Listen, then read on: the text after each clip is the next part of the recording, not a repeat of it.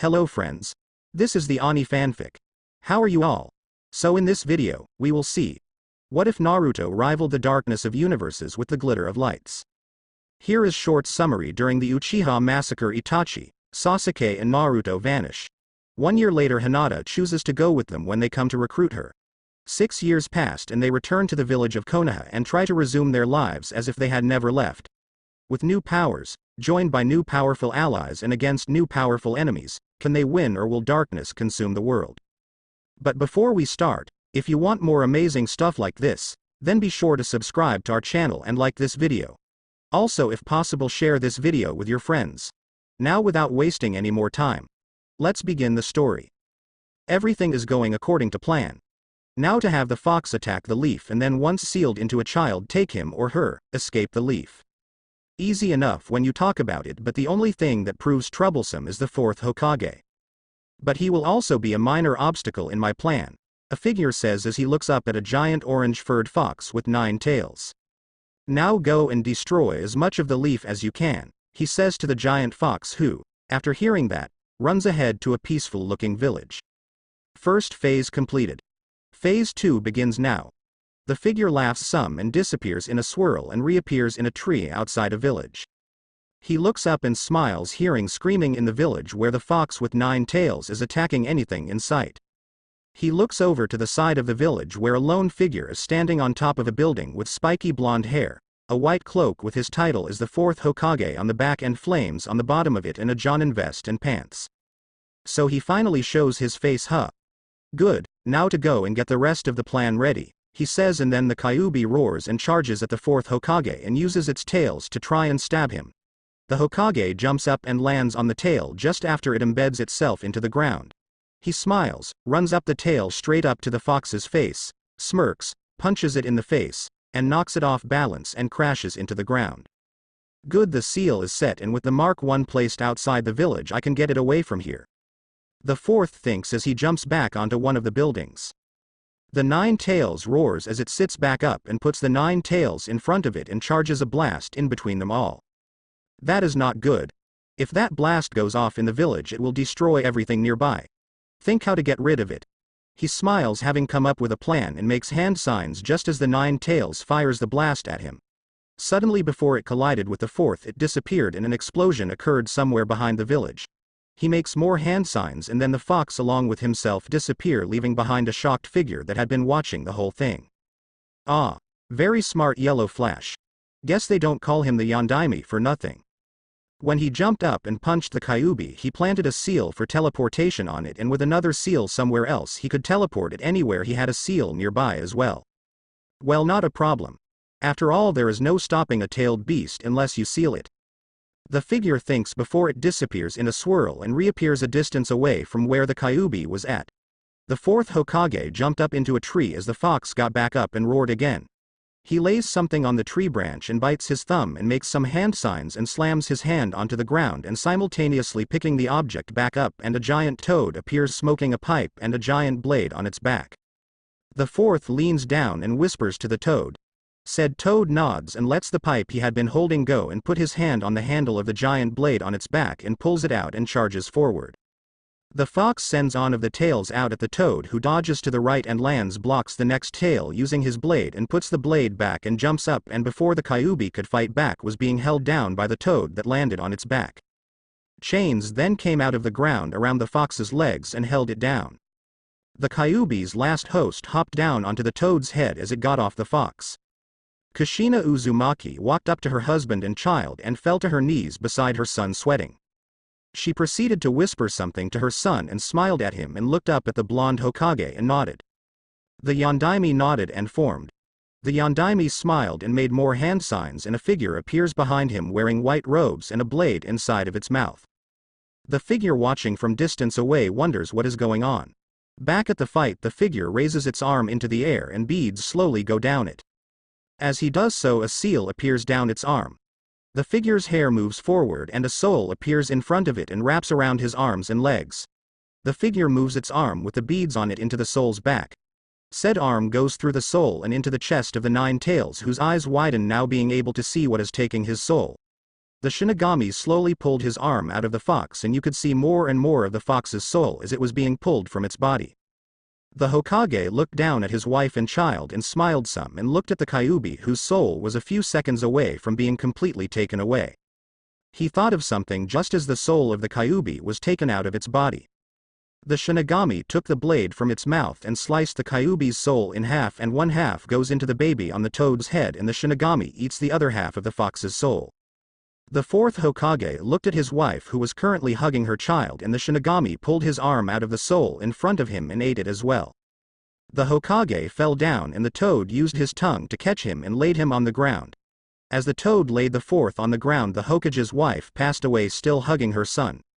The toad, noticing this, wrapped his tongue around the redhead and her baby and laid them next to the Hokage and disappeared in a puff of smoke. The lone figure landed that was controlling the nine-tailed beast landed next to the three laid on the ground and smiled some. Phase 2 completed. Also Phase 3 completed. Now to leave before those annoying Konoha ninja show up, he says as he jumps away from the village just as some ninja show up. 6 years have passed since the Kyuubi attack. A teen in a sleeveless gray vest, black pants, hair in a tail, and a blade on his back was crouching down on a tall pole overlooking a small boy with black hair, and black shirt and black shorts on and duck butt style hair. He stared at the boy for a while and then his eyes turned red with 3 tomos in each eye. The boy looked up at the pole but saw nothing. The boy shrugged and kept walking, hoping to get home quickly. As he rounded one of the corners, he stopped as he saw people lying on the ground with kunai sticking out of their bodies. He started running faster and stopped outside of his home's dojo. He moved his hand up to it slowly and went inside. He shuddered some as the door slammed shut behind him, and he looked ahead some and saw his mother and father laying on the ground with blood coming out of their necks. He looked up and saw a figure with the same eyes as earlier standing over them. The figure stepped forward into where the moonlight came from, showing his face. "Itachi, what happened here? Why is all our clan dead?" the boy asks. His other questions never get asked as he grunts some after a kunai passes by his, cutting him slightly. Instead of asking Sasuke, "I will show you what has happened," the man named Itachi says, and the tomos in his eyes start to spin and his brother falls to the floor, having witnessed all the Uchiha clan being killed by the man wearing an orange mask. Why, brother? Why did that man kill our entire clan? The boy named Sasuke asks. "I don't know. But come with me. I can make you strong enough to defeat that man. Come with me, Sasuke. I will make sure you are safe until you are strong enough to destroy him," Itachi says as he walks closer to his brother. "Yes, I will go with you. I will go with you and train, then I will kill the man that killed our clan," he says as he stands up with a fire in his eyes. "All right, then let's go. We don't have much time before the rest of the village finds out what happened here," Itachi says and bends down and lets his brother climb on his back. He walks outside and jumps away from the Uchiha compound and lands outside of the gate of the Hidden Leaf. "Take one last look at the village, Sasuke. This will be the last time we see the village for some time," he says as he turns around and looks back at the village. He stands there with his little brother on his back for a few minutes and turns away. He jumps into a tree and jumps away from the village with one last glance at it before trees cut off his sight. A blonde-haired boy with ocean blue eyes is walking around the village smiling as he looked around. He neared the Uchiha compound, but before he got all the way there he bumped into a man holding a sake bottle in his hand whom growled some and turned around as the boy falls back to the ground. "Stupid demon. How dare you bump into me like that?" he shouts and breaks the bottle on the ground and points the broken part at the boy. "Now I shall finish what the Yondaime started 6 years ago," he shouts and starts to run after the boy who was already a distance away from him. As they both run throughout the village, more people wake up and go outside to see the man chasing after the blonde-haired boy. Some joined in the chase against the boy until it was the size of a mob after him, while some got in the way trying to stop them from hurting the boy. Said boy ran into an alley and ran until he was at a dead end. He panted some and shuddered hearing the voice of the man from before and backs up against the wall and closed his eyes and waited for the beating to start, but it never came. He heard some slashes and screams and shouts, but his eyes refused to open. A few minutes later he opened his eyes and his eyes widened in horror at the state of the alley. Blood was everywhere he looked. On the walls and the ground. Some was even on his shoes and shirt. He walked forward to the first man that started it and threw up some, seeing his whole face was missing. Just as he wiped his mouth, a figure wearing a black cloak with red clouds and an orange mask with one hole in it for his right eye appeared in front of the boy. "Hello, little one. How about you come with me? I can give you a happy life. One where no one will try and kill you. One where you can be safe and people will accept you for you," he says as the child jumps back against the wall of the alley. "Who are you?" as all the boy asks as he starts to feel an incredible darkness flowing from the man in front of him. "My name is Toby. I have come to help you. My job is to take you away from this place and give you a happy life outside of this village." "Well, I could use a happy life outside of here. This village hates me. Yes, I would like to go with you and see what is outside of this," the boy says. The man in the mask holds his hand out to the boy. The boy takes his hand and both disappear in a swirl just as some of the ninja show up after hearing the screams. 1 year has passed since the Uchiha massacre. 2 figures, hidden in the shadow of some trees, overlook the village. "So this is the village then, I take it? It's a lot quieter than I thought it would be. I wonder what those guys were thinking when they told us to come here and attempt a daylight kidnapping and then escape from here as well. Well, let's just get this over with," a boy says as he steps out of the shadows wearing a black cloak with red clouds on it. The boy has blonde, spiky hair, ocean blue eyes and whisker marks on his face as a smile on his face at seeing the village again as all his happy memories come back to him. He pulls his hood up to make sure no one can see his face. "Yeah, this is the village. This is also the village where you were born. But you already knew this, as you were with the organization longer than me. But I do agree with you. Let's get this mission over with and head back to base," another voice says and steps out of the shadows to show he is wearing the same cloak but has a cold stare, but if you look deep in his black eyes can see that he cares for the village and a raven duck butt haircut. He looks over at the blonde and then back to the village. He then pulls his hood up as well so no one can recognize him either. "Let's go," the blonde says, and then both disappear in flames from where they are standing. They both reappear in a training ground surrounded by tall walls and thick forestry. They both look around and start to walk around the grounds until they are suddenly surrounded 10 ninja with lavender eyes. Both boys smile some and jump back so they are back to back. "Well, so much for the quiet and peaceful approach. You should have noticed they had a barrier up to make sure no one got in without being detected," the blonde says as he gets into a fighting position. "Yeah, well, what are you going to do? We can still carry out the mission, but once we get out of here with the girl we will have the entire Leaf Village after us. So let's do this fast and neatly," the raven-haired boy says, and the ninja around them start to laugh some. "I can't believe this. 2 kids got past our guard and now they think they can take us on. This is the funniest thing I have had ever happen to me. So what are you doing here, little ones?" one of the ninja asks as he bends down in front of the 2 boys. The 2 boys stay quiet, not even looking at him but at a girl with dark blue hair in a short, leveled cut style just above her forehead, with chin-length strands framing her face and fair skin a distance away with a man with long, black hair and featureless white eyes they assume was her father behind the ninja talking to them. The ninja was about to ask them again, but suddenly he was flying across the ground and crashed into the side of the building next to them. The other ninja were immediately on guard and jumped back ready to attack the kids who took down on their numbers so easily. The father who heard the crash walked over with the dark blue-haired girl shyly standing behind him. "What is going on here? What was that crash?" he asks as he looks from the men to the kids to the man who is still embedded in a wall. He went on guard just like the others against the kids and ready to attack if they tried anything, while the girl hid further behind him. "What do you kids want? Why are you here?" the man asks as veins start to come out behind his eyes along with the others around the 2 boys. "We have come for the girl you have behind you. Hand her over and you will not get hurt. If you don't, we will take her by force. What do you say? Do you agree, or do we have to take you all down?" the blonde says as he looks around the 10 men surrounding them. "Are you kidding me? I am the leader of the Hyuga clan. 2 kids will not beat me." Men attack them and then send them both to the third Hokage for questioning, he says, and the 9 men minus the one still in the wall charged in and thrust their palms forward to strike the kids in non-vital areas on their bodies. Just as the strikes came close enough, both boys disappeared, much to the shock of the Hyuga leader and the other 9 who just barely avoided striking each other with their attacks. "If you are that slow, you will never be able to kill us. You are not even worth the effort. I think we will just take the girl and leave. Thank you for making this much easier than I thought it would be. Besides, it seems she is more than willing to come with us since we have talked for a few seconds. The shorter boy says as he lands on the roof with the girl looking out at the tent in the ground from behind said blonde. Hinata. How dare you betray our clan? I always knew you would never match up to what I expected from the heiress of the Hyuga. Now come down here. He shouts as he sends killing intent at the girl, trying to scare her.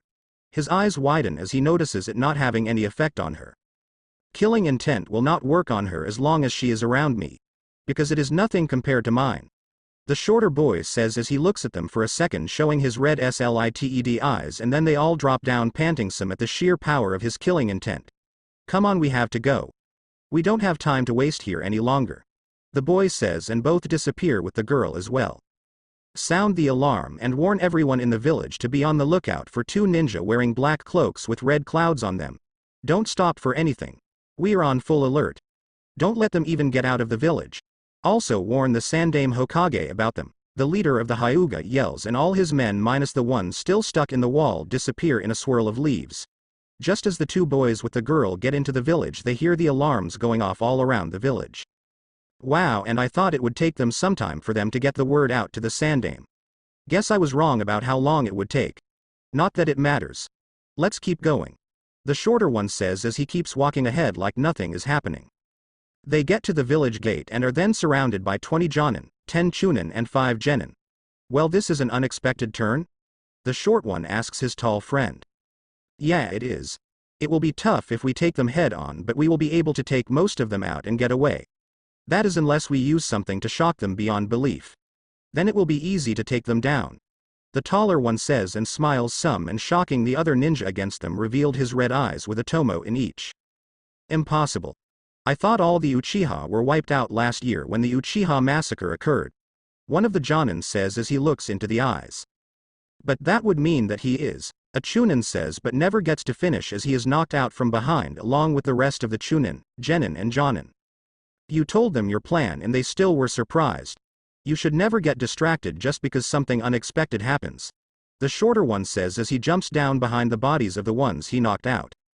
Now is not the time to get overconfident, Naruto. We still have to get out of here before that happens. He points behind the short one, now named Naruto, to the figure behind him wearing battle robes. It's just the Hokage. He should be no trouble. Since you already revealed yourself, Sasuke, I guess I may as well too. The short one says as he removes his hood at the same time as the taller one behind him, while the lavender-eyed girl looks at all 3 that are currently staring at each other. The Hokage's eyes widen when he looks at the blonde and raven-haired boys. Naruto, Sasuke, is that really you guys? The Sandaime asks, much to the amusement of the 2 kids. Who else did you expect, old man? Did you expect Orochimaru? Naruto asks as he laughs some along with Sasuke, and then stops, suddenly looks around as if someone is watching him. He looks back at Sasuke and waits, seeing him nod. Naruto walks forward and hands the Sandaime a scroll and backs away slowly and bows to the Hokage along with Sasuke and Hinata and disappear.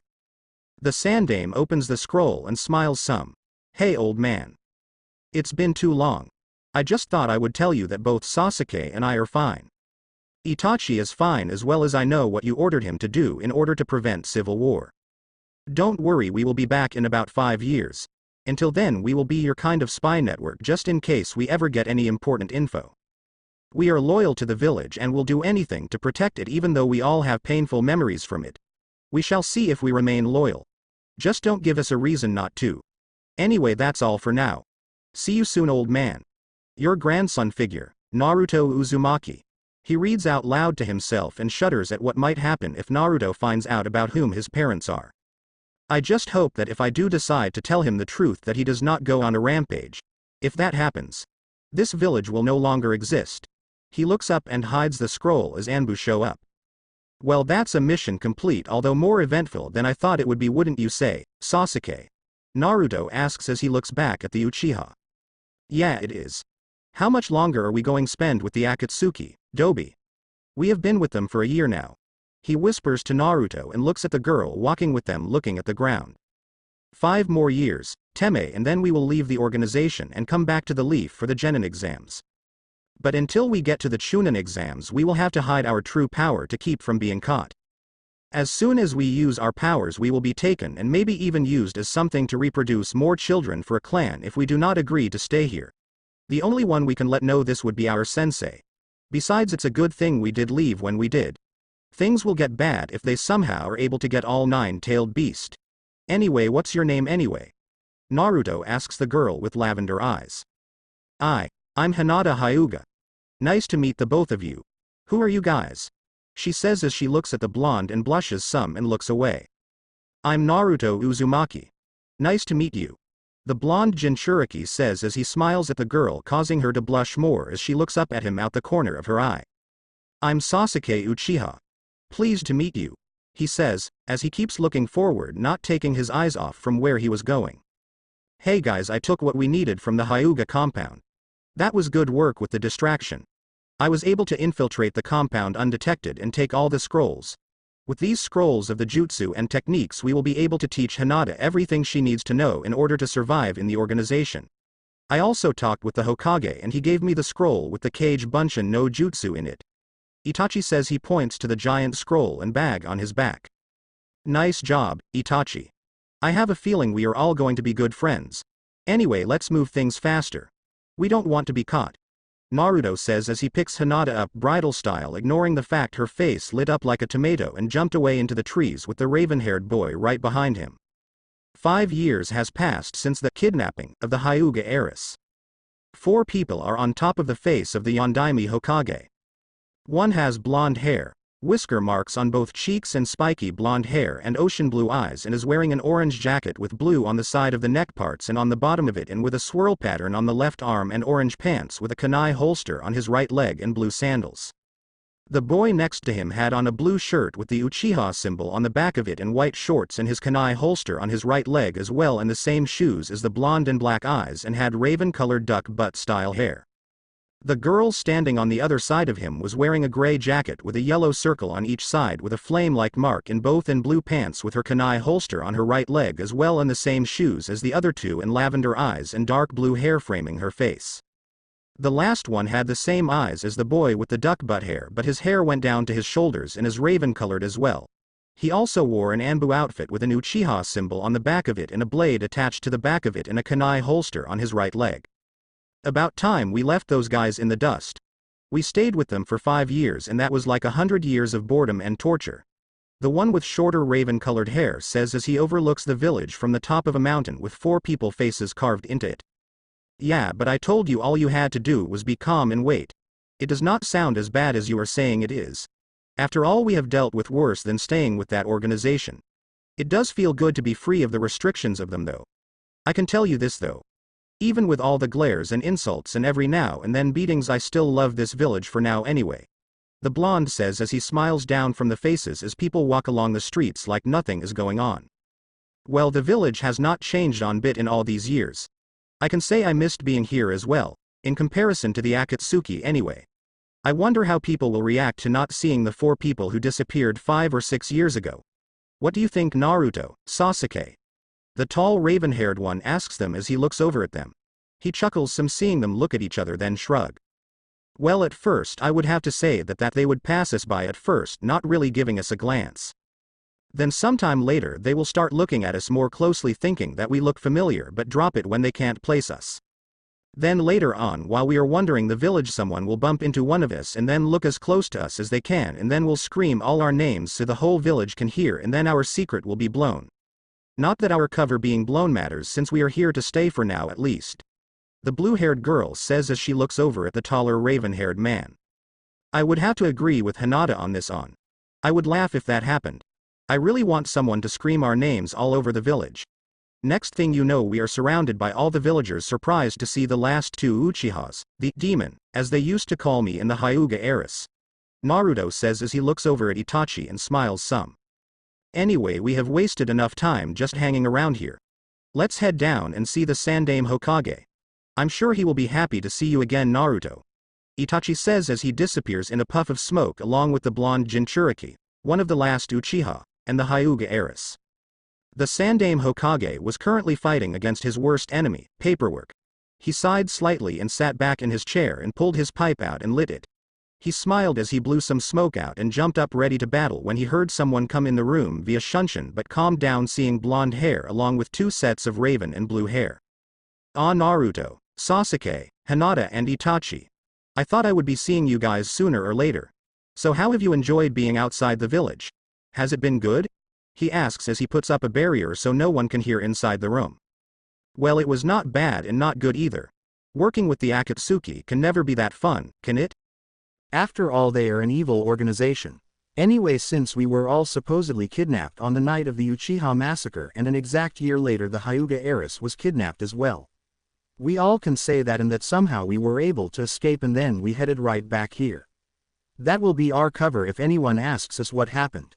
Itachi says as he looks at the Hokage with a small rare smile gracing his face. Of course, I will also be signing you all up for the genin exams so you can graduate into higher positions except Itachi, of course. He is already as high in rank as he can be next to the Hokage. Since you all are back, I will also need Itachi to be on the council for the Uchihas even though there are only 2 in the world that we know of. He says as he takes a puff off his pipe and blows it out again. Yes, Lord Hokage.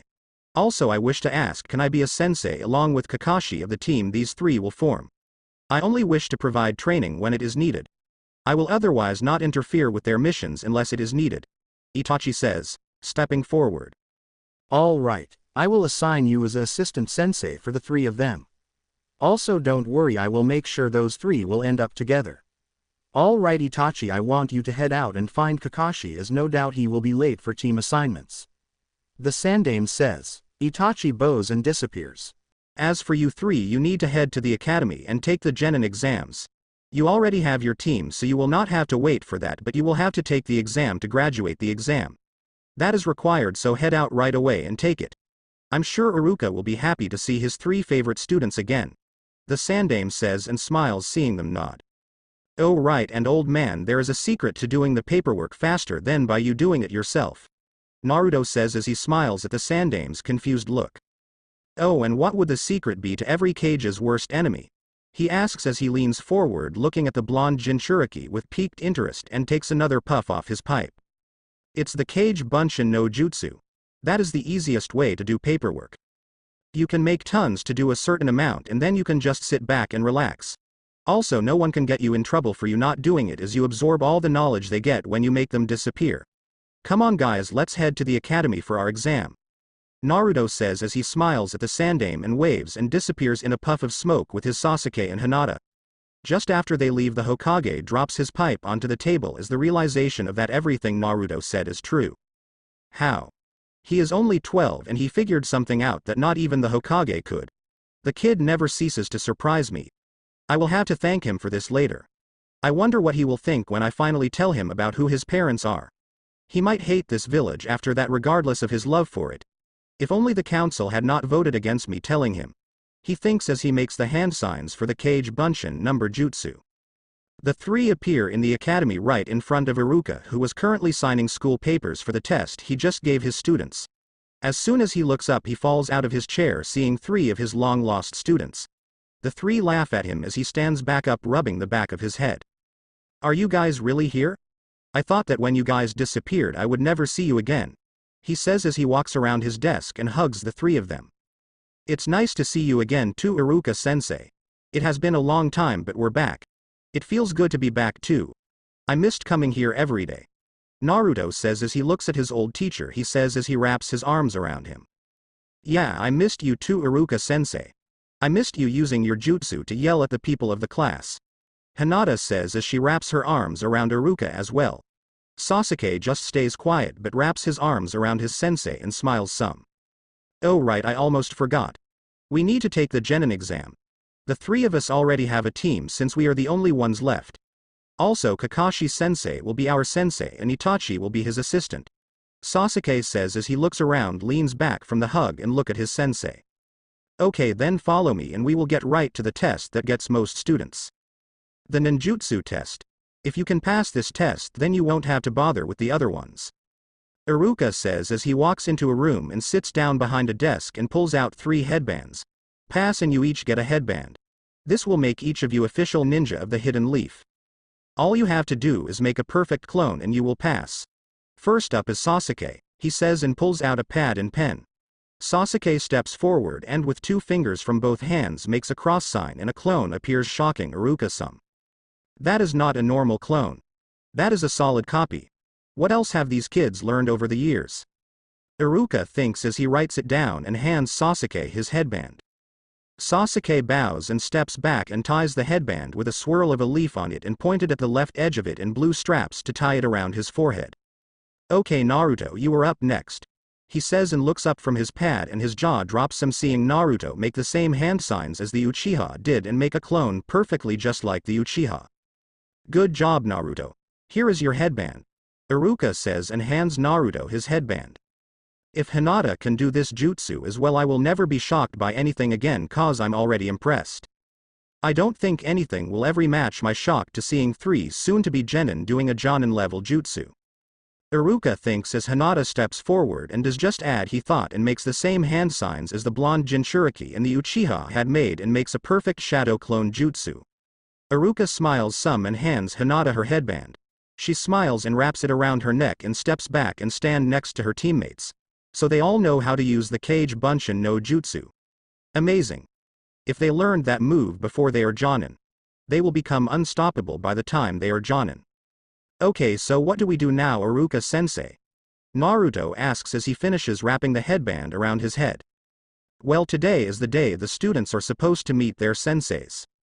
All you have to do is go out there into the classroom and sit down and wait with the other students. Iruka says as he walks out of the testing room and into the hall.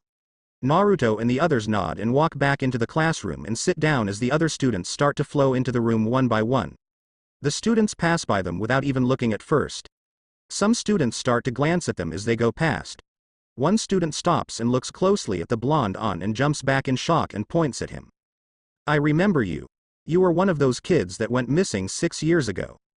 He screams loud enough for the whole class to hear and all the other students jerk their heads around and their jaws drop when they see not only the blonde but the other 2 kids that disappeared 5 and 6 years ago. They all stand up and are all around the 3 so fast they did not even have time to think of a way out. The students started throwing questions at them so fast that they could not even understand what they were saying. Class. Sit down and quit asking those 3 questions. Iruka yells at the students, which makes them all quiet down and look at the front of the class and see Iruka with 5 tick marks coming out of his face. They all shudder and return to their seats. Good. Now I know we have not seen those 3 in 5 or 6 years, but can you wait until later to ask them questions and do it more quietly? He asks. All the students nod and smile at each other. Alright then, keep it down until you all meet your senseis, the scarred Chunin says before he disappears in a puff of smoke. Man, where is our sensei? All the others have met theirs an hour ago. Why do we have to get stuck with a sensei who can't learn the concept of time? Naruto asks as he yawns. Who knows why?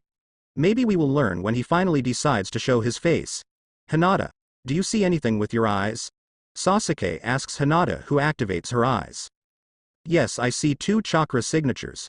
One of them looks like they are tied up. The other that is carrying the tied up one looks like Itachi-sensei's chakra signature, she says as she deactivates her eyes. Hey everyone. Sorry I'm late, but I had to fight Kakashi to get him to come earlier. He put up a good fight, but I think he held back some as well. He would have taken 3 hours to get here otherwise. Itachi says as he puts a body on the ground and cuts him free. They look over the man who Itachi had tied up as he stands up and dusts himself off. They all look at him in his jonin vest, blue pants with his kunai holster on his right leg, a mask covering his mouth and nose and his headband over his left eye and his spiky silver hair. Hi you 3. Meet me on the roof right away. Kakashi says as he disappears in a puff of smoke. How can he even have the guts to rush us after being an hour late? Sasuke asks as they stand up and head to the roof. Ah. What took you guys so long? Kakashi asks as they come up the entrance to the roof. You're one to talk, sensei. You were an hour late while we were just a few minutes behind. Naruto says as he sits down on the stairs. Yeah, sorry about that. I saw a cat in a tree and had a hard time saving it. Then I had to find the owner, who was all the way on the other side of the village. He says as he rubs the back of his head and smiles at them. You are lying to us, sensei. Hinata says as she sits down next to Naruto. Okay then, why don't you all introduce yourselves one at a time? You go first, Whiskers. Kakashi says as he closes his book. Well, what do you want me to say? Naruto asks as his eye twitches at his nickname. The usual stuff. Things you like, things you hate, dreams for the future. He says and nods at the Naruto. Why don't you go first so we can see how it's done? Hinata says as she looks over at Kakashi. My name is Kakashi Hatake. I have quite a number of likes. I have a lot of dislikes. As for my dreams, well, I have a lot of dreams, he says as he smiles some. Useless amount of info. All we learned was his name. Hinata whispers to Naruto and Sasuke. My name is Naruto Uzumaki. Things I like are Itachi-sensei, Hinata, Sasuke, ramen, training, comparing different kinds of ramen, playing pranks, eating the ramen at Ichiraku and training with Sasuke. Things I hate are the 3 minutes you have to wait when you pour the water into the bowl of ramen and people who believe they cannot change their fates, and people who would leave their comrades behind just so they can save themselves. That's about it for dislikes. And my dream is to become the greatest Hokage and protect everyone who is important to me. He smiles some as he leans back and looks at the sky, ignoring Hinata's blush and Sasuke and Itachi's smiles. So that's how it is, huh? This kid will be interesting to see grow up. He reminds me so much of my old sensei. Kakashi thinks and nods. Very nice, Naruto. Okay, next we will have Lavender. Kakashi says and smiles, seeing the girl scowl at her nickname. My name is Hinata Hyuga, she says, putting emphasis on her first name as if to get a point across. Things I like are making different kinds of dango and ramen and testing them, Naruto, Sasuke and Itachi-sensei, training to get stronger to protect those who are the most important to me. My dislikes are people who believe in destiny and that do not believe that people can change who they are, and ones who will betray their friends or family. My dream is to be a good medic and top Anbu ninja, she says as she looks over at Naruto some and blushes. Well, at least she did say something. If I got stuck with some other fangirl student, they would start to say their likes, then stop and look to their side at the crush on there and then blush and not say what it is. This will make an interesting team though. The Hyuga heiress, 2 Uchihas and the last Uzumaki. Well, if Naruto had a dujutsu as well, this team would all have dujutsus, Kakashi thinks as he sweat drops and looks over at Sasuke. Okay, then last but not least the emo king, Kakashi says and smiles again at Sasuke's growl. My name is Sasuke Uchiha. I have no real likes except for Naruto, Hinata, and Itachi. I dislike a lot of things. What I have is not a dream but an ambition. I will destroy the man that destroyed my clan years ago and rebuild it from the start, Sasuke says as he leans forward on his legs and puts his hands together in front of his mouth. So that's how it is. I have to wonder as well. Who was this man that could kill all the Uchiha like it was child's play? Kakashi thinks as he smiles at his new students. Okay, then that was a good job. At first I thought you were a bunch of idiots, but now I think you have what it takes to be some of the best ninja this world has ever known, he says as he stands up and smiles at the 3 of them. Okay, meet at Training Ground 7 tomorrow morning. We will have your first mission there. Oh, what kind of mission are we going to be doing? Naruto asks, finally getting pumped after some time. We will be doing survival exercises. And before you complain, the reason we are doing these are to see if you can make it as genin. The chances that you will fail are at least 66%. He says, trying to rattle his students some, but smiles when he sees an unwavering look in their eyes. Good, you all have the look of someone who can pass. Most people would have been a little bit rattled or looked scared hearing that. I have hope for you all. We shall see if you have the skills enough to pass when the test comes though. So as I said, meet at Training Ground 7 tomorrow and we will conduct the exercise. Oh, and one last thing, don't eat breakfast. You will just puke it up, he says before he disappears. The 4 of them smile and disappear in a puff of smoke as well and reappear in Naruto's old home, which looks the same except for the painted perfect walls and all the perfect furniture around the apartment. Okay, so I hope you guys are ready for one of the toughest battles you will be going through tomorrow. I will be helping Kakashi in this exercise, he says and smiles some, looking at them with the same look of determination in their eyes as they had when they were talking with Kakashi. Okay, then get to bed and get a good night's sleep. Tomorrow I will not be holding back and neither will Kakashi, he says as he walks into his room. What? They got away? How did they get past you all? 5S rank missing ninja and 3 kids got past your guard. Worthless fools. A holographic figure yells so loud the cave shakes and some of the earth caves in. We're sorry, sir. They found out about our plan to capture all the Jinchuriki, and it seems Naruto wanted to leave alone, but Hinata and Sasuke said they are a team and would never been broken apart. Itachi went with them as his little brother was the Uchiha boy. A creature with half its body black and the other white says in two different voices as he grows out of the ground. You idiots. You know now that they have gotten away from us that capturing the other Jinchuriki host will be either more difficult than originally planned or impossible. He says as he calms down slightly. Yes, but impossible is not what the Akatsuki is about. We will capture them all and get Naruto and the others back and extract the 9 tails from Naruto.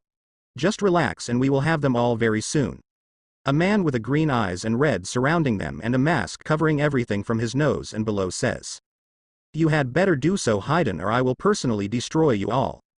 Also, we need to find new members to take the places of the members who escaped. Your mission for now is to focus on finding new members and the ones who betrayed us. If you find any of the ones that left us, avoid fighting them and tell us where you had seen them. If you take all 3 of them on at once, you will die and I will be forced to find new members to replace you. I don't want to waste my time trying to replace you stupid fools, so don't die. You are dismissed. The first figure says, and all of them disappear. Those stupid fools let 3 little kids pass their guard. Useless fools.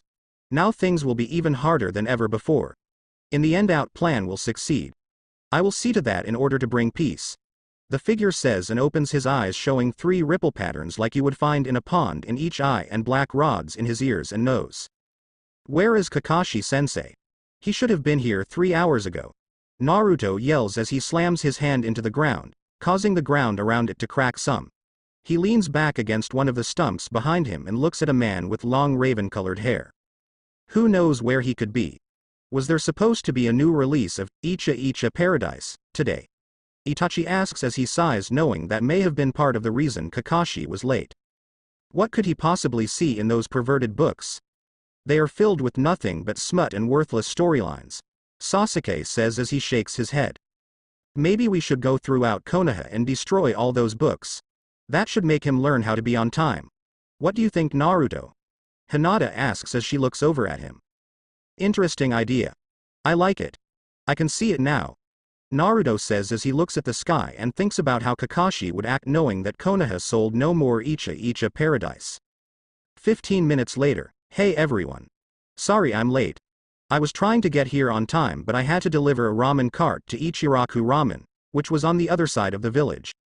Kakashi says as he smiles and rubs the back of his head. You're lying again, sensei. Lying will get you nowhere with us. Sasuke says as he jumps off the stump he was sitting on. I will try to keep that in mind. Thank you for the suggestion, Sasuke. He says as he walks in front of them. Itachi walks up and stands beside him. Glad they did not ask further.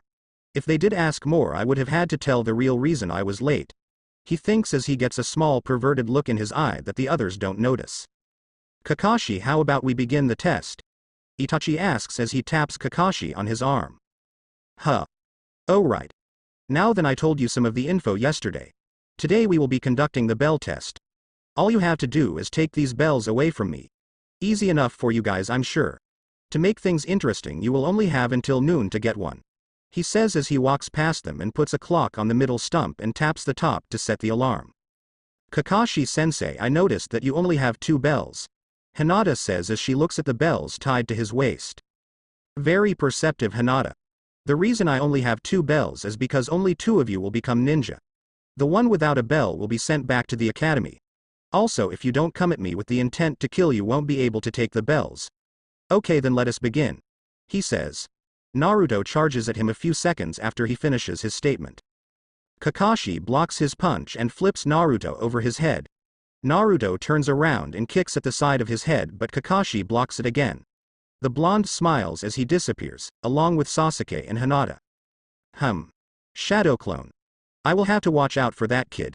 He may be some trouble. Okay, then who to hunt down first? Kakashi looks over at Itachi, who at the moment is just staring into space. Let's go after Hinata. She seems to be the most troublesome one. Itachi says as he snaps back to reality. Good choice, but seeing as I am the sensei of them, I will take them on alone. Just sit back and watch them battle to see how much work they need to put into their training. Kakashi says just before he disappears in a swirl of leaves. With Hinata, she is seen hiding in bushes, hiding from sight, spying on Kakashi, who is standing down in an opening, just reading a book. Hinata looks around, her Byakugan active, to make sure it's not a trap. Seeing nothing in the area, except Naruto, Sasuke and Itachi, she jumps out of the tree and walks up behind Kakashi and prepares to strike him. She jumps back seeing him disappear when she was 5 feet from him and look at every point he could attack from. Her eyes widen as she ducks under a kunai that came from behind her. Not bad, Hinata. I did not expect you to be able to dodge it so easily. With those eyes it's understandable. Well, I guess if you were going to play things evenly I may as well do the same. Kakashi says as he jumps down into the field, kunai in hand. But don't expect to win against me, he says before charging at her. The chakra in his left eye. It's almost the same as Sasuke and Itachi's eyes. He can't have those eyes, can he? Hinata thinks before stepping into the gentle fist stance. Kakashi runs forward and throws the kunai at Hinata. She sidesteps it and runs forward and thrusts her hand forward, aiming at Kakashi's chest. He moves to the left while running and tries to get out of the way of the move. Hinata sees what he is trying and her hands glow blue and thrust past his side, seemingly missing him completely. The genin jumps past her and Ai smiles thinking it was a miss but grunts, feeling the side of his body burning. What did she hit me with? I never have seen that move before. I did not let my guard down. Kakashi says to himself as he moves his hand, showing that part of his armor is missing and his skin burned. It's a move of my creation. It's called Gentle Step, Twin Lion Fists. It takes a lot of my chakra to use it. I can only use it once but the effects of it are worth the cost. I have not mastered it yet. I was hoping to keep it a secret but against a genin I had no choice but to use it. Hinata says as she turns around and looks at Kakashi. Interesting. She already made her own move and it's very effective. If this keeps up for too long I may have to use that. The genin thinks to himself as he stands up straight. Very nice move. I had not expected for someone so young to make their own move like that. Then again I did make my own move when I was not too far away from their age. I wonder. Do Sasuke and Naruto have their own moves that only they know? He adds as an afterthought. Come on Kakashi-sensei. Our battle is not done yet, she says, pulling Kakashi out of his thoughts. Okay then Hyuga Eris. Let's see what you have in store. I am interested in what else you can do. Kakashi says, stepping into a fighting stance, Hinata doing the same. They both charge at each other and start their battle, Itachi watching every detail. Konoha Gate. Man, this day has been so boring. Guess this comes when war is not going on. One of the guards at the gate says as he puts his feet up on the table of the booth. Yeah, that's true. Hey, did you hear what happened yesterday? The other guard asks as he looks over at the other. No, I didn't. I was on a mission. What happened? The first one asks, wanting to do something else besides stare at the sky in the village gate. Those kids that went missing years ago came back and are now ninja of the village. What were their names? The second guard says as he tries to remember their names. You mean Naruto, Sasuke, Itachi and Hinata. Wow, that's incredible. It's been so long that I thought all of them would have been dead. I wonder why they all came back now. Anyway, our job is to watch for enemies or people who want access to the village. Hey, is that Hiashi and Neji? The first guard says, pointing in the village at 2 figures coming their way. One is taller than the other with long, black hair and featureless white eyes wearing traditional, loose-fitting robes with a cloak. The other is shorter than the one next to him with hair that reached the middle of his back and was tied back a few inches above the end, while 2 straps attached to a smaller headband underneath his ninja forehead protector frame the sides of his face. He wore a khaki shirt, dark brown shorts, blue shinobi sandals. He also had bandages wrapped around his right arm, chest, and right leg. Yeah, it is. Hiashi-sama, are you heading out to train Neji again? The second one asks as they stop in front of them. Yes, I am. He has no missions today, so it's the best time to do so. We will be back before nightfall. Hiashi says as he signs a form showing when the 2 will be back. Hey Hiashi, did you hear the news? Those kids that went missing years ago are back. They should all be in training ground 7 taking Kakashi's exercise. Huh, what's wrong? The first guard asks as he sees both Neji and Hiashi stiffen just outside the gate. Nothing is wrong. Just a little surprised that they made it back here alive. Come Neji. We have work to do. Hiashi says, looking back at Neji. He nods and the two both disappear in a puff of smoke. That was weird. I wonder what's wrong with them. The second guard says as he yawns and sits back down and looks at the sky. With Hinata, covered with scars and blood and a large cut across her chest and holding her side, walks through the ground as she looks for Kakashi after the man disappeared right in the middle of their battle. Flashback: Kakashi ducks under Hinata as she strikes at his chest and thrusts his fist up and strikes her chin. Hinata recovers and hits his arm with her next attack, sealing off his chakra flow to his left arm. Kakashi, using his other arm, draws a kunai and thrusts it at her chest. He slices past her and makes a large gash in her jacket and cuts her chest, leaving a shallow cut. Hinata starts to send more strikes at him but he dodges every one of them. If even one of those strikes hits me, it will be over. I will have to dodge or block them whenever I can. He thinks as he dodges a strike to his other arm. Hinata tries to strike at Kakashi again but he dodges a blow to his chest and jumps back a few feet out of her reach. Not bad, Hinata. I was hoping to keep this a secret, but you are not leaving me much choice but to use it. Be ready. This is my one and only original technique, he says before he pulls the left side of his headband up, showing his red eye with 3 tomos in it. He makes hand signs too fast for Hinata to follow and thrust his hand down as lighting starts to crackle around the ground and appears in his hand. What is this technique? Its power is incredible. If he gets close enough to hit me with that, he will kill me, she thinks as she puts both her hands at her side and forces her chakra out as it forms into 2 lions' heads on both her arms and hands. That must be the move she used on me before. She is forcing her chakra out. If she holds that for too long, she will die from chakra exhaustion, Kakashi thinks as he charges forward, his move in hand, while Hinata does the same. Hinata strikes at his head but Kakashi dodges and strikes at her chest with the move, almost making contact as she moves to the right at the last second. She strikes at his side and the strike goes past him, causing it to become burned and blood to splash out of his injury. Kakashi hides a look of pain as he feels the burning of his skin and strikes out at her head. Hinata just dodges it but not fast enough as it burns her head some. The chakra covering her arm disappears, as does Kakashi's. Hinata jumps back and gets into the Hyuga. Kakashi smiles as he gets into a fighting position. Hinata charges at him and Kakashi, using his Sharingan, blocks each strike she aims at him. She jumps back, exhausted from using so much chakra as she starts to pant. Kakashi smiles as he walks forward, kunai in hand. Just before he strikes at her, he disappears in a puff of smoke. A substitution jutsu? It's just like him to pull something like this. I need to find somewhere to rest. Once I recover I can battle him again, she says out loud before walking off into the forest. Flashback end. How did I let him pass my guard? I wonder where Naruto is. I have to warn him of his eye. On the upside I got a bell, she says before she dodges a kunai from behind, embedding itself in the ground in front of her. What are you doing back in the village? I thought that when you left I would never see you again, a voice says from behind her. She turns around to face where it came from, seeing her cousins, Neji and her father, Hiashi. What do you want, father? I have nothing to say to you. I'm a failure, right? Why would the leader of the clan want to talk to the failure? She says as she looks up in the tree at the duo. You watch who you talk to like that. I will not tolerate disrespect from my own child, Hiashi says as he drops from the branch with Neji. The moment I left this village I stopped being your child. Now tell me what you want or get out of my way, she says as she turns around and walks away from them. Hiashi appears in front of her again. I just want to talk, that's all. Nothing more, he says as he reaches his hand out to her.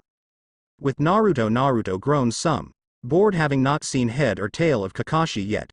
He sighs, almost ready to give up until he feels a presence watching him, causing him to turn around. Hello Naruto. Did you enjoy searching for me?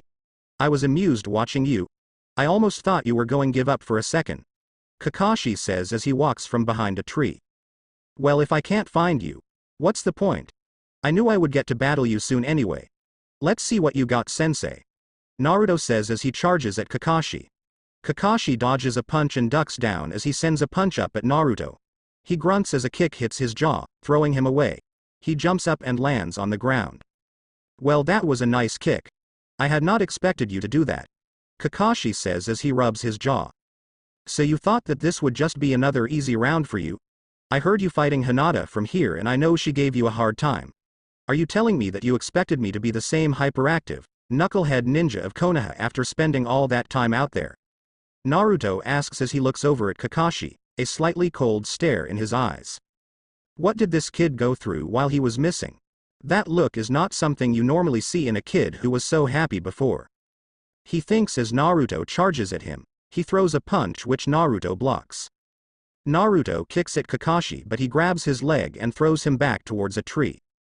Naruto hits it hard but recovers and charges back at Kakashi. Kakashi smiles to himself and brings his leg up, blocking Naruto's kick. Naruto flips himself over Kakashi and punches at him. Kakashi grabs it just as he turns around. Naruto pushes off the ground and slams his leg down onto Kakashi's head from above. He brings his other arm up and blocks the kick. Naruto smiles some and reaches for one of the bells, only to see one of them are gone and reaches for the other one. Kakashi sees what he is trying and breaks away from Naruto. Hey sensei. Have you noticed that one of your bells are missing? Naruto asks as he smiles at Kakashi, whose eyes widen noticing that one of the bells are missing. So when Hinata stroked my side she used that as a cover to grab one of the bells. She is going to be good in battles for distracting people from her real purpose. Anyway, where were we?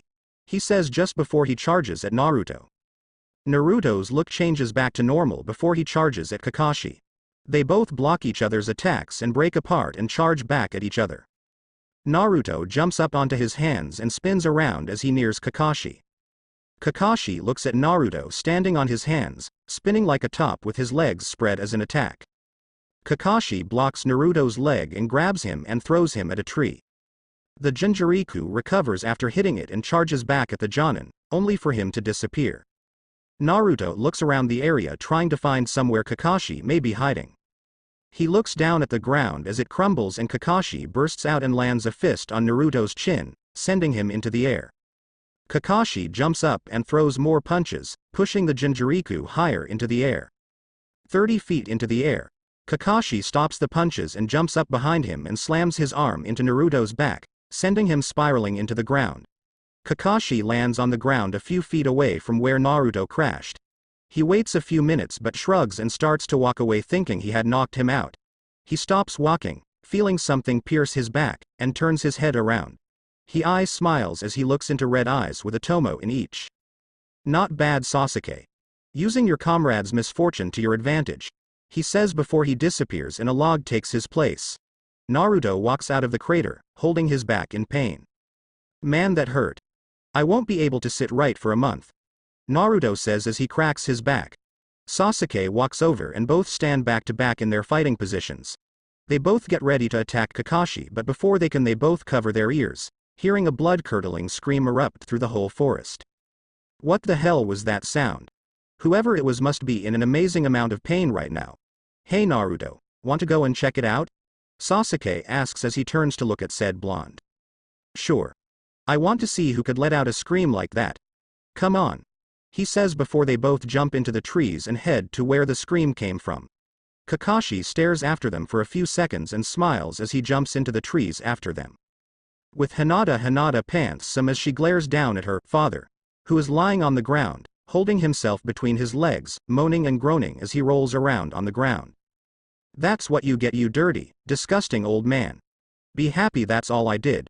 She says as she turns her attention to Neji, who right now is using his hands to block off Hinata before she could do the same to him. That has got to be the most painful thing that has to be done to a man, or anyone for that matter. A voice says from behind a tree. Itachi walks out from behind the tree, a slight smirk on his face. Maybe this will teach him to watch what he says to you next time. He says as he bends down over Hiashi. He should have known not to say things like that to me, she says as she looks over at him. I agree. I'm just glad Naruto was not here. If he heard some of the things he called you, Hiashi would have more than just some minor damage to him. Naruto would have ripped off some of his anatomy. He says as he looks into the trees as Naruto and Sasuke land on the ground. Would someone mind telling me who screamed like they were having their face ripped apart? Sasuke says as he walks out ahead of the blonde-haired boy next to him. Itachi points down to Hiashi. Whoa, what happened to him? It looks like he got ran down by a train. R5. Naruto says as he walks up to the man still on the ground. He talked bad about me, so I showed him just what this failure could do. I think he got the ball on that one," she says as she smiles at Naruto, disturbing him slightly. He shrugs and walks up to her and asks what happened. Flashback. "I just want to talk, that's all. Nothing more," he says as he reaches his hand out to her. "And what would you have to say? Why should I even listen to you?" she says as she folds her arms and backs out of his reach. "I just wanted to ask you to come back to the home.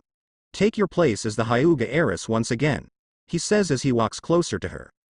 "Why should I, so you can put me down again? No way. Now move out of my way or I will make you suffer," she says before she tries to walk past him. "I just wanted to say sorry for what I said before you left with those 2 kids long ago," he tells her as he grabs her arm to stop her. "Take your hand off me if you desire to keep it," she says, scaring him enough so he would let go. She smiles and walks away from him again. Hiyashi nods at Neji, who nods back and jumps onto Hinata's back, knocking her to the ground. "You should have just come back with me of your own will. Now you will be sent to Ibiki, and after that your fate will be left up to me," Hiyashi says as he bends down after Neji flips her over. "Oh, and what would be my fate?" she asks, secretly activating her Byakugan, ready to fight them both. "I will have you put into a breeding program. That is my plan for your fate," he says before laughing slightly at her. Her face turns red and she bursts from under Neji, knocking him back into a tree, and her father jumps up to try to defend himself but underestimates his child as she runs at him and aims a kick between his legs. He tries to block it but he is too slow, and the kick, enhanced with chakra making it twice as powerful, connects between his legs and he releases a blood-curdling scream that could be heard all over the forest. She moves her leg and pushes him to the ground where he holds himself and tears start to flow from his eyes from the pain. Flashback end. "That's about all that happened before Itachi showed up, and then you guys came right after," Hinata says as she rubs the back of her head, smiling at Naruto, a slight blush on her face. Naruto and Sasuke look at each other and then back at Hinata and burst out laughing as they fall to the ground. This keeps up for a couple of minutes until they stop hearing Hiyashi trying to talk. "What do you little runts think you are laughing at? I will show you the power of the head of the Hyuga clan. Starting with you," he says before charging at Hinata, who has her back turned to him. "You are pathetic, Hiyashi. Attacking a comrade from behind just shows how weak you are," Naruto says, catching his strike before it hits Hinata. "You little brat. Hey wait, I remember you. You're that kid that came here 5 years ago and took Hinata. I was hoping this day would come. The day when I get my revenge has finally come," he says, breaking his hand free from Naruto. Hiyashi smirks and nods at Neji, who strikes at Hinata's chest, only to miss as they both disappear. "I can't believe it was possible, but you have actually slowed down since 5 years ago. I would have thought that your skills would have increased at least a little," Naruto says, appearing behind Hiyashi. "I was just waiting to see what you had in combat skills. Now that I know, let's go demon," Hiyashi says, causing Naruto's eye to twitch, as he always hated that name. "What did you call me?" Naruto asks, slowly stepping closer to Hiyashi, who smirks and repeats what he said. Naruto disappears and reappears next to Hiyashi. Before Hiyashi can react, however, Naruto slams his fist into his jaw, sends him flying into a tree. He lands on one knee and wipes some blood from his mouth. "You bastard. I'll kill you," Hiyashi says, before charging at Naruto and tries to hit his chest. Naruto grabs his arm just before it hits and picks Hiyashi up and slams him into the ground on his back. He jumps on top of him and starts to pound his fist into Hiyashi's face. Naruto rounds up his blood-covered fist and tries to slam it into Hiyashi's face one more time, but is stopped by a hand grabbing his arm. He stares up at who grabbed his arm, his eyes red with small slits in it, but calms down seeing Itachi, Sasuke and Hinata around him. He stands up and steps on Hiyashi's chest and glares down at him. "If I ever hear you call me demon again, or I hear you are trying to get Hinata into some breeding program, I will personally destroy you," he says, stepping off his chest. His eyes turn back to normal. He turns and smiles at the others around him. He starts to walk away from them as Hiyashi starts to stand up. He growls some and charges at Naruto, prepared to kill him, but is stopped as Kakashi places a kunai at Hiyashi's throat. "I never thought that the leader of the Hyuga clan would stoop so low as to try and kill someone from behind. Normally I would punish you myself, but I will leave that to the Sandaime," Kakashi says, before knocking Hiyashi out. "Wow, so pathetic. And the Hyuga used to say that the Uchiha clan had too much pride. They are no different, Itachi says, picking up Hiyashi. Anyway, that is not the way I planned this day, but all in all, good job. You all passed the exercise, Kakashi says, shocking all but Itachi. I'm sure you want to know how. Well, let me say this. Naruto, you started to beat Hiyashi into a pool of blood. Hinata and Sasuke, you stopped him when you thought Hiyashi had had enough. Naruto looked at you and calmed down right away. It may not show what I was looking for, but it shows that if a mission requires teamwork, I know you three will work together well. Of course, after spending years together, what else is there to expect? That's all for today. You three are officially genin of Konoha. As for a celebration, how about I take you all out for dinner tonight? Don't worry this time. I plan on being on time, and I will pay as congratulations on almost beating me and on beating the leader of the Hyuga clan, he says as Naruto, Sasuke and Hinata give each other a high five and walk back to the village with their team. Neji, who had witnessed everything, left to go plan on how to defeat Team 7. Hokage Tower. Ah yes, this feels great. Sandame says as he lies on a chair in vacation-like shorts, shirt and hat on, relaxing after years of signing paperwork for years. He looks over at 5 clones doing all his paperwork for him. I will have to thank Naruto later, for this time I have to relax. He jumps out of his chair and hides it and makes the clones disappear and sit in his chair behind the desk, pretending to do the work, as the door opens, just as he puts his robes back on. Lord Hokage, I have some bad news, Kakashi says as he walks into the room. Ah, and what may I ask is that, Kakashi? The Sandame says as he lights his pipe. Hiyashi Hyuga, while during a survival exercise I was giving Team 7, attacked Hinata Hyuga and tried to get her into a breeding program along with Neji Hyuga. I also understand from my students also said that Hiyashi called Naruto a demon, which is, in its own way, revealing what happened in the decree 12 years ago. As these crimes are very serious, he would normally be sentenced to execution, but my students have developed their own punishment. Would it be alright if they give it to them? Kakashi asks as he drops Hiyashi's beaten body on the ground. Okay. So he and Neji attacked Hinata Hyuga, who in a way, is never supposed to be attacked, along with Naruto Uzumaki.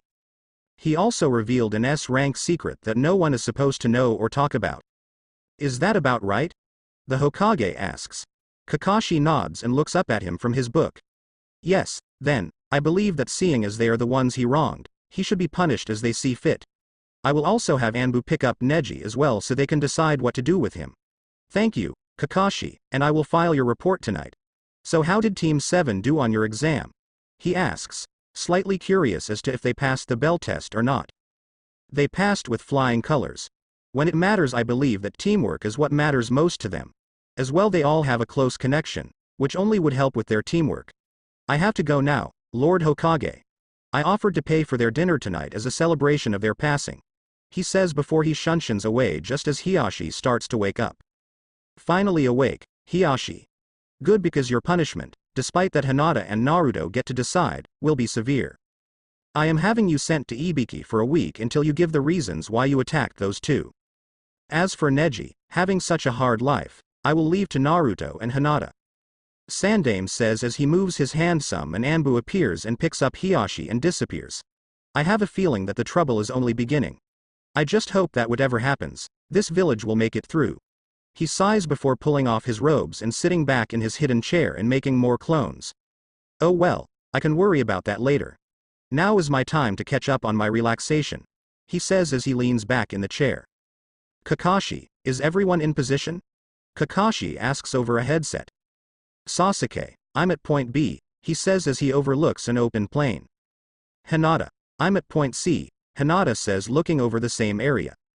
Naruto, I'm at point A, he says looking over the same point. Nice, keep up everyone. Okay Squad 7, the target has moved. Follow it.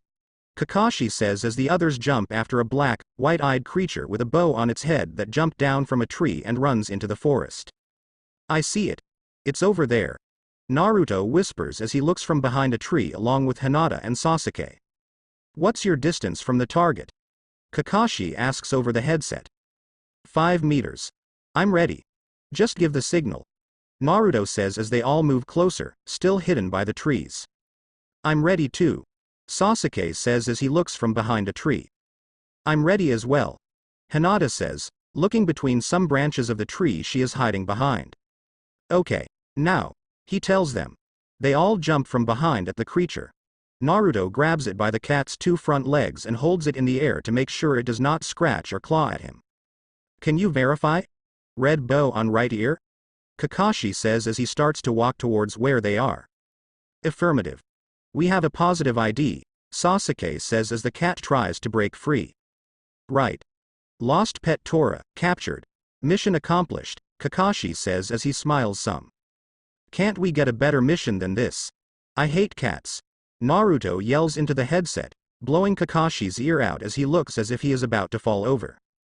Konohagakure Academy. The cat sheds a river of tears as a woman rubs against the cat over and over, squeezing the life from the cat. Oh my dear sweet Tora. Mommy was so worried about her naughty little fuzzykins. Yes. She says as she hugs onto the cat tighter. Stupid, annoying cat. It deserves that after trying to bite me. Naruto says, rubbing the back of his head, laughing at the misfortune of the cat. I can see why it ran away. It's no wonder he ran. Hinata says, feeling sorry for how the cat is being choked. Now for Squad 7's next mission, we have several available tasks. Among them is babysitting the chief counselor's 3-year-old, he says as Naruto groans some. Helping his wife to do the shopping. The Sandame says, causing Naruto to yawn. Picking of potatoes, he never gets to finish as Naruto cuts him off. No way. All those missions are boring. I want a real mission. A mission that's worthy of our talent and teamwork. Helping the chief counselor's wife shop is a waste of our talent, he says as he folds his arms. He has a point. This work so far has been too easy. Sasuke thinks as he keeps looking forward, not showing that he heard his blonde-haired friend. These missions, so far, have been a waste of our time. I wonder if he will agree. Hinata thinks, looking between the Sandame and Naruto. I knew this was coming. He may have a point of talent in these missions being a waste of time, but all his complaints comes back to haunt me, not him. Kakashi says, his head dropping slightly. How dare you? You're just a brand new genin with no experience. Like everyone else, you start out with simple missions to give yourself experience and prove yourself. Besides, you have not been in this village for years. You have learned nothing that will help on harder missions. Iruka yells, slamming his hands on the desk. Are you kidding? You have seen what we can do and you want us to babysit a 3-year-old? It's just as stupid. He never gets to finish as Kakashi hits him on the top of his head, knocking him to the ground. Naruto, it seems you do not understand the task you have been given. Listen closely, as I know it has been years since you have been here. Different kinds of missions come into this village every day, from the smallest, babysitting, to the largest, assassinations. These requests are carefully recorded, analyzed and sorted into different categories of missions. These are A rank, B rank, C rank and the lowest, D rank. We ninja, as well, are ranked by our abilities, Hokage at the top, Jonin, Chunin, genin at the bottom. At the highest we select the missions and assign them to who has the appropriate skills and experience, and if the mission is successful, we receive a fee, which will help support the village and our work. Since you are untried genin, just starting down the shinobi path, you were given D rank assignments, of course. He says, holding the scroll up. He looks in shock at Naruto, his back turned, talking to his team. So I had this tonketsu ramen yesterday and I'm thinking miso ramen today and barbecue ramen tomorrow, Naruto says as he looks over the 3 others. Silence. The Sandame yells, cutting off Naruto. Kakashi looks over at the Sandame and rubs the back of his head. Oh, sorry about that. He says and looks at Naruto. You always lecture me like you're my grandfather or something. But I'm not the hyperactive knucklehead brat that used to pull pranks all the time. I'm a serious ninja now and I want a serious ninja mission. He says, nodding at the end. I am so going to hear about this later. However, he does have a point. Kakashi says, rubbing the back of his head. Iruka stares at Naruto for a second before smiling along with the Sandame. Naruto wants us to know that he is not hyperactive knucklehead brat. He's a former hyperactive knucklehead brat. And he wants a mission. So be it. The Sandame says, shocking everyone but Kakashi. Since you are so determined, I'm going to give you a C rank mission. You'll be bodyguards, on a journey. The Sandame says, sparking the interest of Naruto. Really? Finally a worthy mission. So who will we be protecting? he asks, jumping to his feet. Don't be so impatient. I will bring him in now. Send in our visitor, he says to the person guarding the room outside. Team 7 looks over at the door, waiting for it to open. They all stare at a man with spiky gray hair, beard, wearing glasses and a sake bottle in his hand, who walks into the room. What the, a bunch of little snot-nosed kids, he says before taking a long drink from his sake. And you, the shorter one with the stunned look on his face. Do you really expect me to believe you are a ninja? The man asks after downing most of the bottle. Yeah, I am. Who are you supposed to be, old man? Naruto asks, trying to stay calm. I'm Tizuna, a master bridge builder, and I must return to my country. I'm building a bridge there that will change our world, and I expect you to get me there safely, even if it means giving up your lives, he says before taking another drink. Village gate. Naruto walks out in the lead of the others and spins around and looks back at the village. Yeah, he shouts, feeling good about being outside the village for the second time in his life. What are you so happy about, Naruto? Kakashi asks, curious as to why he is so pumped. Well, we finally are doing a real mission. It's my second time outside the village and it feels nice to be out again, Naruto says as he walks back to the group. Am I really supposed to trust my life to a kid like this? Tizuna asks Kakashi as he points to Naruto. Don't worry about that. He's with me and I'm a genin besides his skills checkout. He may have just become a genin, but he has the abilities of Chunin level, he says, shocking Tizuna slightly. Anyway, we should get a move on. We are on a time limit after all, Tizuna says before walking away. Man, this old guy is a pain in the neck. I will show him my skills when the chance comes, Naruto thinks, glaring at the back of Tizuna. Hinata looks up at a tree and stares at it for a few seconds before running to catch up with the others. Just as she turns, 3 men look out from behind the trees where Hinata was just looking. 2 of them are wearing a black cloak and mask covering both their faces and an emblem for Kirigakure on their headbands and gauntlets. The other is wearing a light blue winter jacket, undone, with a plain white t-shirt underneath, blue jeans and a cross necklace. Say, Mr. Tizuna? Hinata asks as they walk along the path. Yes, what is it? He says, as he keeps looking forward. Your country is the land of waves, right? She asks, looking over at him. Yeah, what of it? He says, still acting as rude since meeting the squad. Kakashi-sensei, there are ninja in that village too, right? She asks, looking back at him. No, there are no ninja whatsoever in the land of waves. However, in other countries there are hidden villages, each with their own customs and cultures. That is where ninja reside. To the people of our continent, the existence of shinobi villages means strength, military strength. In other words, that is how they protect themselves and maintain the balance of power with neighboring countries. The ninja villages are not controlled by any government. They are independent and have equal status. A small island, like the land of waves, has natural protection from the sea. So there is no need for it to have ninja. The 5 ancient lands that possess shinobi villages are the land of fire, water, lighting, wind and earth. They each occupy vast territories. Together they are known as the 5 great shinobi nations. The land of fire has the village hidden in the leaves. The land of water has the village hidden in the mist. The land of lighting has the village hidden in the clouds. The land of wind has the village hidden in the sand. And the land of earth has the village hidden in the stone. Only the leaders of these 5 nations are allowed to hold the name, Kage, which means shadow.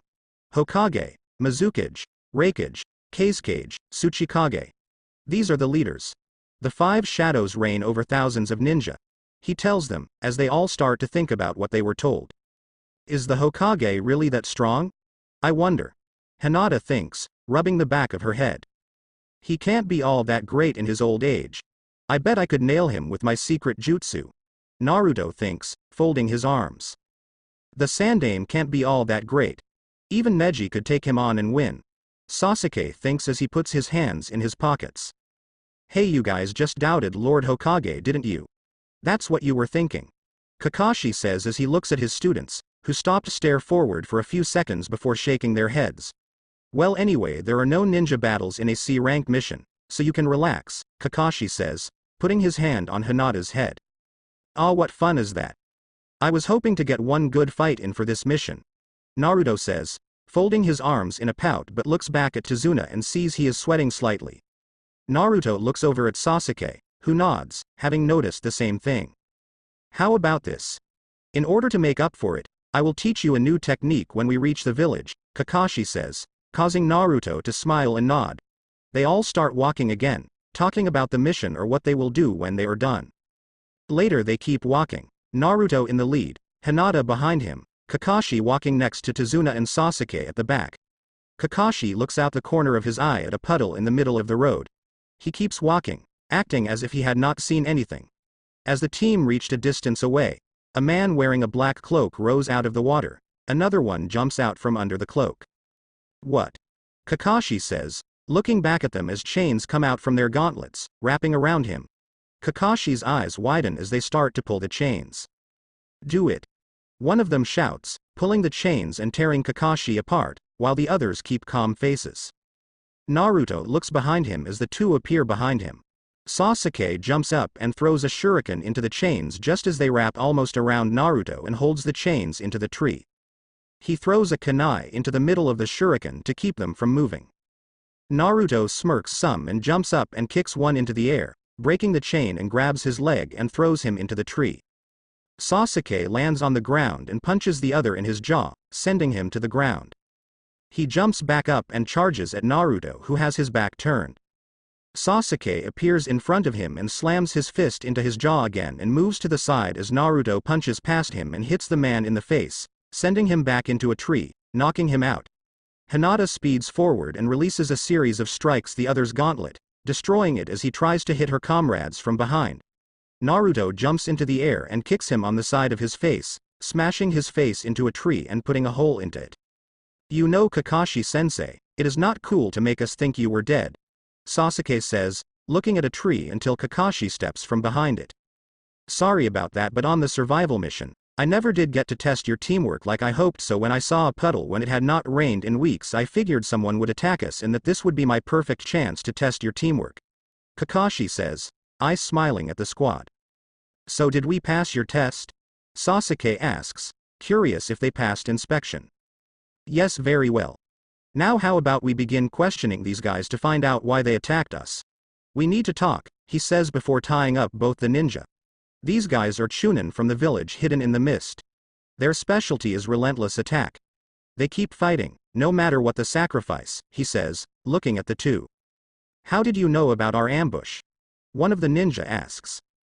A puddle, on a clear day when it hasn't rained in weeks, he says, drawing the attention of the bridge builder. In that case, why did you leave the fighting to the genin? Tazuna asks as he moves his head slightly to the side to look at Kakashi. I could have taken them out easily, but then I would have learned nothing. I needed to know who their target was, he says, looking over at Tazuna, and what they were after. What are you getting at? Tazuna says, now fully looking at Kakashi. This. I wanted to know if they were after us, ninja attacking ninja. Or if they were after you, the master bridge builder. When you put in your request, you asked for standard protection from robbers and highwaymen. You never said ninja were looking for you, hunting you down. If we knew this, it would be a B rank mission or higher. Our task was to simply get you to your destination and protect you while you finished the work on your bridge. If we knew we were going to be fielding attacks from enemy ninja, we would have staffed differently and charged for a B mission. Apparently you have your reasons, but lying to us is unacceptable. We are now beyond the scope of this mission, he says, causing Tazuna to look down, knowing Kakashi was right. I don't have anything against going on with this mission. Hinata, do you? Sasuke asks, putting his hands in his pockets and looking over at her. I think things will be interesting. It's not often a group of Chunin-level genin get to take on a B-rank mission. Naruto, what do you think? She says, twirling her fingers slightly. I say we keep going. I have worked my butt off for a mission like this and I will not pass this chance up, he says, giving them all a big grin. Kakashi stares at his students for a few seconds, slightly shocked by the way they are acting, but quickly gets over it. This team gets more and more interesting every passing day. I wonder what we will unlock on this mission, Kakashi thinks as he looks over them all once more. Okay. I have come to a decision and have decided that we shall continue this mission until the end, Kakashi says, causing Naruto and Hinata to both jump up in happiness. Unknown location. You failed. You failed. A short man with brown hair wearing a business suit yells at a tall man with pale skin with short spiky black hair, brown eyes, and small eyebrows and bandages on the lower half of his face and a headband facing to the left with the emblem for Kirigakure with no shirt but a belt around his chest and baggy pants with a striped pattern and mimetic wrist warmers extending up to his elbows, with matching leg warmers. What is this, amateur night? I put out big money for you, Zabuza. I thought you were supposed to be hotshot assassinations. The short man shouts at the bigger one. The taller one moves his hand some and a blade made of ice comes out of the shadows and stops just before stabbing the shorter one in the neck. Quit your pathetic whining, Gato. This time I will be going personally. Besides, I studied you and know that you are from the Fire Tamer clan. Your clan is the reason that Toshiro has no family and that both clans were killed. Anyway, Toshiro, you will help me. I heard that those genin are tough. It will be good to test for your skills. Zabuza says as a boy wearing a light blue winter jacket, undone, with a plain white t-shirt underneath, blue jeans and a cross necklace, steps out of the shadows, ice blade in hand. When we go, this blade will be the last thing he ever sees. Zabuza says as he lifts a broadsword with two cutouts, a circle close to the top and a semicircular one nearer the handle. You sure about that? Apparently Tazuna has a high-level ninja guarding him, and since your first attempt failed, they will be expecting you back. They will be waiting, watching. It will take someone with very advanced skills. Gato says, sweating from the feel of the blade pointed at his neck. Who do you think you are dealing with? I am Zabuza Momochi, the demon of the hidden mist. He says, pointing Kabikirabocho down at Gato. Unknown location, so you too wish to join Akatsuki, is that correct? And what are your names? Pain asks as he looks down on a man with really short, black hair, black eyes, and wearing a white lab coat and black pants with thick black glasses. The one to his right has long black hair, hazel eyes, and is wearing a black hoodie and black jeans. My name is Chakra Flash. This is my comrade, Ipsal. He says as he bows, pretending to be respectful. Okay then. Just walk into that room and your skills shall be tested. I only have one recommendation. Do not let your guard down if you wish to survive. What you will face in there will put your worst fears against you. Now go. Pain says as he holds his hand up and a small entrance in the cave opens. The two walk over to the door and go inside. Just after walking in, the door closes behind them, locking them inside until they complete the test. We shall see if they have what it takes to survive. How about we place some bets? I put my money that those two will make it out. A man with distinctive shark-like appearance, complete with pale blue-gray skin tone, small, round white eyes, gill-like facial markings under his eyes, gills on his shoulders and sharp triangular teeth, says. I'll take that bet. I put all I have on it, Kisame. A man with medium-length silver hair slicked back with distinctive purple eyes, Akatsuki cloak open with no shirt, only pants under it revealing his Yugakure forehead protector around his neck, and Jashin amulet, wore dark green nail polish and his orange Akatsuki ring on his left index finger, which bears the kanji for 3. Alright, that's enough. Now we shall wait until the two come out to see if they pass or fail, Pain says as he sits down in a meditative position. Land of Waves, so we are supposed to go and help a squad protect Tazuna until the bridge is complete. A girl with orange hair and green eyes and a blue hair clip wearing a pink t-shirt and long skirt, asks as she looks around the forest. Yeah, that's what Chojuro-sensei said. He could have at least told us where to find them though. A man with red eyes, no hair and wearing ripped black shorts, no shirt and scars all over his body, says as he tries to calm down. Take it easy, CMPT. We will find them. The question is how. Come on, let's try this way now. The girl says before jumping into the trees, CMPT following close behind. With Squad 7, this fog is so thick. My normal eyes can barely see through this, Hinata says, sitting in the back of a boat. Naruto sniffs the air for an instant, smelling a strange scent but dismisses it as nothing. The bridge isn't far now, our destination, the Land of Waves. The man rowing the boat along says, continuing rowing through the dense fog. Everyone looks up at a bridge as the fog starts to clear and smiles. Wow, it feels good to out of that fog, Naruto says as he stretches some. We reach the pier. I want to ask you something. The men who are after you, I need to know why. If you don't tell us, I'm afraid I will have to end this mission when we drop you ashore. Kakashi says as he and everyone else looks back at him. I have no choice but to tell you. No, I want you all to know. Like you said, this is beyond the scope of the original mission. The one who wants my head is a very short man who cast a long and deadly shadow, he says, spiking Kakashi's curiosity. Deadly shadow? Kakashi says, wanting to know more. You know him. Or at least you heard his name before. He is one of the wealthiest men in the world, the shipping magnate, Gado. Tazuna says, shocking Kakashi. Gado? You mean of Gado Transport? He's a business leader. Everyone knows him. Kakashi says as his eye widens some. Oh yeah. I remember hearing about him. Gado is a very powerful tycoon from a famous company. Under the surface, however, using the same ruthless methods he uses to destroy other companies and even nations and take them over. He sells drugs and contraband using gangs and ninja. Sasuke says, reading from a scroll he pulled from his bag. I see you have been doing your research. It was a year ago when Gado set his sights on the land of waves. He came to our vast island and used his wealth to take control of our transport and shipping. Anyone who stood in his path just disappeared with no trace. On an island nation, a man who controls the sea controls everything, all our finances, government, right down to our very lives. But the only thing he fears is the bridge. When it is finished, it will join us to the land and that will break his control. I am the bridge builder, he says, looking up at the bridge. I see now. If you're still alive, you're standing in his way, Naruto says, smiling slightly. So then that's what those guys back in the forest was after, Sasuke says, looking away from Tazuna. What I don't understand is why you tried to hide that from us. If you knew he was this dangerous, knew he would send ninja to eliminate you, why did you hide that from us? Kakashi asks as he stares at Tazuna. I think I can answer that. Hinata says, drawing everyone's attention. The land of waves is a very poor nation. With little to no money they would not have enough to afford a B rank or A rank mission. Hinata says. Kakashi looks over at Tazuna, who nods in response, letting them know that she was right.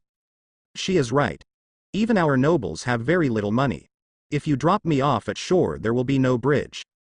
They will kill me before I even make it to my home. But don't feel sad about that. Of course my sweet grandson will be sad. He will cry, Granddad. I want my granddad, he says, causing the 3 genin to sweat drop.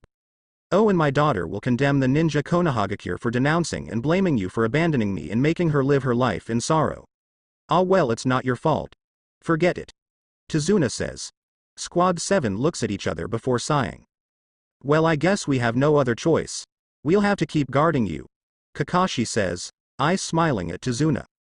Oh, I'm very grateful, he says, before looking back and putting a peace sign up.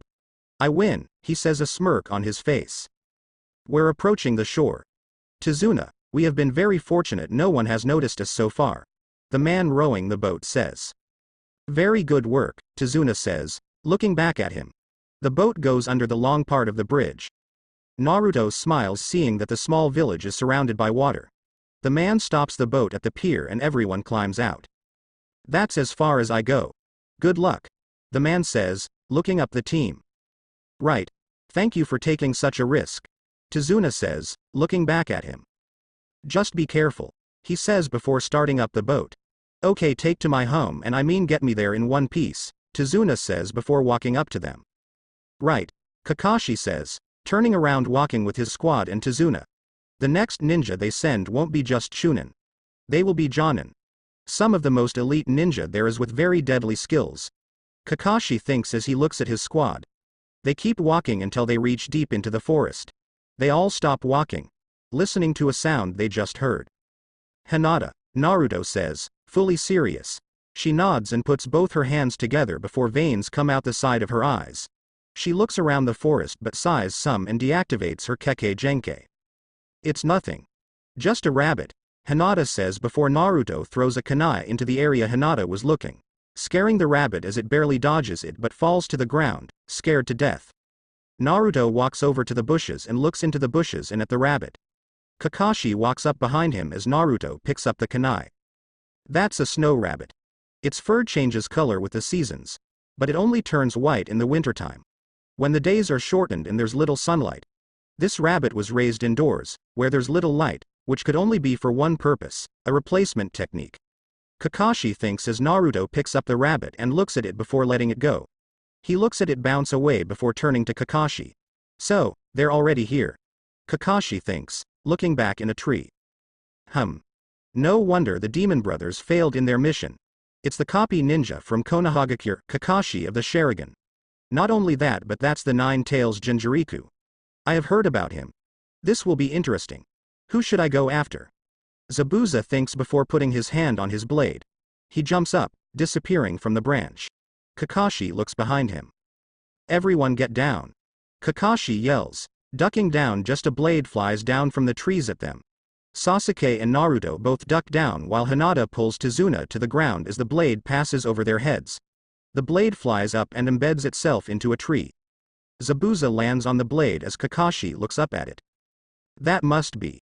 Kakashi says, looking up at Zabuza. Zabuza Momochi. I never thought I would see him in a place like this, Naruto thinks as he walks up by Kakashi. Well, if it isn't Zabuza Momochi, rogue ninja from the village hidden in the mist. Kakashi says, walking forward, his hands in his pocket. Ah, so you know who I am. Well, I know who you are too. You're Kakashi, the man who has copied over 1,000 jutsu. Your name was in our bingo book. I also know whom your little squad consists of. Naruto Uzumaki, Nine Tails Jinchuriku, and a ninja working his way up, and also in our bingo book for working with Sasuke Uchiha, Itachi Uchiha, and Hinata Hyuga, who have been stopping a number of things from happening. Zabuza says, causing Naruto to smirk. Sasuke Uchiha, whose clan was killed 6 years ago and has been working with Itachi Uchiha and stopping Gato from getting his products, he says, causing Kakashi and Tizuna's eyes to widen. And last but not least is Hinata Hyuga, heiress of the Hyuga clan, and has prevented a number of my assassinations attempts by warning them before I could get there. It's been a while, hasn't it, kiddies? He says, causing Tizuna's mouth to fall to the ground. These kids seem amazing. If that's their information gathering skills at work, who knows what else they can do, Kakashi thinks, not fully believing the whole story. Kakashi of the Sharingan, I hate to say this, but you have to hand over the old man. Zabuza says as Kakashi puts his hand on the side of the headband over his eye. Let's see you get past me first. Kakashi says, staring up at Zabuza. Unknown location, alright then. Time's up. Let's see if they have passed or failed. Pain says, holding his hand up as the entrance opens again. Itsal and Chakra Flash come out, shivering and covered in scars, having to fight their way through their fears over and over again. So you went through your fears 7 times. That's the most anyone has ever gone through. Okay, then both of you are officially part of the Akatsuki. Zetsu, give them their cloaks. Pain says as Zetsu comes out of the shadows, 2 cloaks with red clouds on them on each arm. They both put them on and bow to Pain. Thank you for letting us join Akatsuki, Pain-sama. We will not let you down. Chakra Flash says, trying to keep up with his fake respect. Yes. That is all for today. Chakra Flash and Itsal, your mission is to find the Nibi's Jinchuriku and bring her here. I will not accept failure, and doing so will have costly consequences. Pain says. Both nod, jump up and disappear, leaving Pain alone. Unknown location, yes, that's right. Well, now you know everything about Akatsuki. Be very careful. Underestimate them and you will find that you have no future anymore. That is all I can give you. Be sure to tell your friend, the one who likes to rap a lot. Itachi says, sitting in a small cafe talking to a woman with long, straight, blonde, hair bound with taut bandages and dark eyes, wearing a short-sleeved black and purple blouse, black pants, both of which had a design similar to clouds on them, purple fingerless gloves and a chain of white beads wound around her left hand in the standard Kumo forehead protector, sandals and kunai holster which is strapped to her right thigh, and bandages around her arms and legs, as well as a red belt around her waist. I see. Thank you, Itachi. I will be on the lookout. I don't think you will have to worry about Killer Bee, but I will warn him anyway. See you later. Also, you might want to warn the other Jinchuriku, she says, looking back at him. Don't worry. That is the mission I have given myself. I already have worked with the Nine Tails Jinchuriku, Naruto Uzumaki, in Akatsuki. After this mission we will all be working on warning the rest of the Jinchuriku. Bye, Yugito. Itachi says before standing up and starts to walk away from her. I should be telling you that. You are in more danger than me just for betraying them. You watch your back, Itachi, she says before she disappears. I only hope that this plan works. Even warning all other Jinchuriki may not change anything. I wonder if I should tell Naruto the truth. Itachi says, thinking it through. No, I will keep it a secret. At least until the Chunin exams. Itachi says as he looks at the rainy sky before walking into the rain. Land of waves, Kakashi-sensei, I think we have company. I sense someone to our left, watching us. Hinata says, activating her Byakugan. Kakashi pulls up his headband, showing his Sharingan underneath. So you have corrupted someone else with your evil. How low will you stoop, Zabuza? Kakashi says as a boy wearing a light blue winter jacket, undone, with a plain white t-shirt underneath and blue jeans and a cross necklace, steps out of the shadows. As low as I have to in order to complete my ambition. Toshiro, you take on the genin. I will take on Kakashi. I want to see the Sharingan in action. I should feel honored. Zabuza says before, forming hand signs as a mist covers the area. Naruto, Sasuke and Hinata gather around Tazuna and quietly discuss their plan. Yes, sensei. Toshiro says as Zabuza pulls his blade from the tree and lands on the water next to them, Toshiro by his side. The mist starts to flow around the both of them. He's building up a huge amount of chakra. Kakashi says as he looks over at the water. Ninja art. Hidden mist jutsu. Zabuza says before they both disappear into the mist. Hinata, do you see anything? Kakashi asks as he walks over by the water. Yes, I see them. One is to the right, 50 meters away. Another is to the left, standing on the water. Hinata says, activating her Byakugan. The one on the water must be Zabuza and the other must be Toshiro. Naruto says, looking over at her. I will take on Toshiro. I have been looking forward to testing my Sharingan. Sasuke says, smiling slightly. Naruto nods just before he disappears into the mist. Do you guys think he can take him? Kakashi asks, worried the Uchiha might not be strong enough. I don't know. I have never heard of him before, so his skills are unknown. With the Sharingan he should be able to handle him. Naruto says, knowing Sasuke won't lose easily. Alright then. I will take care of Zabuza. Kakashi says, disappearing into the mist. With Sasuke. I know you're here, so come on out, Toshiro. Sasuke says, scanning the area with his Sharingan. You are quite skilled with the Sharingan. It seems like a useful skill to have. Toshiro says in a low voice, stepping out of the mist. It's handier than you think it is. While using it no one has been able to beat me. I was hoping to keep it a secret from Kakashi, but I have a feeling I will need it now. Sasuke says, his eyes now red with a tomo in each eye.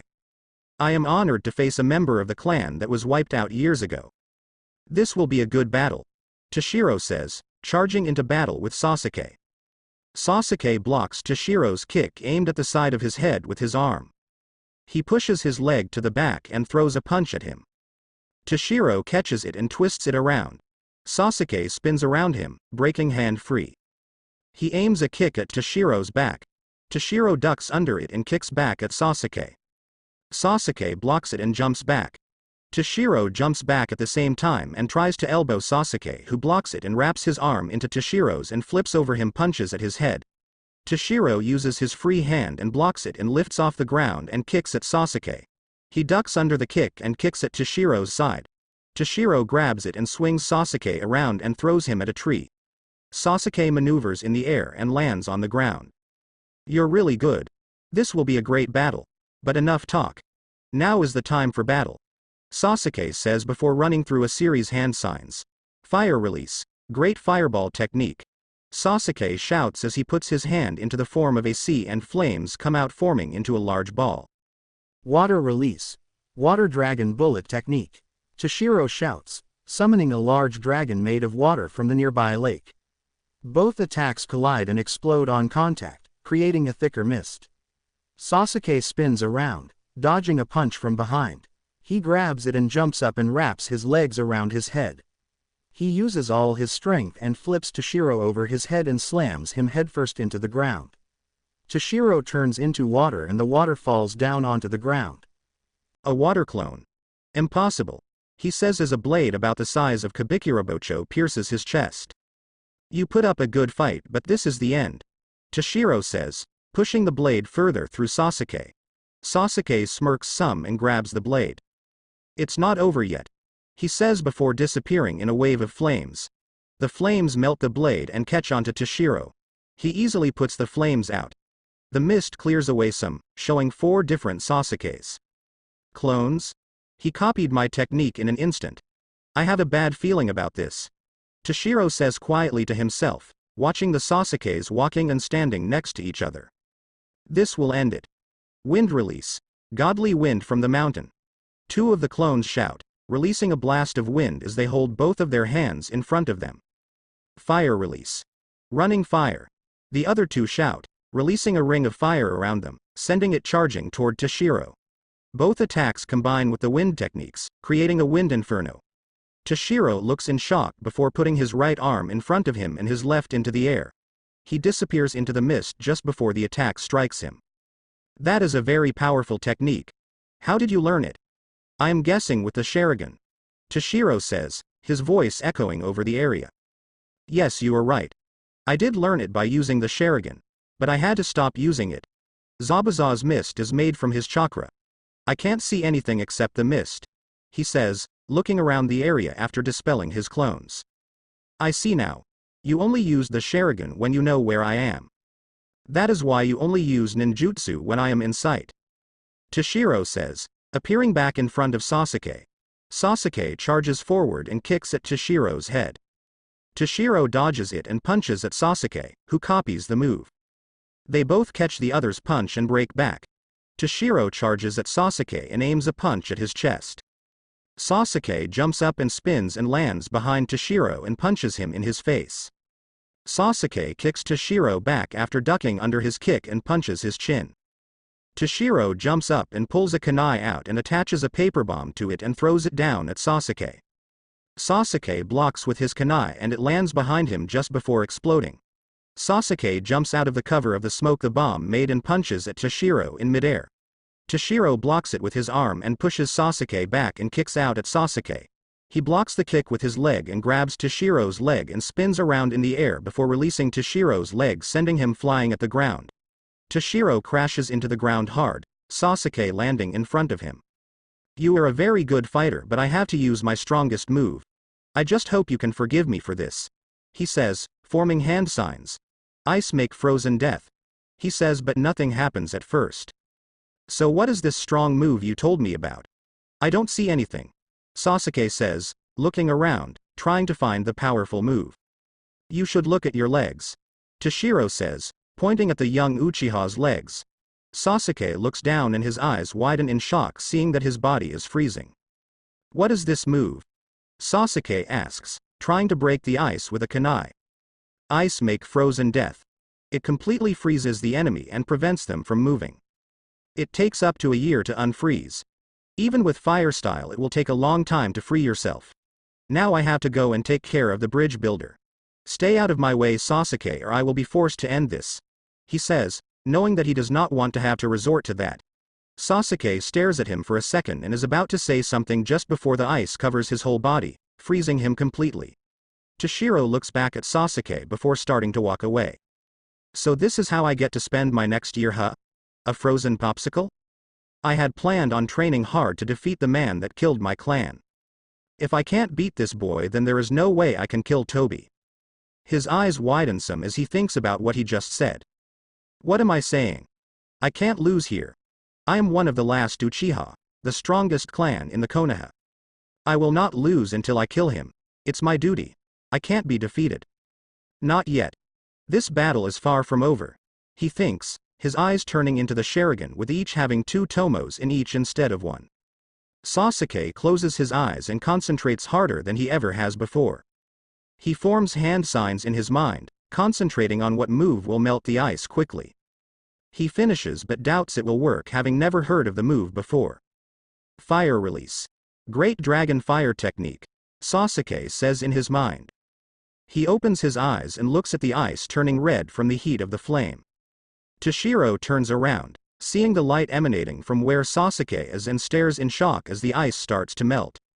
Sasuke smirks some as a dragon made of flames burst out from the ice, melting it completely. The flames circle around Sasuke, the dragon floating in the air behind him in the mist. My name is Sasuke Uchiha, one of the only 2 living members of the clan left alive. I will not lose until I kill the man responsible for destroying my clan. This battle will end in my victory. I have to win to avenge my family. This is it. He says, charging forward, dragon flying close over his head. Water release. Exploding water colliding wave. He says, forming the hand signs needed for the move. He runs forward, the wave following close behind him. Sasuke and Toshiro both pull their arms back, ready to give one last punch. Both attacks collide over their heads, creating a giant explosion, rocking the entire area. With Naruto in the battle, well, it seems Kakashi was doing the worst at first, but now he is dominating the battle. Thanks to our help, but now we stay out of it. I wonder how Sasuke is doing, Naruto says, looking in the direction Sasuke ran in, wiping water off himself. I'm sure he is doing fine, Naruto-kun. Sasuke will not lose that easily, Hinata says, smiling some. Naruto nods and looks at the battle with Zabuza against Kakashi. Kakashi mimics the same moves as Zabuza, shocking Zabuza, who gets angrier each passing second. Kakashi looks at Zabuza and smiles some, seeing that he has let his guard down. My movements. It's as if he knows what he thinks as he puts his arm down out by his waist, his thought cut short by Kakashi. Going to do next? Kakashi says, finishing the thought Zabuza was having. What? Is he reading my mind as well? Zabuza thinks as his eyes widen. He looks at Kakashi's left eye and puts both his hands together, forming a triangle. He looks at me with that eye. It makes you furious, doesn't it? Kakashi says, more of a statement than a question, while making the same move. All you're doing is copying me. Like a monkey. Zabuza says, forming a tiger seal. You can't beat me with cheap tricks. I'll crush you. Both Kakashi and Zabuza say at the time in perfect unison. Zabuza's eyes widen in anger. When I'm done with you'll never open your monkey mouth again. Zabuza says, forming more hand signs, Kakashi mimicking each one perfectly. What is that? Zabuza thinks as he looks behind Kakashi at a mirror image of himself. That's me. But how? Is it his illusion jutsu? Zabuza thinks as he stares at Kakashi. Water release. Great waterfall technique. Kakashi says, his voice echoing throughout the area as he opens his left eye further. The Sharingan starts to spin around in a circle. What? Impossible. Zabuza says as a wave of water flies toward him. I was just about to create a vortex, but he created one first. He copies my jutsu before I can even use it. I can't keep up. Zabuza screams as the wave pushes him against a tree. Zabuza pants holds him as the water resides enough so he can breathe, only to scream as kunai pierce his skin, holding him against the tree. Kakashi jumps down onto a branch of the same tree as Sasuke, whose shirt is burned and torn from both the jutsu backfiring somewhat. He takes a kunai and holds it to Toshiro's neck as he starts to wake up and looks at his sensei as Sasuke picks him up. Zabuza looks up at Kakashi on the branch. You and your student are finished. Kakashi says, looking back at Zabuza. How? Can you see the future? Zabuza says, Kakashi drawing a kunai at the same moment. Yes, I can. This will be both you and your student's last battle. Ever. Kakashi says, ready to throw the kunai, nodding for Sasuke to finish Toshiro. 4 senbon come down from the trees and pierce both Zabuza and Toshiro's necks, shocking everyone else. They all look up at a branch in the distance where someone with long black hair, pale skin, wearing a moss green, striped turtleneck sweater and a split skirt in matching color that reached down to the knees, green-blue short kimono with white edges, and around the waist a green-brown obi, in the same fabric as the sweater, with a fringed trail and a white mask with thin, curved eyeholes and a red wavy design in place of the mouth, as well as the Kirigakure symbol on the forehead. It seems you were right. It was their last battle. The person says while the others just stare. Kakashi jumps down from the tree he was in and lands next to Zabuza's body. He starts to feel around his neck for a pulse but does not find one. No vital signs, he says before sighing. He looks up at the branch with the person on it. Thank you. I have been tracking Zabuza and Toshiro for a long time, waiting for this chance to finally take them down. The person says, bowing slightly. From your mask I can tell you are a hunter nin from Kirigakure. Kakashi says, not shifting his gaze for a second. Very good. You are well informed. The person says, standing back up straight. A tracker ninja, huh? Naruto says, scratching his head. Do you even know what a tracker ninja is, Dobi? Sasuke says, smirking some. Of course I know. When a rogue ninja leaves his village, while not on a mission or without permission, he carries different kinds of secrets, the secrets of his people. Tracker ninja are trained for tracking down and eliminating these ninja. With that, the secrets of the people remain secret. Naruto says, smirking slightly. That's correct. I am a member of the elite tracking unit from Kiri. It was my duty to stop Zabuza and Toshiro. The person says, Kakashi never turning his head.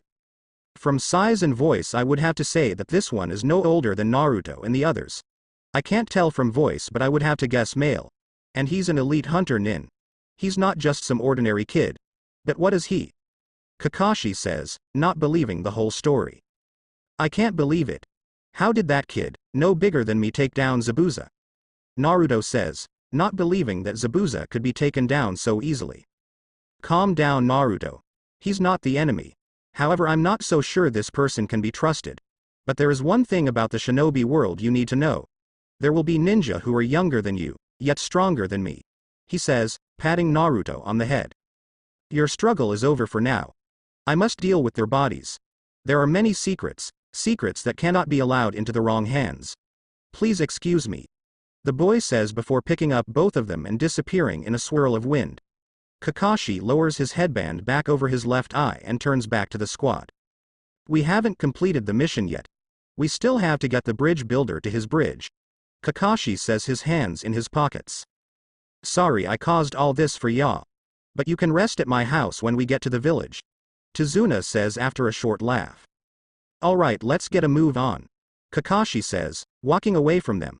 He gets a few steps before stopping mid-stride, the same time as Sasuke. Both of them fall to the ground, exhausted from their battles, which makes them pass out. Come on. We have to get them to the village quickly. Hinata says, picking up Sasuke while Naruto picks Kakashi up. Face it, Sasuke. You got your ass handed to you. Naruto yells, laughing as he rolls on the ground. I thought I told you to shut the up. Sasuke yells, sitting up in his bed on the floor. Lay down, Sasuke. You know you should not be moving yet. Your injuries are far from healed. Hinata says, pushing Sasuke back down onto his bed. Hinata, you are quite skilled in herbs and medicine.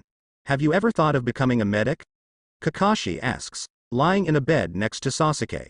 Hinata looks over at Kakashi as she answers. No, sensei. I don't think my skills are that good enough to become a medic. Hinata says, looking back down at Sasuke. Well, I guess I can't force you into that being one, so I will just let it go. Kakashi says, looking back at the ceiling. Naruto, can you go out into the forest and find these herbs for me? I need them to finish this medicine. Hinata says, handing him a blue book. Sure. I will be back in a bit. Oh, and Sasuke. Naruto says, standing by the entrance behind him. What, Dobi?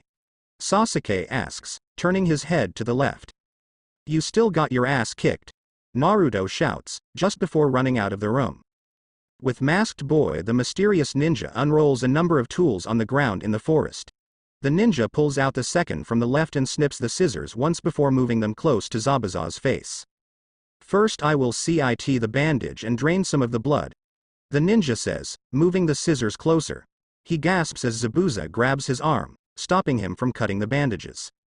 Zabuza pulls the bandages down and lifts his head off the ground. That's enough. I'll do it. Zabuza says, his eyes slightly red. So you've already come back to life, he says, Zabuza sitting up on the ground. Damn it. You're brutal, Haku. Zabuza says, tearing the senbon out of his neck. You're the brutal one, sensei. If you tear them out that way you will die. Toshiro says, sitting on the ground next to Haku. Zabuza ignores him and pulls the other senbon out just as forcefully. Haku turns over to Toshiro and slowly pulls the senbon out. How long are you planning to wear that phony mask? Take it off. Zabuza says, not looking up at either of them. I have good memories of this mask and it was quite useful for tricking that ninja. Haku says, removing the mask showing his feminine face, brown eyes and Kirigakure forehead protector. If I hadn't intervened you'd both be dead. That much is certain. Haku says, pulling the last senbon out of Toshiro's neck. Putting me in a temporary state of death is fine, but not through the pressure points in my neck. Cruel as usual. I think you enjoy it. Zabuza says, pulling the bandages back up. Haku's face turned slightly red from the comment. It was the only sure way. And I wouldn't want to mark up your flawless body. You'd complain about that even more. The neck is more vulnerably. There's no layer of muscle, so I could go straight into the pressure points. Haku says, explaining the process for Zabuza. Both Zabuza and Toshiro try to stand but fail, as they get nowhere close. There's no point in trying to stand. You both will be numb for a week. Although with you both being stubborn you will be moving in half the time. Haku says, causing Zabuza to stare at him out the corner of his eye. You're so innocent yet clever at the same time. Rare combination. That's why I keep you around. Zabuza says, Haku blushing more. I'm still just a kid. What else would you expect? Haku says, rubbing the back of his head. Haku stands up and looks out over the water, the mist in the forest finally clearing. The mist is finally clearing. The next time will you guys be alright? Haku asks, looking down at them. The next time, we will see through the Sharingan. They both say, remembering their defeat at the hands of it. Team 7 feet, what is this? If Zabuza is finished, then why'd I feel this way? Something's wrong. It's like I missed something. Kakashi thinks, holding the right side of his head. Hey sensei, are you okay? Naruto asks, wondering why he had not finished his explanation yet. Huh. Oh right. As I was saying, Tracker Ninja should deal with the body immediately, on the spot, so there's no room for errors. Kakashi says, his students now questioning what the Tracker Ninja did. You guys are correct.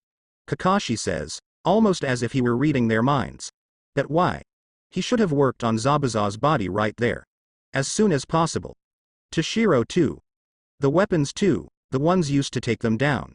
They were just ordinary senbon. Kakashi says, not sure how things add up. What are you all talking about? You demolished that assassin. Tizuna says, walking up by the genin. Alright, here's the truth. Zabuza and his student Toshiro are still alive. Shocking all but the genin. Their hearts had stopped, yes, but it was just a temporary state. Just something to simulate death. The weapons used are senbon. They can pierce deeply but rarely kill unless they hit a vital organ, not in the neck. They're modified for medical treatments like acupuncture. Trackers know every detail of the human body. Causing a heart to stop yet keep the body alive is a very easy matter for them. First, he carried Zabuza and Toshiro's bodies away, even though with the combined weight they should be far heavier than he is. 2. He used senbon on them, which have a precise effect but are rarely fatal. From those two facts alone we can conclude that the tracker was not trying to destroy either of them but help them. Come on. You're overthinking this, aren't you? Tizuna asks, hoping that Kakashi is doing so. Encountering suspension, the ninja prepares quickly. Hesitating always leads to disaster. Every shinobi knows this saying. Kakashi says, looking over at Naruto, who at the moment is smiling at the prospect that he may get to face Zabuza in battle again. The same with Sasuke at the prospect of fighting Toshiro again to prove his power. That and show off his abilities to one-up Naruto. Those two. If I don't watch out, they're going past me by. I need to up my training. Great, now I'm starting to sound like Guy. Kakashi thinks, looking over his 3 students. I can tell that while you guys were gone those 6 years you really worked hard. Kakashi says, eyes smiling at his students. Of course Kakashi. With our abilities we have sworn to change this world. Believe it. Naruto says, slipping back to the way he was before he left the village. I don't believe and nothing's going to be good. A boy with short black hair, dark green overalls, and white and blue striped hat and beige shirt. Who's the runt? Naruto asks, his look cold, as he does not like others that try to tell him that he can't do something. Naruto, that's not very nice. Hinata says, looking over at him to her right. Kid should learn how to keep his opinions to himself. The blonde says, lying on the ground to stare at the ceiling. Inari, that was very rude. These ninja risked their lives and brought your grandfather here. A woman with a pink shirt, red collar, blue skirt and black hair, says, reprimanding her son. It's okay. It's okay. I'm rude to them too. Tizuna says, rubbing Inari's head while the boy stares at the 3 teammates. He turns to his mom and looks up at her. Mom, don't you see these people are going die? Gato and his man will come back here and wipe them out. Inari says, annoying Naruto again. What did you say, you little brat? You should show some respect for your elders.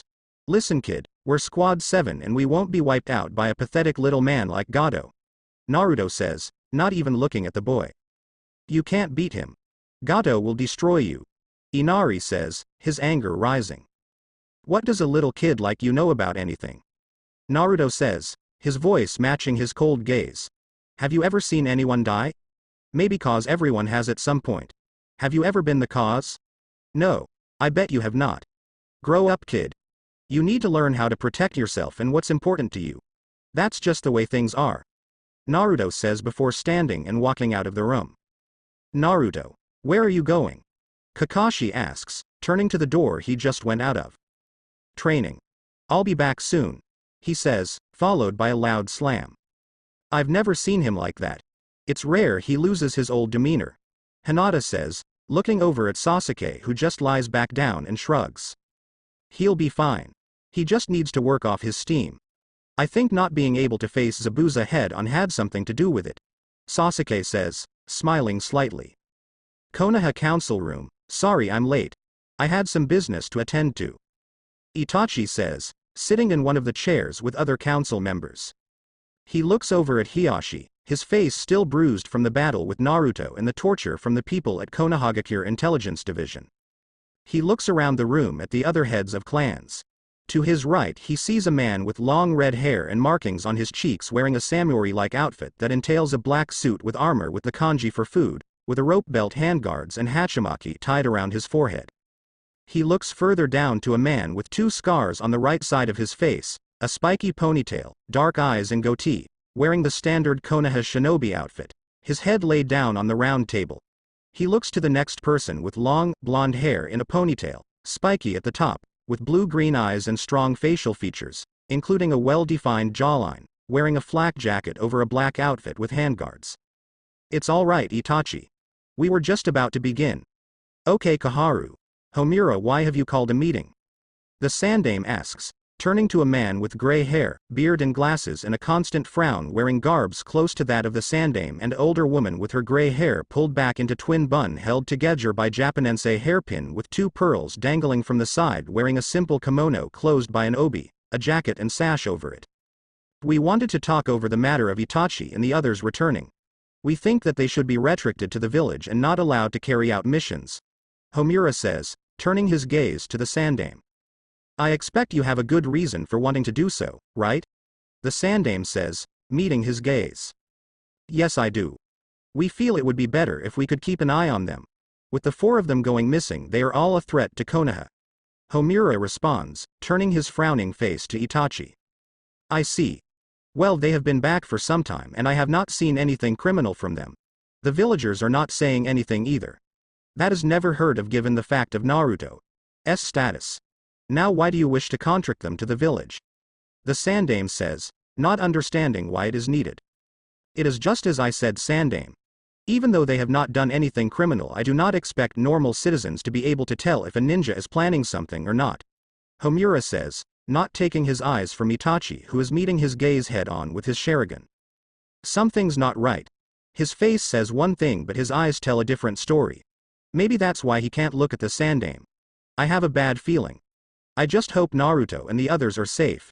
Itachi thinks, turning his head away from Homura so he could not see what was going on in his head, knowing that if he wanted he could easily do it having been a ninja when he was younger. I think the plan is stupid. They are a large threat having been with Akatsuki for 6 years. I think we should recruit them all and start an Anbu route program. A man says with black, shaggy hair, his right eye covered with bandages, an X-shaped mark on his chin, wearing a white shirt and brown robe from his feet to just over his right shoulder.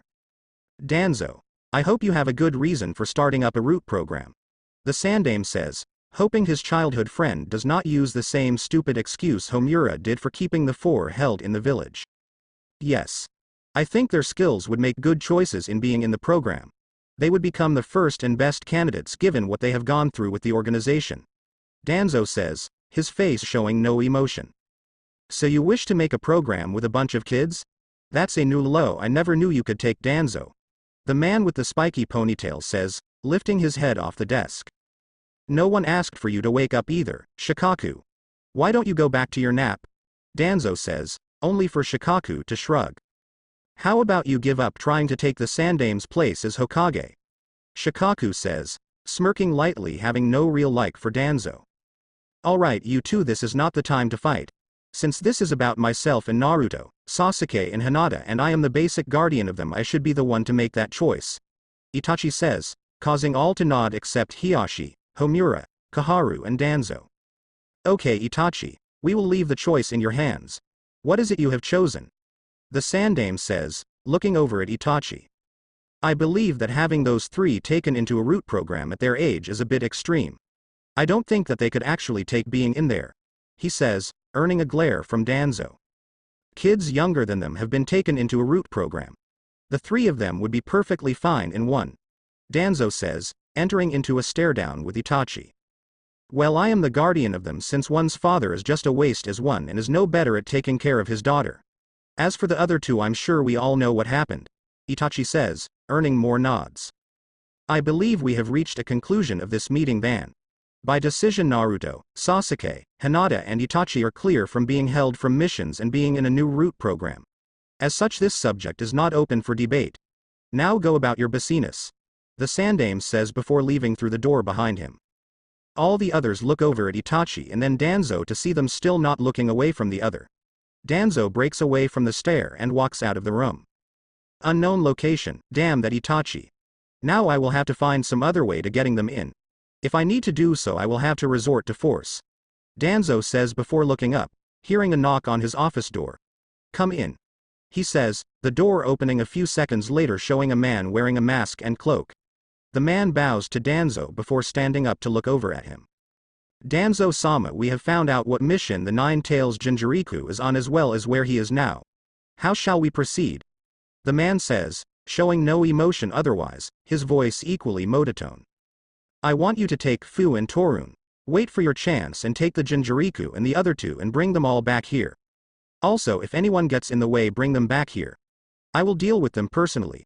We shall go from there, he says, the man disappearing right after he finished.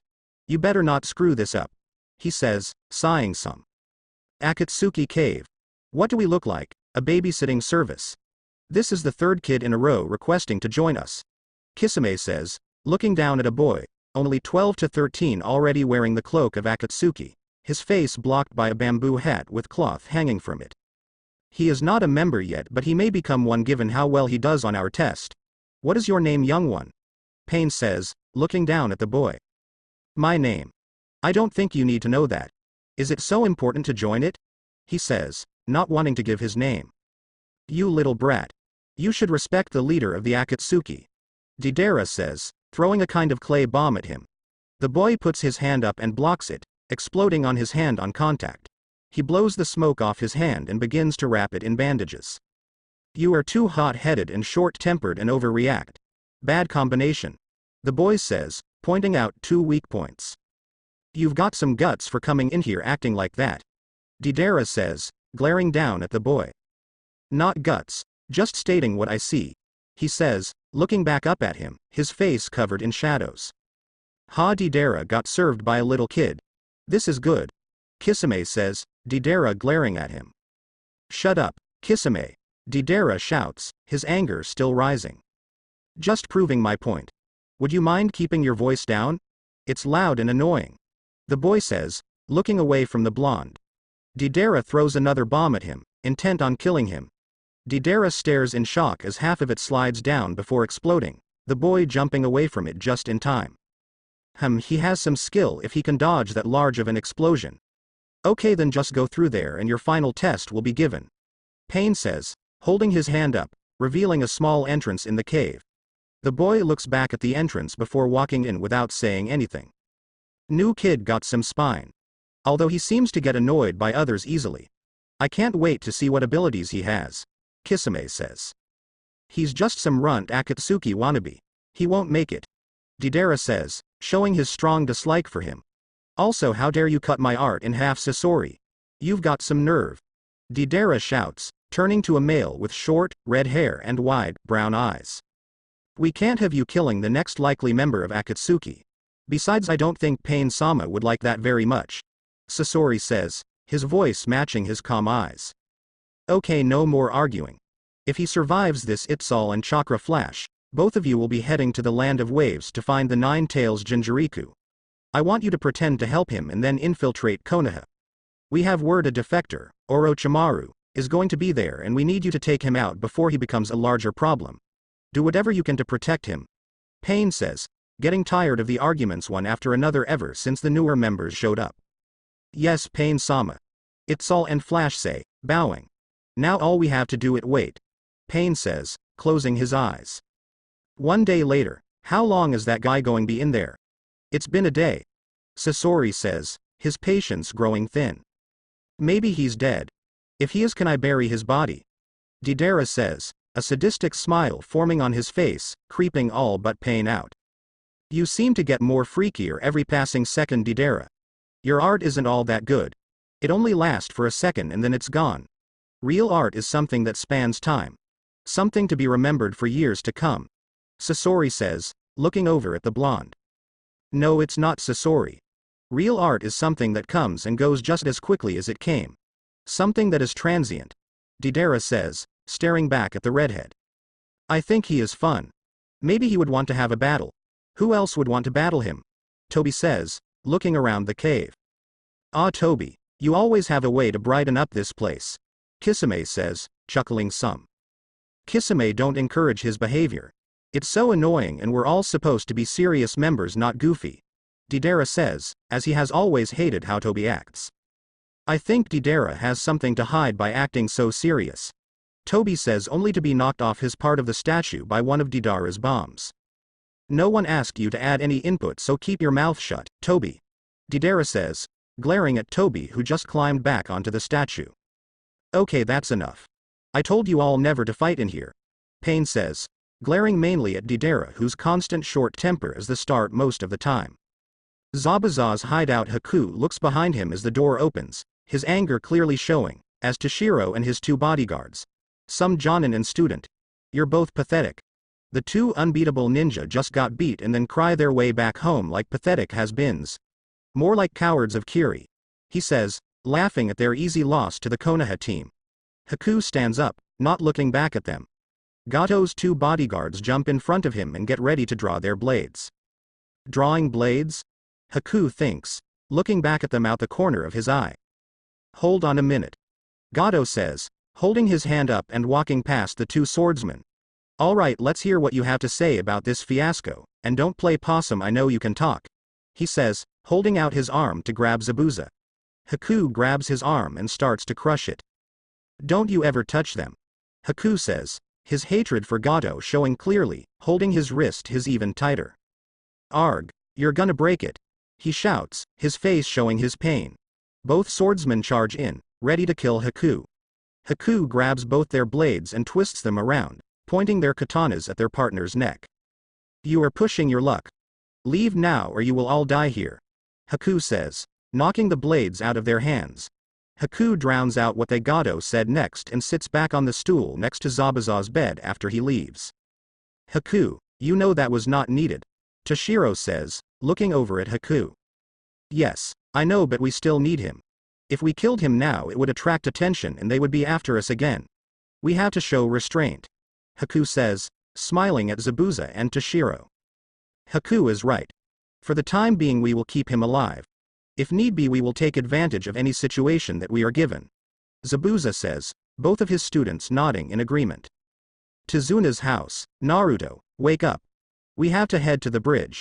Come on. Hinata says, shaking Naruto lightly, knowing that for every night for a week he has been up all night training. Forget him, Hinata. He spent all night training again. He won't wake up for at least 6 more hours. Sasuke says, smirking some. Baka spent all night training knowing we all had to go to the bridge. He better wake soon or I will choke him when we get back. I have to say that prank he pulled was pretty good. Speaking of pranks, who was that guy that helped him? Sasuke adds as an afterthought, remembering what happened 2 days ago. Hinata nods and walks out of the room along with Kakashi, Sasuke and Tizuna. Flashback. Hinata and Kakashi along with Sasuke both look around the forest for their third member, Naruto, but don't see him anywhere in sight. Hinata, do you see anything yet? Sasuke asks, looking over at his teammate. Nothing down here. Where could he be? Hinata says, curious as to where the blonde might be hiding. They all look at a kunai suddenly landing in the ground in front of them. They all look up to see Naruto, face covered in dirt, lying on a branch of a 50-foot tree. Hey guys. Where have you been? Kakashi must be rubbing off on you guys. Naruto says, annoying Sasuke. Baka, we had no plan for training. You have been training all night since what happened with Inari. Sasuke says, staring up at Naruto. Naruto slowly stands up and smiles at them. Naruto trips over his foot and starts to fall back off the branch. Hinata and Kakashi both seem shocked while Sasuke just stares at him. He catches himself on the branch, using his chakra to hang himself upside down on the branch. He laughs, looking at the faces of Hinata and Kakashi. Haha, I got two at least. You guys fell for that so easily. I guess I can't fool the great Uchiha though. He saw though it. Naruto says, giving out some praise for Sasuke's ability to see through what he had planned. I get the feeling. Something bad is about to happen. Kakashi thinks, looking up at Naruto. Said blonde smiles for a few more seconds before his chakra runs out and his feet fall from the tree. He falls and falls, not sure what he can do. They all turn towards a running sound going up one of the trees. The person grabs his leg, holding him up from falling any further. You are so stupid. If you know you are low on chakra, don't use anymore. The man with dark skin, short, black, coarse hair, wearing black pants and shirt, mask covering most of his face, Suna headband over tied around his neck, kunai holster on his right leg and blade attached to his back diagonally. He's from Suna. I wonder why he's here. Sasuke thinks, staring up at the stranger dropping to the ground after lightly dropping Naruto. Ah, there you are. I thought I told you not to go ahead without us. Flash says, glaring at his teammate. Hey, I was the one placed in charge, which means I don't have to take your orders. The boy says, glaring back at Flash, who along with Ipsal are wearing the Suna headband. Okay, that's enough, you two. We can't have you declaring war here. Kakashi says, walking between the two. I'm Naruto Uzumaki. It's nice to meet you. Naruto says, walking over to the short-haired one. I'm Sasuke Uchiha. He says, turning his back to them. Cocky brat. I hate cocky. The man says, glaring at the Sasuke. I'm Hinata Hyuga. It's nice to meet you, she says, twirling her fingers. I'm Chakra Flash. This is Itsal An. Well, the other won't say his name. Flash says, looking over at his nameless teammate. Well, just call me Ulrich. That's one of the names everyone calls me, he says, looking at Naruto. Why are you staring at me? He says, looking back at the newly named Ulrich. They both stare at each other for a minute and break their eye contact. Kit. Watch out for him. I sense something strange about him. A very strong darkness. A voice says inside Naruto's head. Don't you think you're overreacting a bit? I don't sense anything. Naruto says back to the voice. Boy, be careful. I smell an incredible power coming from him. A voice in Ulrich's head says. What do you mean? The whiskers are making me a bit curious, but they could just be part of his clan. And I thought I told you to stop calling me boy. Ulrich says back, showing strong dislike for being called boy. It's all in good fun. However, I am serious this time. Watch him. Pain may have left some things you needed to know out. The voice says back. Ulrich says nothing but cuts the connection, knowing he may have been right about pain. Hey Naruto, wake up. We have to head back. Hinata says, snapping him out of his trance. Before we do that, I noticed that you wear the Sanagakure headbands. Why are you here? Naruto says, turning back to Ulrich. We heard the Chunin exams were coming and we wanted to get to Konoha sooner so we could prepare. Ulrich says, coming up with a lie almost right away. But the land of fire is bigger than I thought and we got lost and happened across this place. He says, keeping the lie going. Well, it's nice to meet you. Why don't you guys come with us, and once we're done with this mission we'll all go back to the village. Kakashi says, seeing through the lie of the three coming early for the exams, being a master of lying himself but having some respect for his attempt at trying. Sure, we would like that. I don't want to hear any protest on this either, Flash. We're going and that's that. Ulrich says, knowing he was going to say something. Both teams jump into the trees and head back to the Tezuna's home. Flashback end. Kakashi, Hinata and Sasuke walk through the forest towards the bridge around Tezuna, not knowing or hearing the two ninjas secretly following them. One of them walks out and prepares to stab a kunai into Kakashi's head to kill him. Dynamic entry. A voice shouts, flying out of a tree in a green flash and slams his foot into the mon's chest, sending him flying back into a tree and through it. The person lands on the ground. Not very youthful to kill someone from behind. It's been a while, my youthful rival, he says, turning to face Kakashi and the others. Sasuke stares at the man wearing a green jumpsuit, green vest, leg warmers and bowl-style haircut and large eyebrows. Guy, what are you doing here? Kakashi asks, shocked to see his rival. I came to talk with you about my Neji's unyouthful actions to Hinata when I saw that guy and another tailing you, so I waited and struck when he let his guard down. Now you guys go on ahead while I deal with these two. Guy says, motioning to the two ninja standing behind him. Kakashi, are you sure he can handle them? Sasuke asks, not sure if he can take Guy as a serious ninja. Guy can handle himself. We have been fighting for years and he is the best I know in taijutsu. Let's go. Kakashi says, leaving with Sasuke and Sakura and Tazuna. Good, now I can drop this disguise. Guy says, disappearing in a puff of smoke, and is replaced by Ulrich. If it weren't for Kakashi telling me about Guy, I would have been found out. Hey, lucky me, I guess. Now let's fight. Pulling out his blade. Konoha Gate, 2 weeks later. So this is Konohagakure. I never thought I would be coming to this village. Well, not free anyway. Why did you let me live again? Zabuza says, looking up at the village's gate. For a few reasons. 1. We need a sensei. 2. You are a good ninja but was just working with the wrong people, and 3 is, I don't want to imagine what would have happened to Haku and Toshiro had you died. Ulrich says, looking over at the mist nin. I still am grateful you saved Zabuza-sama. He's the only person I care about. Of course I care for Toshiro just as much. Haku says, bowing to Ulrich. Well, I say a visit to Ichiraku is in order. Who's with me? Naruto says, looking over the large group, sunglasses blocking out his eyes from view. I could use some ramen right now. I'm starved. Ulrich says, rubbing the back of his head. You and Naruto are the only ones I know who can eat so much and stay so thin. Speaking of which, nice work on the blade you gave me. You made this from ice with Toshiro, right? Sasuke says, pulling his blade with no handguard from his back. Sasuke's blade in Shippuden. Yeah, that's right. The mission took longer than expected. Nice work on destroying more of the bridge flash. I could have been enjoying the best ramen instead of working with you. Ulrich says, glaring at him.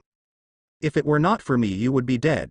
Next time I have the choice to save your ass or let it die, I won't stop it, he says, knowing he did no such tasks.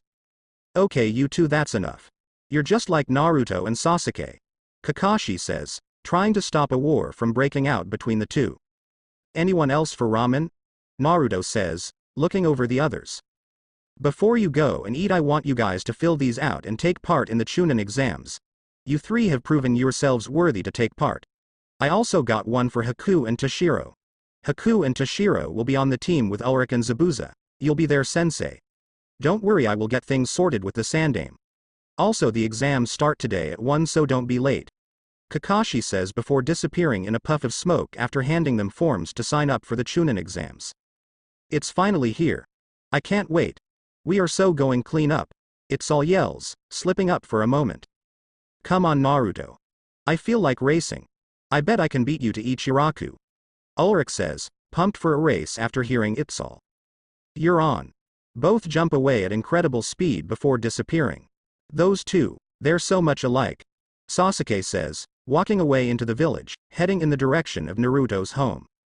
I think I will go and have a look around the village. Toshiro, Haku, come on. Might as well take in the sights. Zabuza says, walking away with Toshiro and Haku behind him. Hinata looks over at Flash and Itzel before jumping away, heading to Ichiraku after Naruto and Ulrich. Flash and Itzel both look at the other before walking into the forest behind them. Chunin exam first stage, so many people.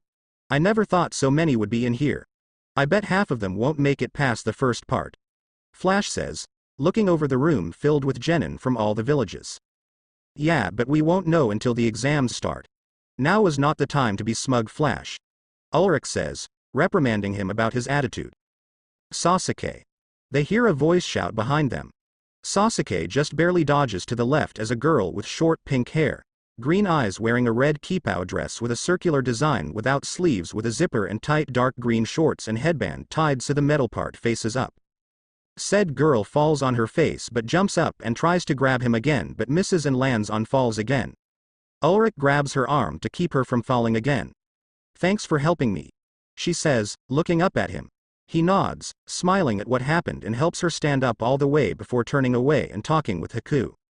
"It's nice to see you again too, Sakura," Sasuke says, turning to face the pink-haired girl. Her eyes widen in shock that even after 6 years he still remembers her. "You remembered me," she says, not believing it completely. "Yes, I remembered. You were a fangirl, right? What happened to the blonde-haired one?" "I want to be ready in case she..." He never gets to finish as he hears his name yelled again by a blonde girl with her hair tied in a long ponytail with blue eyes, wearing a short purple vest-like blouse with a raised collar, a skirt that was cut off on the sides and bandage on her stomach and legs, and purple and white elbow warmers with this, and her forehead protector around her waist as a belt. This time she does not even get close to grabbing him as Ulrich appears in front of her and blocks her from getting any closer. "You know Sasuke has no interest in fangirls, right? Mostly the ones that try to blindside him," he says, not liking fangirls at all. "Hey, you're in my way. Move aside," she yells, annoying him further. "Ino, you need to chill out.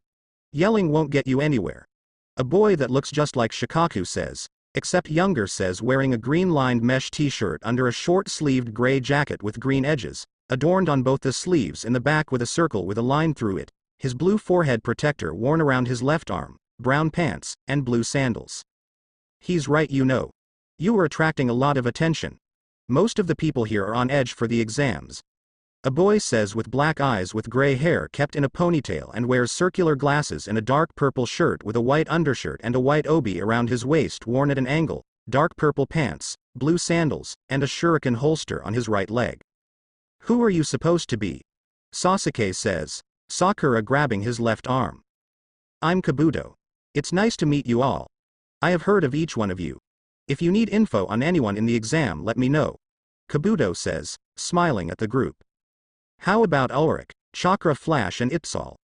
Sasuke says, interested in finding out something about the three. Easy enough." Kabuto pulls out a deck of cards and lays it on the ground. He puts some chakra into the card on top and pulls it up and looks at it along with the whole group, interested in finding out what it says. Ulrich Uchiha. Originally from a village that does not exist anymore, and his parents moved to Konohagakure and then moved to Sanagakure shortly after the attack 12 years ago. Parents and little sister both killed when he turned 6. Shortly before, he was on good terms with the Kazakage's 3 children. 6 years ago he disappeared, just after his family was killed, and no had seen him since. I have no more info on him after that. He was best in ninjutsu and taijutsu and lacked in genjutsu," he says, shocking everyone who just heard about his history and who he is. "I thought I destroyed that lab. I have to kill him in the exams or Lord Orochimaru will have my head," he thinks, knowing his punishment may be severe. "Is it true? Are you really from the Uchiha clan?" Sasuke asks, looking from the cards to said boy. He looks up, as if being snapped out of a conversation or a deep memory. "That's not your business," he says, obviously not wanting to talk about it. "Okay, next we have Itzal. Well, this is interesting. I have zero info on him. Same with Chakra Flash. Well, do you guys have anyone else you want to know about?" Kabuto says, getting ready to put the cards away. "How about Rock Lee and Gaara no Sabaku?" Ulrich says, interested in the subject. Rock Lee is a master of taijutsu. His teammates are Neji Hyuga and Tenten, and their sensei is Guy. He has done 10 C ranks and 1 B rank. His skills in taijutsu are unknown. As for Gaara no Sabaku, his skills are exceptional. He has never been hurt on a mission before. He has completed 20 D ranks, 10 C ranks and 1 A rank. His team members are Tamari and Konkoro no Sabaku. That's all I have on him," Kabuto says, putting the cards away. It's good that Gaara is doing well. I'm a little surprised to see Kabuto here. Wonder what's Orochimaru's game for sending him here. Ulrich thinks, looking around the room feeling uneasy all of a sudden. "Hey, I'm still not done talking with you. Are you really an Uchiha? I have the right to know," Sasuke says, pushing further. "I said it's not your business, so back off." he says, losing his temper slowly but surely. My entire clan was wiped out. If someone survived it, I have the right to know. Sasuke say, constantly pushing on the subject. Sasuke, I think you should stop asking him that. It's obvious he does not want to talk about it. Hinata says, knowing that if things keep getting pushed things will not end well. But Hinata, I deserve a straight answer from him if he is one of the last surviving members of my clan. So let's hear it, Uchiha. He says, grabbing his shirt. I suggest you let go, Sasuke. He says, grabbing his arm with slowly increasing force being fueled by anger. I wonder? I thought I told Kabuto to destroy that lab. Well, now I have a choice between my old Uchiha and my new one. So many choices. Hell, I may take both just in case something goes wrong with one. Hopefully Ulrich's curse mark won't present any problems. A man hidden in shadows thinks, looking at the large group. He's here. Ulrich Uchiha. I thought you died that day with your family.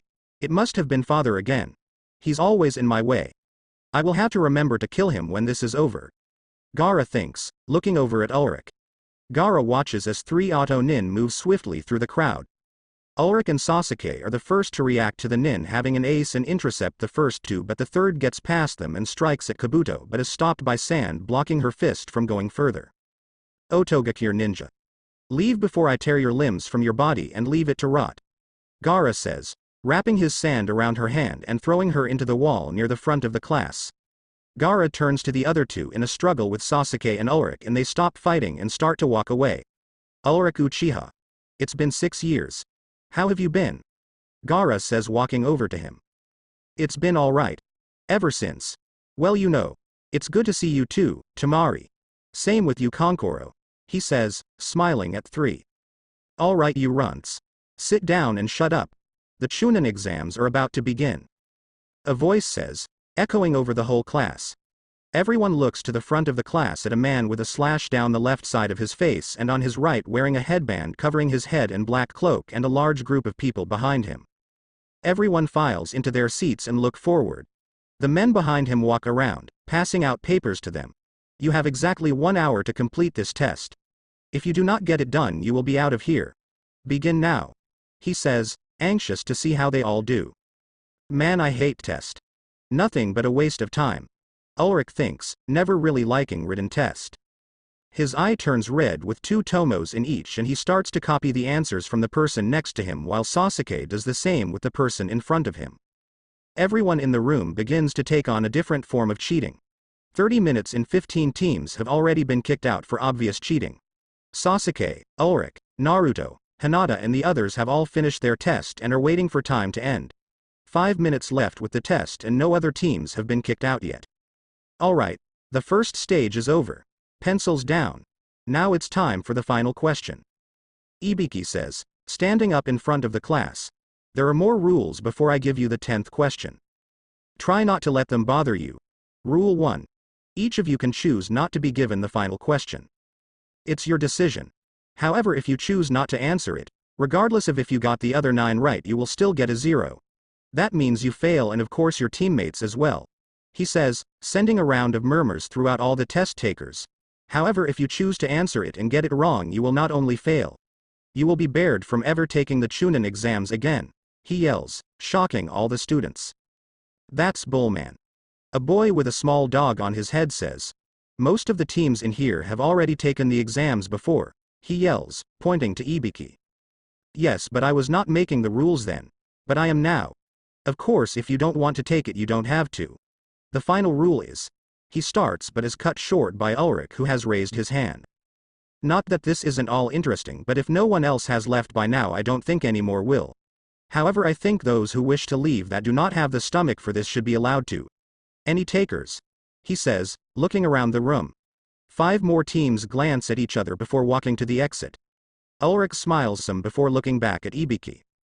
This kid has guts. I like him. We'll see how he does in the second stage.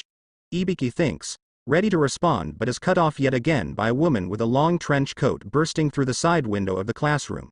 Anko, you're early. Again. And I see you've let quite the number of teams through, Ibiki. You're getting soft. Anko says, looking over all the students. Or maybe we have a good crop of candidates this year. he says, making her grow a crazed grin. Is that so? I bet half will be gone before the second exam is over. She says, looking back at him. Alright, maggots, I want you to be at the Forest of Death in 10 minutes. If not, I will kick you from this exam, she says, angering Ulrich at being called maggot. He jumps out of his seat and punches up at her. However, with her having more experience, she easily dodges it, but lets her guard down and does not pay attention to the fist coming her way until the last second. He lands the strike, pushing her out of the window. Ulrich smiles before jumping out after her. The other students stare in shock that a student just attacked his teacher. I feel sorry for that kid. He just had to get himself killed. His sacrifice shall be honored as the first to land a hit on Anko. Ibiki thinks, laughing in his head. Chunin exam second stage, so you have one too. He sure does find his way around. Ulrich says, looking at Anko standing across from him in front of the forest, covered in a few bruises and cuts. Yeah, well, he'll really find his way around when I rip his tongue out and rip his body to shreds. Anko says, having a strong hatred for which the two are talking about. Well, just remember to save some for me. Here they come. Ulrich says, looking behind him at the large group of exam takers heading up to the gate. Anko waits until all the students are lined up in front of the gate to begin telling them all they need to know. Alright kiddies, the second exam will begin momentarily. I will give you the brief version, as some of you are more eager than others. She says, glancing at Ulrich briefly with a sadistic smile, sending chills down his spine. In this stage you will stay in this forest for a week, eating only what you can catch. Each team will be given a scroll secretly and it will be up to you to find the other one. The two scrolls are of heaven and earth. So if you have the earth, find the heaven, and if you have heaven, then find earth. Go over to the booth to your left and you will be given one of the scrolls. Also, you will each have to sign a form stating that Konoha is not responsible if you die in the exam. First team is Sasuke, Hinata and Naruto. Anko says, not interested in wasting any more time with talking about the exam and what will take place. One by one each team gets either heaven or earth and move to wait outside each gate around the forest. The final team of Ulrich, Itzal, Flash, Toshiro and Haku grab the heaven scroll and walk over to their gate, watched the entire time by Anko. So Orochimaru is here. I will head into the forest after them and hunt him. Anko thinks, anxious for revenge. Alright, let the second stage begin. Anko yells, the gates in front of each team bursting open, beginning the second stage. Unknown location, Lord Orochimaru, please let me explain, Kabuto says, scared of his master's reaction, despite him being hidden by shadows, to an old test subject still roaming free. I told you to destroy everything in that lab. That meant every experiment and all information. Who knows how much he knows? If this information gets out, I will personally take you to Manda and you will be the sacrifice. I will visit him and test his abilities, he may prove useful. I will also have a talk with the others to see if we have any more mind control formulas. First I must give Sasuke the curse mark, then I will pay a visit with my old experiment, then I shall leave the rest to all of you. Once Sasuke wakes from sleep with the curse mark Dosu, Zaku and Kin, I want you three to capture him and bring him to the sound. I have given you your assignments, so move out. Orochimaru says, vanishing into the shadows. Team 7 inches, so we have to find the heaven scroll then. This should be a cinch. All those guys from the first stage looked weak. So should we go after the blonde-haired girls team or the one with the bowl haircut? Sasuke says, knowing that the two teams have the scroll they need. I vote for going after the one with the blonde hair. She was the most annoying one in the first stage. Aside from that, what do you think of Itzal and Flash? Naruto says, worried about the two. I have to wonder where their loyalties lie. Kind of makes you wonder where they came from. When we were in Akatsuki we heard about all shinobi, even Ulrich. But I have never heard of either of them. Hinata says, remembering all she heard from each member. We can't trust them. Those two may be the most dangerous ones we have to face in this exam. Naruto says, his sunglasses gone, showing his ripple pattern like eyes. Agreed. If we happen to come across them in battle, don't hold anything back. Even a split-second hesitation can get you killed. Sasuke says, knowing that if you hold back your enemy will not let the chance go to waste. Let's not waste any more time. Let's go and get our heaven scroll. Naruto says, wanting to get to the third stage. With Haku's team, are you sure you felt him? Flash asks. Ulrich explaining the feeling he got before the first exam. For the 10th time, yes, I'm sure. The feeling of a snake freak watching you never changes, along with the feeling of a tongue around your neck. He says, annoyed at how many times he has been asked that same question. But how do you know this? Haku asks, not sure how he could feel him. When someone experiments on you for 5 years, then tries to have you destroyed, you never forget the feeling. He says, reaching further into some of his past. So what should we do? Should we get the Earth Scroll or go and take down Orochimaru? Toshiro asks, wanting to hear all sides. You clearly have not been doing your homework. Orochimaru is a Sannin, one of the 3 legendary ninja. Unless you have a big army and are ready to die, you will not kill him. Easily anyway.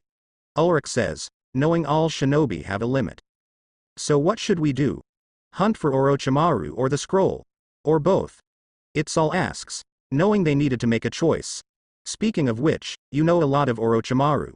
Why is he here? He's here for the same thing he experimented on me for. The Sharingan. It's all he cares about. Ulrich says, looking at both the shocked expressions of Toshiro and Haku. We have to focus on getting to the 2nd stage. We'll check on Sasuke along the way. Follow me. I know where they are. Ulrich jumps into the trees, knowing that if he gets Sasuke, things will only get worse. Team 7 Sasuke stands with his foot on a man's body, spinning the Earth Scroll around. Ha! These guys were easy. We didn't even have to bother with the blonde. He says, knowing that the 2nd stage is not even a day in yet. Sasuke, now is not the time to be cocky. You should know that. Remember Toshiro? Naruto says, knowing that cocky mostly leads to a downfall. Once Adobe, always Adobe. We have the scroll we need and now our fight is over. He says, not taking what Naruto said in at all. A strong burst of wind erupts from within the forest but does nothing as a barrier forms around Naruto and his team. A man with extremely pale skin, waist-length black hair, amber eyes with slits in his pupils and purple markings around his eyes, watches with interest but turns his focus back to his goal. Sasuke. The wind dies down, and the barrier fades away. Come on out. I can see you, Orochimaru. Naruto says, seeing him with his Rinnegan. Naruto closes his eyes to keep his new technique a secret. As sharp as ever, brat. It's been a while since Akatsuki. You have improved. A little. I know you have been in touch with an old experiment of mine. You must know why I'm here, he says, stepping out from the shadows. We know why you're here. You want my Sharingan. I hate talking to snakes like you. Let's see if your skills have gone over Itachi's yet. Sasuke says. He activates his Sharingan, ready to kill Orochimaru. Hasty as always. Let's take our time and enjoy this. He says, his tongue slithering out of his mouth. Sasuke quickly forms hand signs and outs his hand to his mouth, releasing a large ball of fire, which closes in on Orochimaru almost faster than he can react. He dodges it and summons a wave of snakes, sending them crashing down into Sasuke. All the snakes burst into flames and their ashes fall to the ground, showing Sasuke with no injuries. Sasuke focuses chakra into his feet and speeds towards Orochimaru, using his speed to avoid the snakes striking at him. Orochimaru calculates where Sasuke will move to next and sends a snake at the spot to Sasuke's left, just before he moves there. Sasuke grabs his blade from his back and slashes through the snake. Orochimaru turns his head up and pulls his tongue back into his mouth and coughs up a blade. Both blades clash together, creating a flash of light. Sasuke and Orochimaru both struggle to gain the advantage over the other. Sasuke notices a slight movement from the corner of his eye and breaks back as a clone crashes into the ground where he was standing. Always trying to blindside someone. You never change, Orochimaru. Sasuke says, having practiced with him 6 years earlier. I take all the advantages I can get, like any good shinobi would. Orochimaru says, walking out of the cloud of smoke. Real shinobi do not need to take chances like that. It shows just how weak you have gotten over the years. Sasuke says, smiling at the angry look on Orochimaru. You let your guard down. You should pay harder focus on your surroundings. Orochimaru says, summoning hundreds of clones. Still the same old Orochimaru, huh? Always trying to outnumber someone so you can make an escape when you have no chance of winning. A voice says from the shadows around them. It's been a long time, Ulrich. I knew you would show up when you found out I was here. Orochimaru says, looking around for the source of the voice. If you think I am really stupid enough to come alone, you would be wrong, he says, dropping down onto a branch with Haku and Toshiro. So you brought a few friends. Unless they have genin level power, they will not stand a chance against me, Orochimaru says, knowing anything below genin is easy. I'm here as well, Orochimaru, Anko says, dropping from the shadows onto a branch. Orochimaru looks around at all of them and smiles, seeing their plan: block all paths of escape. All his clones disappear in a puff of smoke. Anko, my child, it's been too long. How is life back in the village? He asks sarcastically. Haku and Toshiro drop to the ground, blocking his last two paths of escape. Don't play games with me. Finish your match with the Uchiha boy. Once he's done, it's my turn. Do you really think you can kill me? You couldn't last time. Besides, I'm not stupid to have come along either, he says, his tongue slithering out of his mouth once more. The three Otogakure nin drop down in front of Orochimaru. Dosu, you take Haku and Toshiro. Kin, you take on Ulrich. Zaku, you take Anko. Keep them occupied while I have my fun with Sasuke, he says, the three not saying anything but charging at whom they were told to fight. They all push back into the forest to fight them without having their other teammates interfere. Toshiro, Haku, Dosu. You think you can really beat the both of us? It is 2-on-1 after all. Toshiro says, a bit worried that since he is facing two alone, if his skills pass both of theirs. Don't worry so much, Toshiro. You can sit this one out. I can beat him on my own, Haku says, confident in his abilities to fight off one shinobi alone. If you think this will be that easy, you are wrong, Dosu says, equally confident in his abilities. Hidden jutsu. Crystal ice mirrors. Haku says, ice mirrors forming above and around Dosu. This is my Kekkei Genkai. Prepare yourself, Haku says, walking into one of the mirrors in front of Dosu. Dosu prepares to strike the mirror until all of them show an image of Haku. Dosu looks at all of them, not sure which is real and which is not. Haku reacts first and with incredibly speed, strikes past Dosu, leaving a cut behind on his face. Haku strikes again and again, leaving on mirror and moving to the next, leaving a badly scarred Dosu with each attack.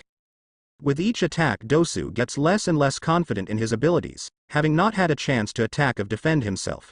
Haku stops the attacks, seeing him losing confidence, and prepares to finish instead of torturing him. Haku flickers out of the mirror again and strikes a vital point in Dosu's neck, killing him instantly. Toshiro walks up to Dosu's body and picks it up and lays it back against a tree, showing some respect for him. Toshiro, I know I have told you this before, but as we are now, we have to let go of all our fear and worries. If we die, it will be a death worthy of a shinobi. You were always hesitant to battle, even when it was necessary. I will tell you one last time. We are shinobi, and as shinobi the first thing we are taught is to be prepared to die. As we were rogue nin, we know this better than any other nin can understand, Haku says, trying to teach him one of the most important lessons as a shinobi. I know what you're saying is true, Haku, but it doesn't make me feel any better. Should we head back yet? Toshiro says, not wanting to talk about it anymore. Yeah, we should. Speaking of which, have you seen Flash and Itzal? Haku says, noticing that ever since they got there they have been missing. No, I haven't. We couldn't have gotten separated. We all stuck close together. Something is wrong. Let's watch our backs, he says, jumping into the trees to head back to Team 7. Kin, Ulrich Orochimaru thinks he's smart. He knows I won't hit females. When I get back, I will tear his spine out for a trophy. Ulrich whispered to himself, dodging senbon with bells attached to the end easily. Come on. Why won't you fight me? You can't dodge forever, Kin yells, trying to get Ulrich to battle her. Told you already. I don't hit females unless I'm mad. You may be my enemy, but unless you make me angry, which probably will not happen, you won't battle me, he says, jumping around in a circle, dodging each senbon with ease. You know she is kind of cute. Maybe you are thinking about, a voice starts to say in Ulrich's head but is cut off by him. Can it, Ray? I don't need any distractions. Keep your little perverted ideas to yourself, he yells back at the voice, now named Ray. Come on, boy. You told me before that you had a few ideas yourself. You know that's going through your head now. And quit mispronouncing my name. You're doing that on purpose, aren't you? Ray says, still pushing on Ulrich's buttons, making him angrier. I said those things to get you to shut up. If I couldn't hear your thoughts, I wouldn't even know what those things meant. Now shut up, he says, shifting his focus back to his battle. Think about it for a second, boy. Despite being a pet for Orochimaru, she is possible nice and mild-tempered. On the last point she beats you by a mile. She may be the one who is just right for you. Ray says, making a point on Ulrich, whom cuts the connection off to focus on the battle. Ulrich charges in closer, passing the Senbon with minimum difficulty. He pulls out a kunai and strikes at her chest. Kin blocks it with a Senbon, keeping his attack at bay. Both strike at the other, neither gaining the advantage over the other. They strike at each other again, their weapons blocking the way for either. They glare at each other, and then a bright light blinds both of them. The light dies down, revealing a large ball of light floating to their side. They look at each other and turn their weapons to what may be a potential threat. What are you? Ulrich asks, not wanting to attack without a reason. I am the Guardian. You two are some of the ones that I need. You must accept what I need to say. You two, among others, are needed to battle the greatest threat this world will ever come across. The ball says in many voices. What do you mean? Greatest threat from who? Kin asks, knowing they are not getting the full story. I cannot tell you. Too many ears. I must show you. You must come with me. The ball says, slowly flying higher into the sky. He stops and floats above their heads. Still trying to process all they just took in, neither react fast enough as the ball turns into a beam and absorb them into it. The beam fires into the sky, creating a large portal. Anko. Anko sends out snakes at Zaku from the sleeves of her trench coat. Zaku dodges but is kicked back into a tree, not seeing Anko using the snakes as a decoy. Zaku pants, having used his airwave cannons in his hands and his chakra to max. Anko smirks and walks up to Zaku and grabs his throat and pushes him against the tree. Now tell me what I want to know. I may decide to be merciful with your death if you tell me. Anko asks, being satisfied with the information alone this time. Zaku spits on her face, angering Anko beyond words. She smiles evilly and summons a large snake bigger than either Zaku or Anko combined. The snake opens its mouth and grabs Zaku from her hands and tosses him into the air. Zaku, too weakened to do anything, watches as the snake's mouth opens wide. He falls into its mouth and is seen as a small bulge in the snake's stomach. The snake hisses, talking with Anko, then disappears in a puff of smoke. He should have just given me the information. Now his death will be slow and painful. Anko says, happy at the resolution. A bright light shines over where she is, attracting her attention behind her at a beam of light connecting to a portal in the sky. Team 7 Sasuke smirks, standing over Orochimaru's beaten and battered body. He slams his foot into his chest, causing Orochimaru to cough up blood from a number of broken ribs. Naruto and Hinata stare at the evil look in Sasuke's eyes. Did you really think you could defeat me with those pathetic moves? Your skills have been going down over the years, Orochimaru. Sasuke says, enjoying every second of what he is doing. A beam of light burst into the sky in front of him and his team. They watch as Kin and Ulrich are sent into it inside the beam and vanish. The beam slowly fades away. The portal stays open, growing bigger each second. Orochimaru takes the chance and extends his neck up to Sasuke's and bites down, drawing blood from the fang marks. A mark with 3 tomos slowly appears on the left side of his neck, creating severe pain. Sasuke moves his foot back from Orochimaru's chest and falls to his knees, clutching his neck in pain. Now, Sasuke, you will be my little puppet. Soon enough you will seek me out. In search of power. Orochimaru says, standing as if he was never hurt. You bastard. What did you do to Sasuke? Naruto yells, seeing his best friend in pain. I just gave him a little of myself. Soon he will be all mine. He says, slowly being absorbed into the ground.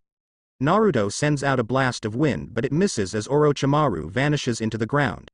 Hinata runs up to Sasuke and grabs him and lays him on the ground. She feels his forehead, checking to find out what is wrong. He has a high fever. Naruto, I need you to go and get me some water from a stream. Hinata says, knowing what to do to cure sicknesses. Hey Hinata? What is that? Naruto asks, pointing up to the portal. Hinata looks up at the slowly closing portal and sees an object falling down to them at amazing speeds. Hinata activates her Byakugan, having trained with it longer than Naruto and his Rinnegan. It's Ulrich.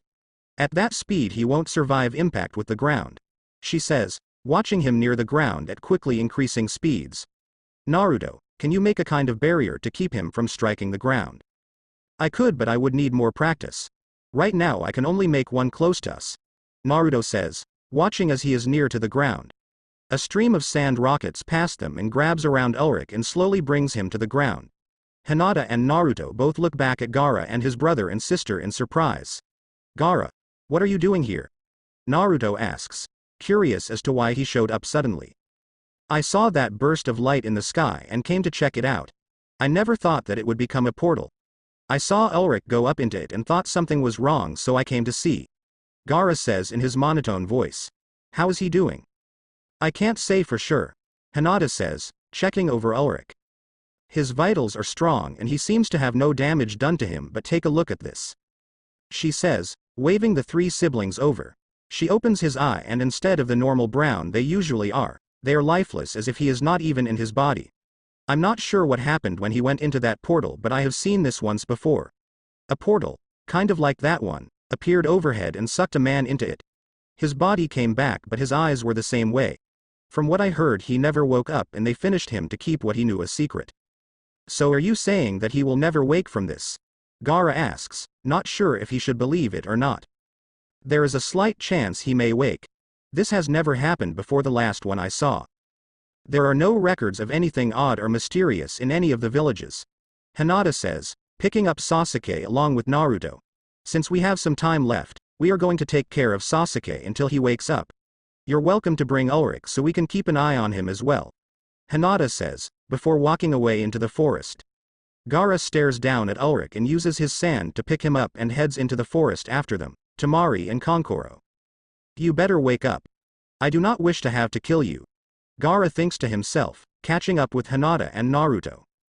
Unknown location, so he did not come through. Well, I can still say that he is as stubborn as he was before. Something must tie him to that world. We cannot carry out our plans until he is where we need him. We need to find a way to send his mind back to his body. Some way. The white ball of light says, floating in a large white room with a number of screens. And until that time we get him here, her mind will be lost just as his is now. A black ball of light says, looking at Kin through the screens as she sits in a padded cell against a wall, her eyes as lifeless as Ulrich's. In order to wake him you must send me to him. I will act as a catalyst to keep him alive and able to carry through whatever holds him there. Easy enough. The white ball says, forming a female body, however still white like when she was an orb. A black orb appears in her hands. One of the screens turns to where Hinata is currently taking care of both Sasuke and Ulrich.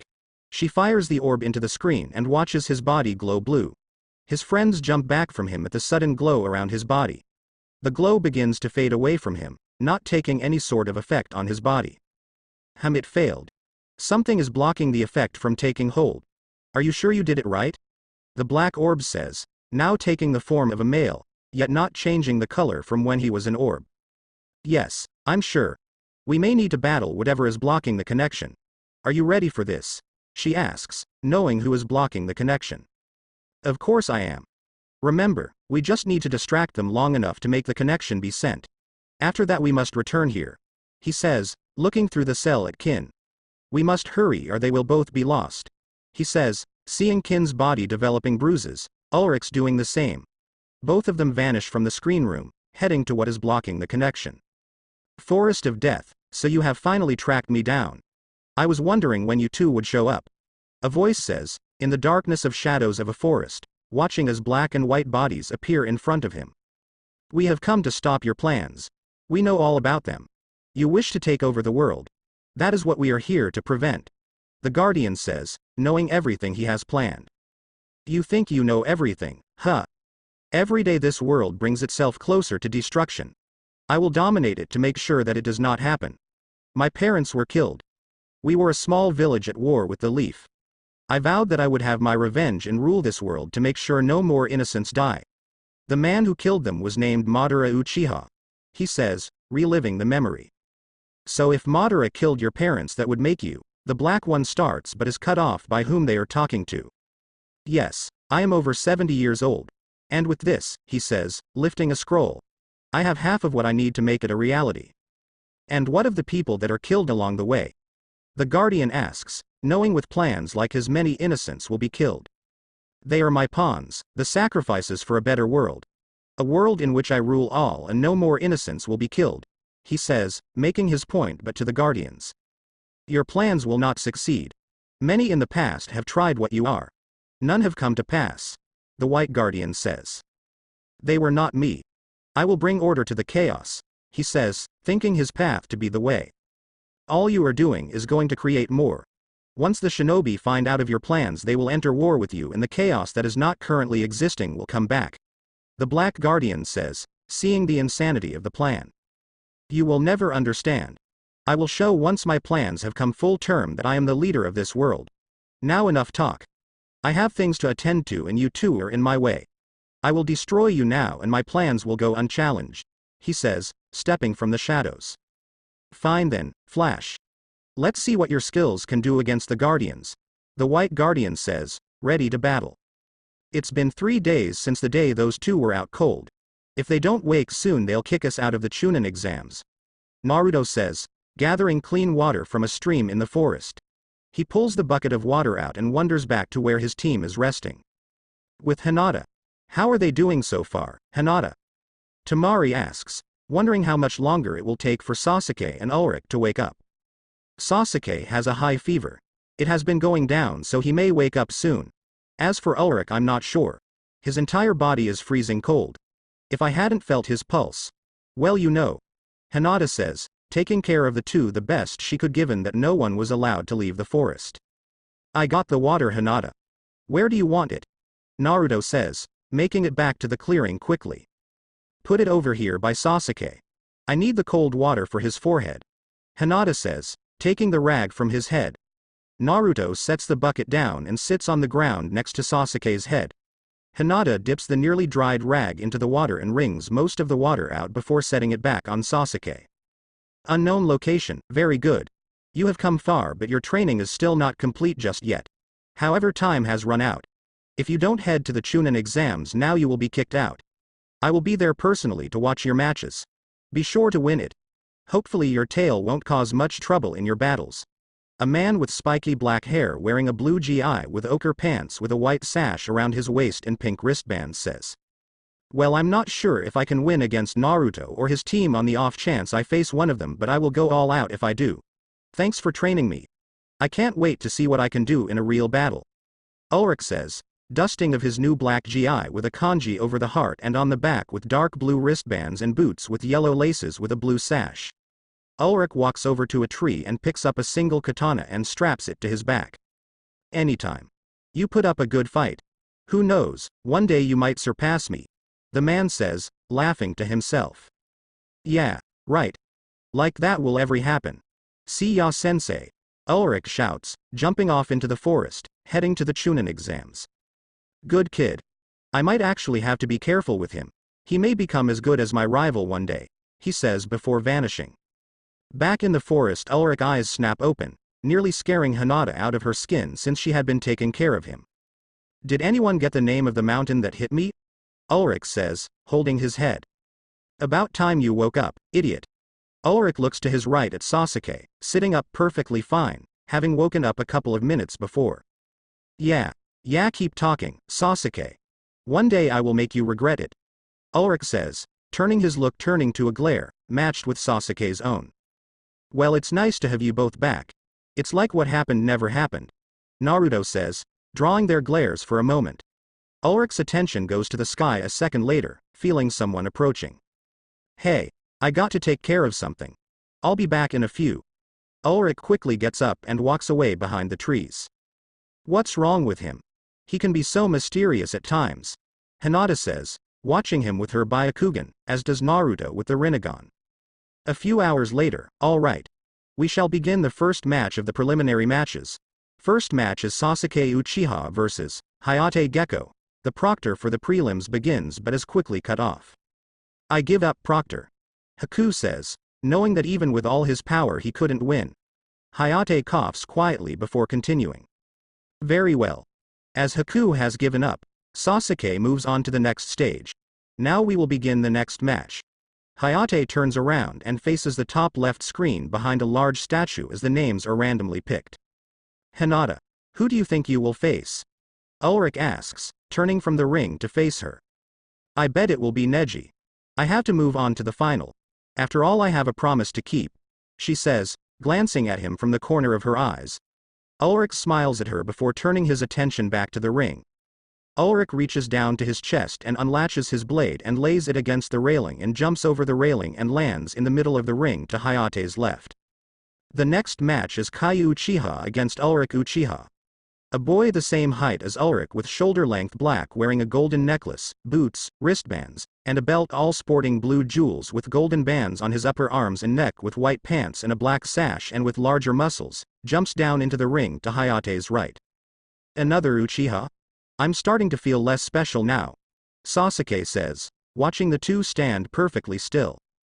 Don't worry, Sasuke. You were never that special to begin with, Naruto says, pulling off his sunglasses. You just wait until we fight. I'll crush every bone in your arm for that remark, Sasuke says, glaring at Naruto. Come on you two. The match is about to start, Hinata says, not turning from the arena for a second. Okay. If both sides are ready you may begin, Hayate says, jumping back from the battle. Both combatants stare each other down, still not moving an inch. What's going on? Normally Ulrich would have jumped right into the battle.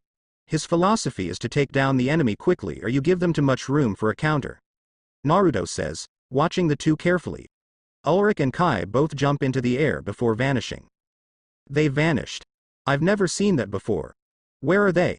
Sasuke, do you see them? Hinata says, turning to him as he tries to keep up with them. I can see them but barely. They're moving so fast my eyes can barely follow. Ulrich was never this fast when we were in the land of waves, Sasuke says, attempting to follow with his Sharingan. Both of them crash back to the ground, covered in bruises and cuts. Ulrich crages forward and strikes Kai with his elbow. Instead of being stunned, Kai flips back and kicks Ulrich's chin. Kai jumps back and stops a few feet from Ulrich. Ulrich jumps up from the ground and moves over Kai's head and spins rapidly, building up power as he falls. Kai braces his arms above his head. Ulrich slams his leg into Kai's arms, creating a shockwave from the power built up between the defense and attack. Incredible. I've never seen anything like it, Naruto says in awe of the brute force. You should be surprised. I trained him myself. He's as tough as he can be at his age. The same goes for you and your team I assume. A voice suddenly says to Naruto. He looks behind him at a man with spiky black hair and orange gi. And you are? Sasuke asks, turning to him as he leans against the wall. My name is Son Goku. I'm here to see if my student's training paid off.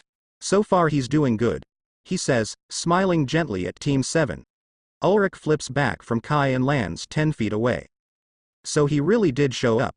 I thought he was joking. Can't be right all the time I guess, Ulrich says, watching his sensei out of the corner of his eye. Kai moves in quickly to attack, drawing Ulrich's attention to him. Ulrich moves his arm up and blocks Kai's attack. Attacking while my attention is elsewhere. Dirty Taddock, Ulrich says, staring into Kai's Sharingan with his own. Like you I take whatever opening I see, Kai says, smirking at Ulrich. Alright then. Let's go. Ulrich breaks off Kai's arm and lifts his leg, landing a strike onto Kai's ribs. Kai recovers quickly and delivers a punch to Ulrich's stomach. Both vanish once more, releasing large amounts of shockwaves wherever they clash. They'll tear the ring apart if they keep fighting like this. Where is all this power coming from? Haku says, watching as the arena ground begins to crack from the battle. You said you trained Ulrich.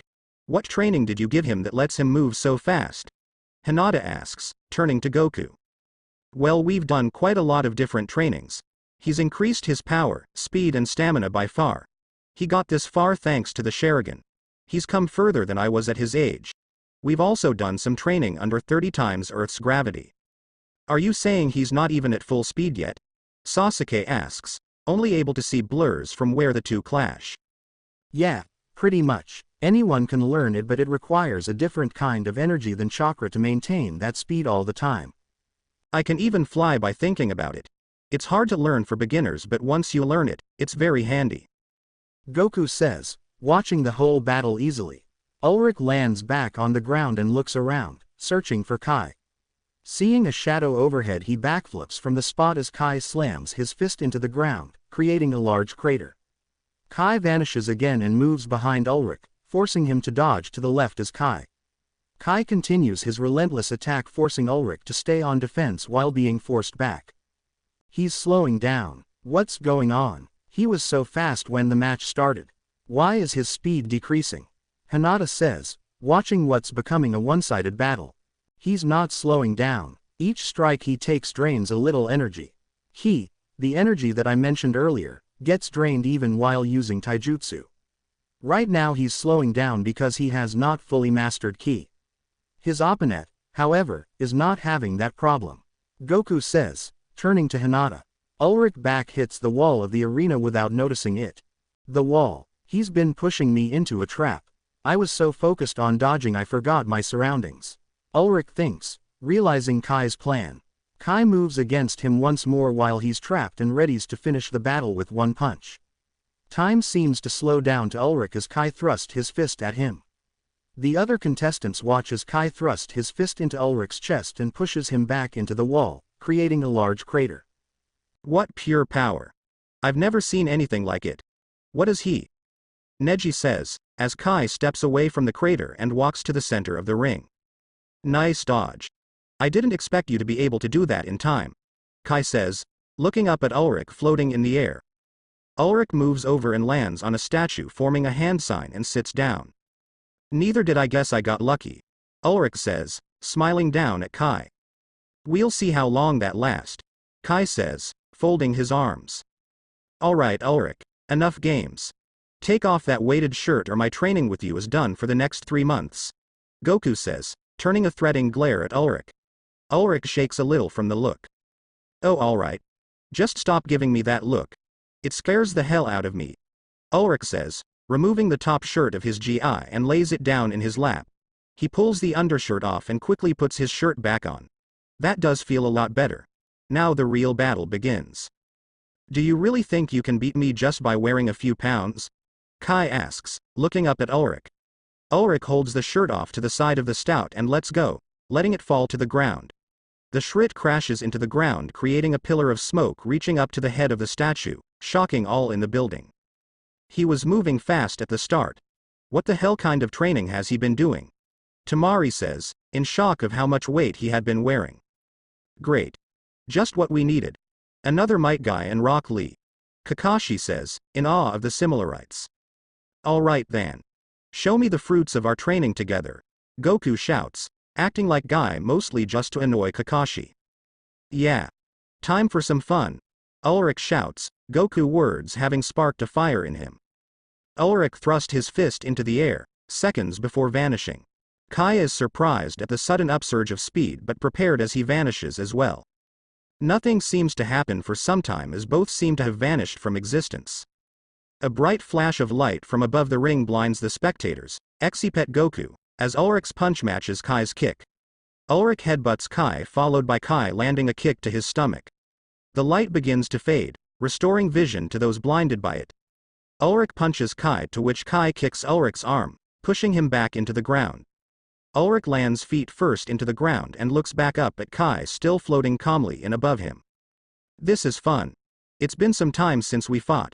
I see your tail grew back too. Good. Now I'm not the only ape-like weirdo around, Kai says, pointing to his tail behind him. He has one too. Does that mean he's from the same clan as Ulrich is? Hinata says, surprised since Ulrich told her all of his people had been wiped out long ago. You could say that. Actually, they're from the same race, not clan. I'm sure Ursa will tell you when he feels he's ready, Goku says, patting Hinata's shoulder. This has been fun. But I think it's time to bring this battle to a close, Kai says, raising his left hand to face down at Ulrich. Have you lost it? If you use that you'll destroy the whole building, Ulrich shouts, knowing what comes next. Does it look like I care about these people? Kai says, a green orb of energy appearing in front of his palm. What do I do? The only way to stop it is to counter.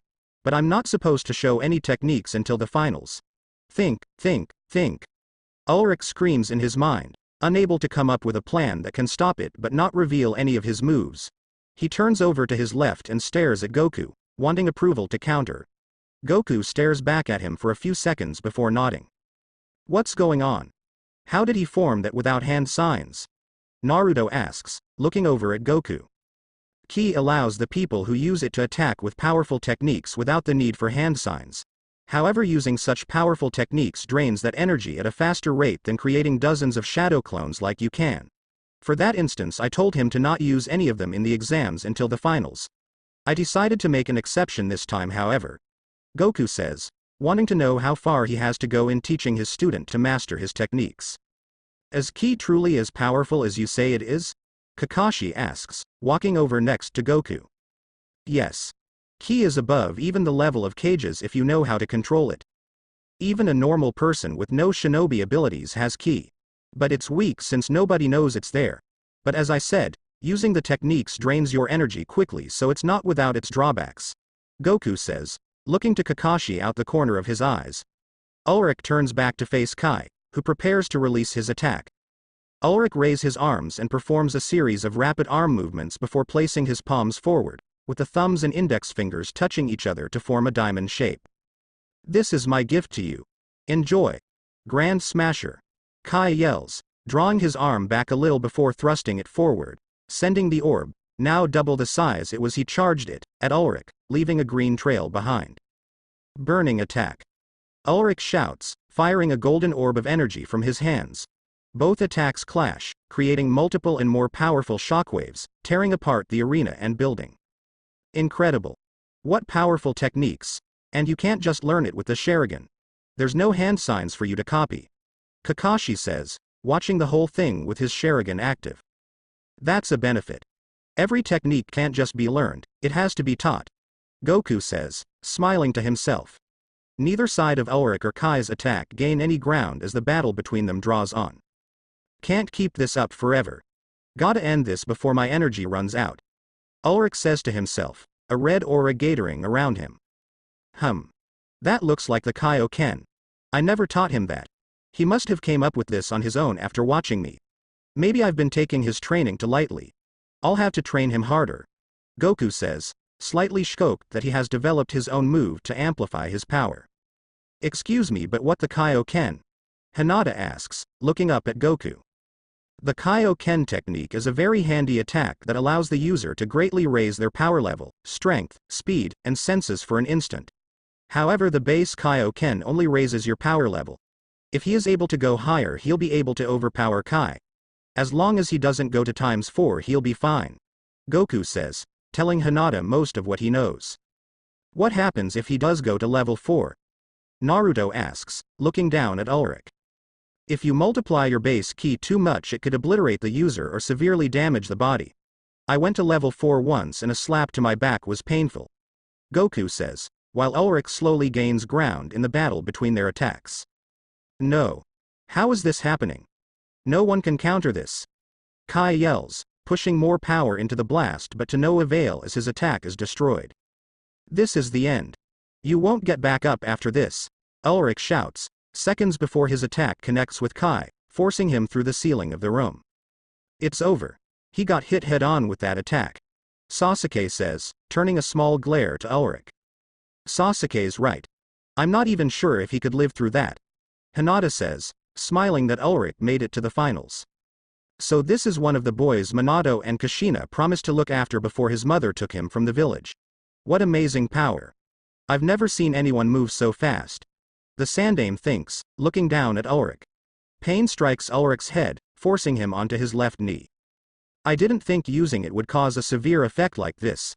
Ulrich says, pushing his body to stand up. The match is over. The victory goes to. Hayate starts but is cut off as Ulrich is sent flying past him and into the wall below the statue. Hayate looks over to where Ulrich was and sees Kai standing where Ulrich was, blood dripping from his left arm. That was too close. Had to give up my left arm to survive that. Kai says, still managing to move it despite it being severely injured. What is he? How is he still standing? Kankuro says, in shock of the fact that he's still standing let alone alive. Ulrich looks like he's out cold. I think it's finally over. Naruto says, closing his eyes. If you've got nothing positive to say, shut up. Ulrich won't go down so easily. I know he won't give up. Hinata yells at Naruto, glaring for the first time at him, shocking both Sasuke and Naruto. Ulrich may be laid back, quiet, unusual, but he's just as hardworking as anyone else. Don't go talking about how the battle is over. I don't want to heat it. Hinata yells, causing Goku to smile. She's come far from the day we first met. She's not mean or cruel now but speaks her mind without holding back. Ulrich says, thinking back to the first day they met years ago. Flashback: a young Hinata walks through Konoha, heading to the store to buy some groceries for her father and her family. However, before she can reach the store, she runs into a group of people who have been set on bullying anyone younger than them, mainly her. But seconds after forcing her to her knees to take another beating from them. A boy with dark skin and black hair down the back of his neck and more, framing both sides of his face and just above his eyes, styled to the right and wearing a black jacket and white shirt with black pants and white shoes and a brown tail poking out from a hole in the top of his pants, quickly interferes by grabbing the arm of the one preparing to hit a Hinata and throwing him back into the others, knocking them down like bowling pins. So typical of bullies. Picking on a little girl. The boy says, turning to Hinata, holding his hand out to help her up. It's nice to meet you. I'm Ulrich Saiyan. What's your name? Ulrich says, pulling Hinata to her feet. I'm Hinata Hyuga. Thank you for helping me with them. Hinata says, dusting off her clothes. It's no trouble. I've never liked bullies anyway. They pick on people and I put a stop to it. Anyway, maybe I should tag along with to make sure these guys don't come back. Lead the way. I grew up in Suna, so I don't know this village. Ulrich says, glancing over his shoulder back at the bullies who have still not fully recovered. Both of them walk off, heading to the village's store. 2 hours later, I heard about Ichiraku, but I didn't know it was going to be so good. I had eaten 30 bowls. Ulrich says, patting his stomach. Ulrich looks over at Hinata, who is looking at his tail moving around on its own. Ulrich moves the groceries he offered to carry up his arm. Do all people have tails where you're from? Hinata asks, looking up at him. Yeah. Something like that. Last I knew, my family was the only ones that were left from my people. Ulrich says, smiling down at Hinata, making her face turn red. So this is the Hyuga compound. A lot bigger than I thought it would be. Well, I guess this is where we part ways. It's been fun, but it's getting late and I still have things to take care of. Ulrich says, looking at the red sky from the sunset. Oh, okay. Thank you for the help earlier and for staying with me and helping me with the groceries. She says, a little sadness in her voice as she takes the bags from him. Am I ever going to see you again? I'm sure you will. I'll make you a deal. You participate in the Chunin exams the next time, and when we get to the final we'll have our own battle that will make cages shiver. Ulrich says, holding out his hand. Okay. It's a deal. We'll both have our very first battle at the Chunin exams. Make sure you get stronger. You know, people talk about cutting connections give far more power, but I think they're wrong. I believe that having friends is the key to gaining power. Hinata says, taking his hand. Hinata leans over to Ulrich and whispers in his ear. Hinata moves back and his cheek, her face red before turning and heading into the compound. Ulrich stands in shock, touching where Hinata ed his cheek, before smiling and turns and walks away. Flashback end. Where are you going? This battle is far from over. Ulrich says, pulling himself from the wall. I made a promise years ago. I promised to meet Hinata in TE finals of this exam. I won't lose before then. I won't. Ulrich screams, charging up a black aura around his body. This is it. His true power. I've been waiting months for him to release it. Goku says, smiling, happy that his student's true power has been brought out. What do you mean? He hasn't even fought with all his power yet. Sasuke asks, turning his attention to Goku. No, he hasn't. He's been holding back to avoid letting his temper go. His family have a history of bad tempers which normally keeps them from unleashing their full power, but now he doesn't care. He's found something that's more important than keeping his power under control, and that's the thing that matters most. Goku says, looking down at Sasuke. What's this thing he's found that given him so much power? Kakashi asks, drawing Goku's attention. The power of friendship. He discovered it years ago, but after spending so much time with a certain man he forgot what gives true power. It's not just Hinata either. Gaara, Kankuro and Temari. They are also what's driving his power. His first four friends, outside his family, are his power.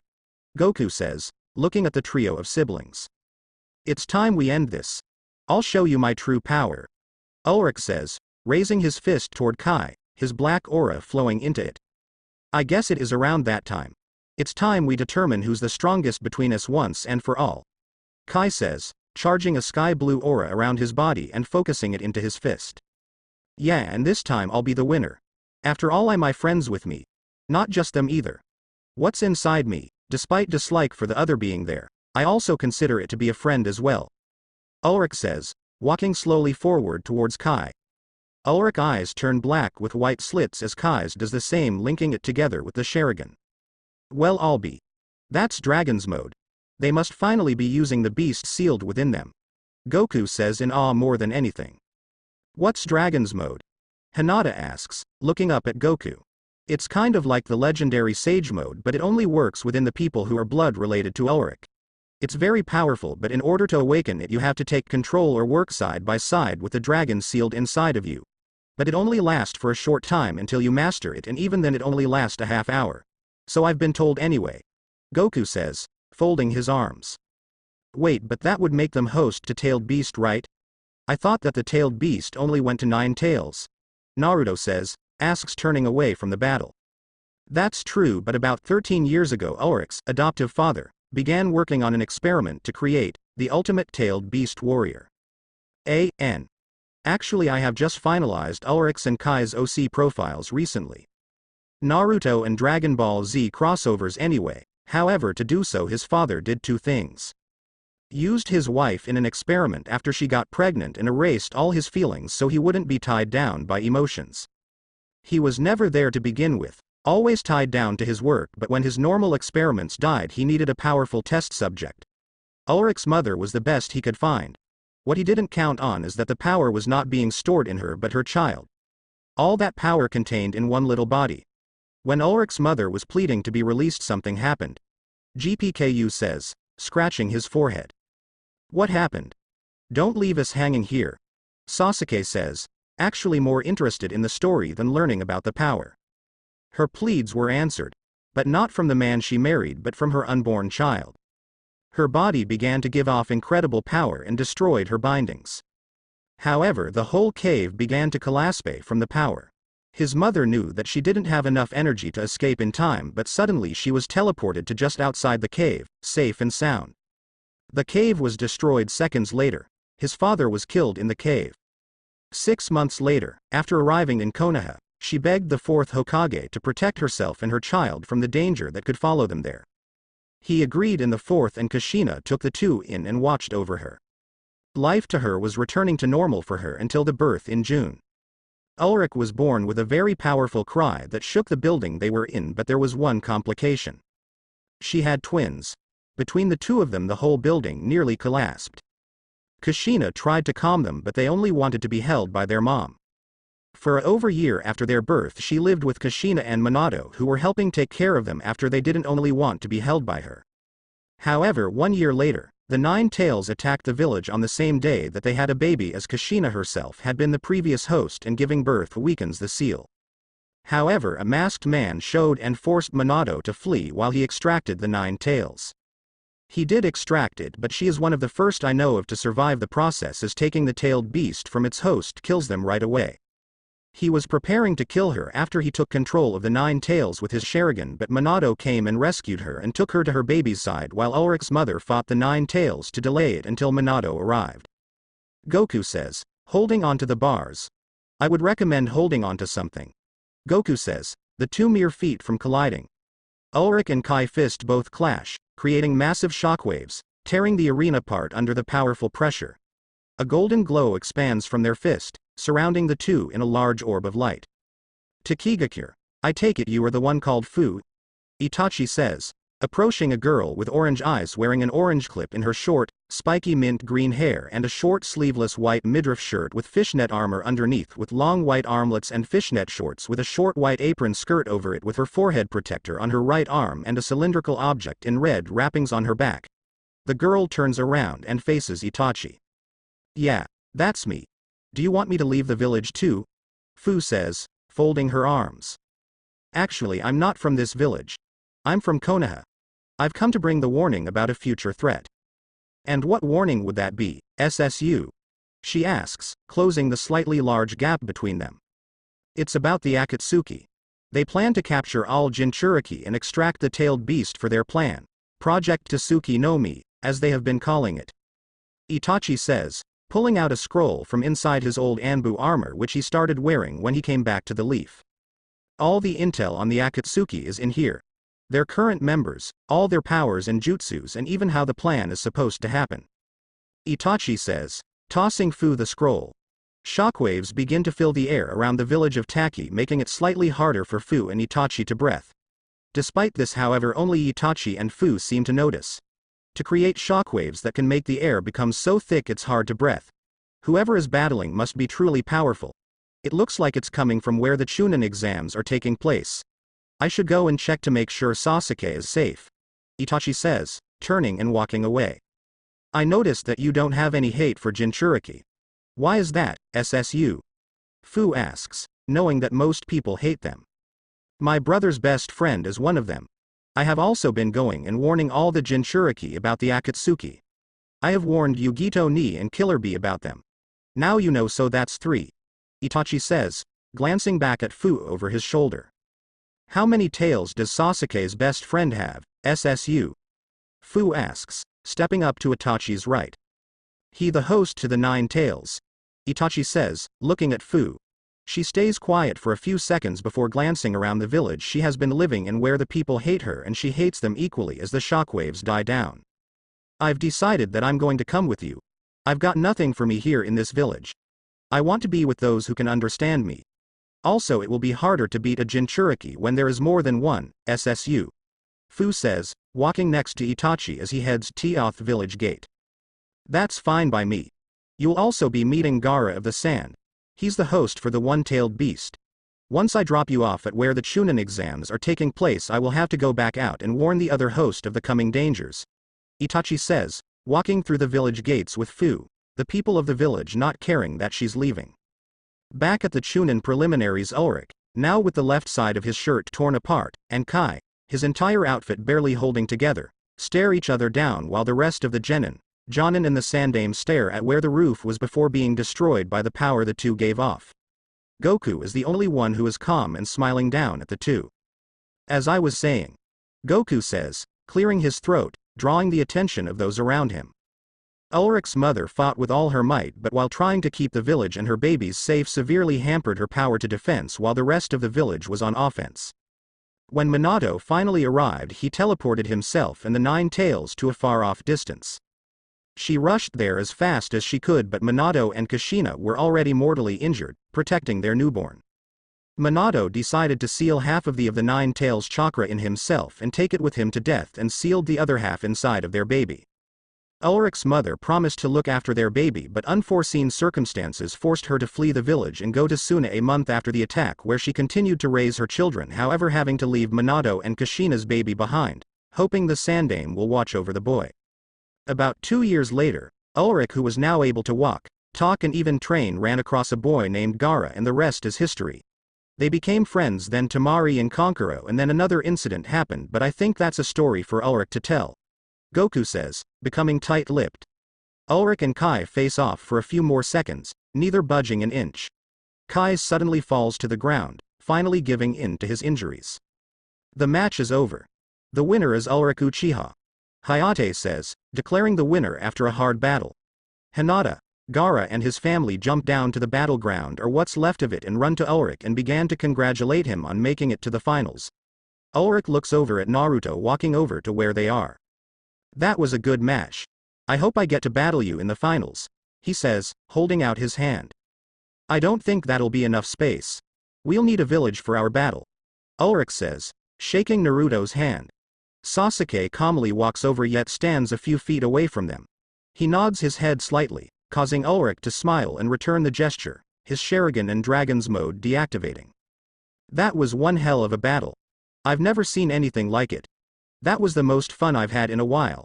Kai says, walking over to Ulrich. Yeah, it was. We'll have to do it again sometime. But somewhere with no buildings, he says, pointing to where the roof used to be. Kai holds out his hand to Ulrich, whom looks at it for a second before pulling Kai into a hug. Glad to see you're still alive.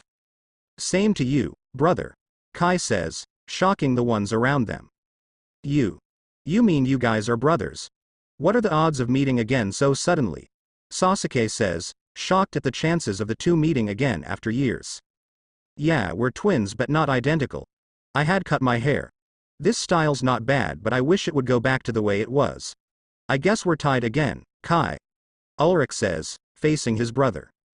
What the hell are you talking about? I'm still ahead by 2. Bullshit. The last time we fought I won and I won this time so we're even. Lying bastard. Ulrich yells, standing taller than Kai as his ki powers up. Asshole. You're the lying bastard. I so won that last round with ease. You could never keep up with me back then. Kai says, powering up and standing taller than Ulrich as he is forced down by Kai. Both stand up evenly and glare at each other. Wow. These two really remind me of two others I know. Naruto and Sasuke are just as bad as these two. Hinata thinks, looking at the fight between Ulrich and Kai continue and then at Sasuke and Naruto.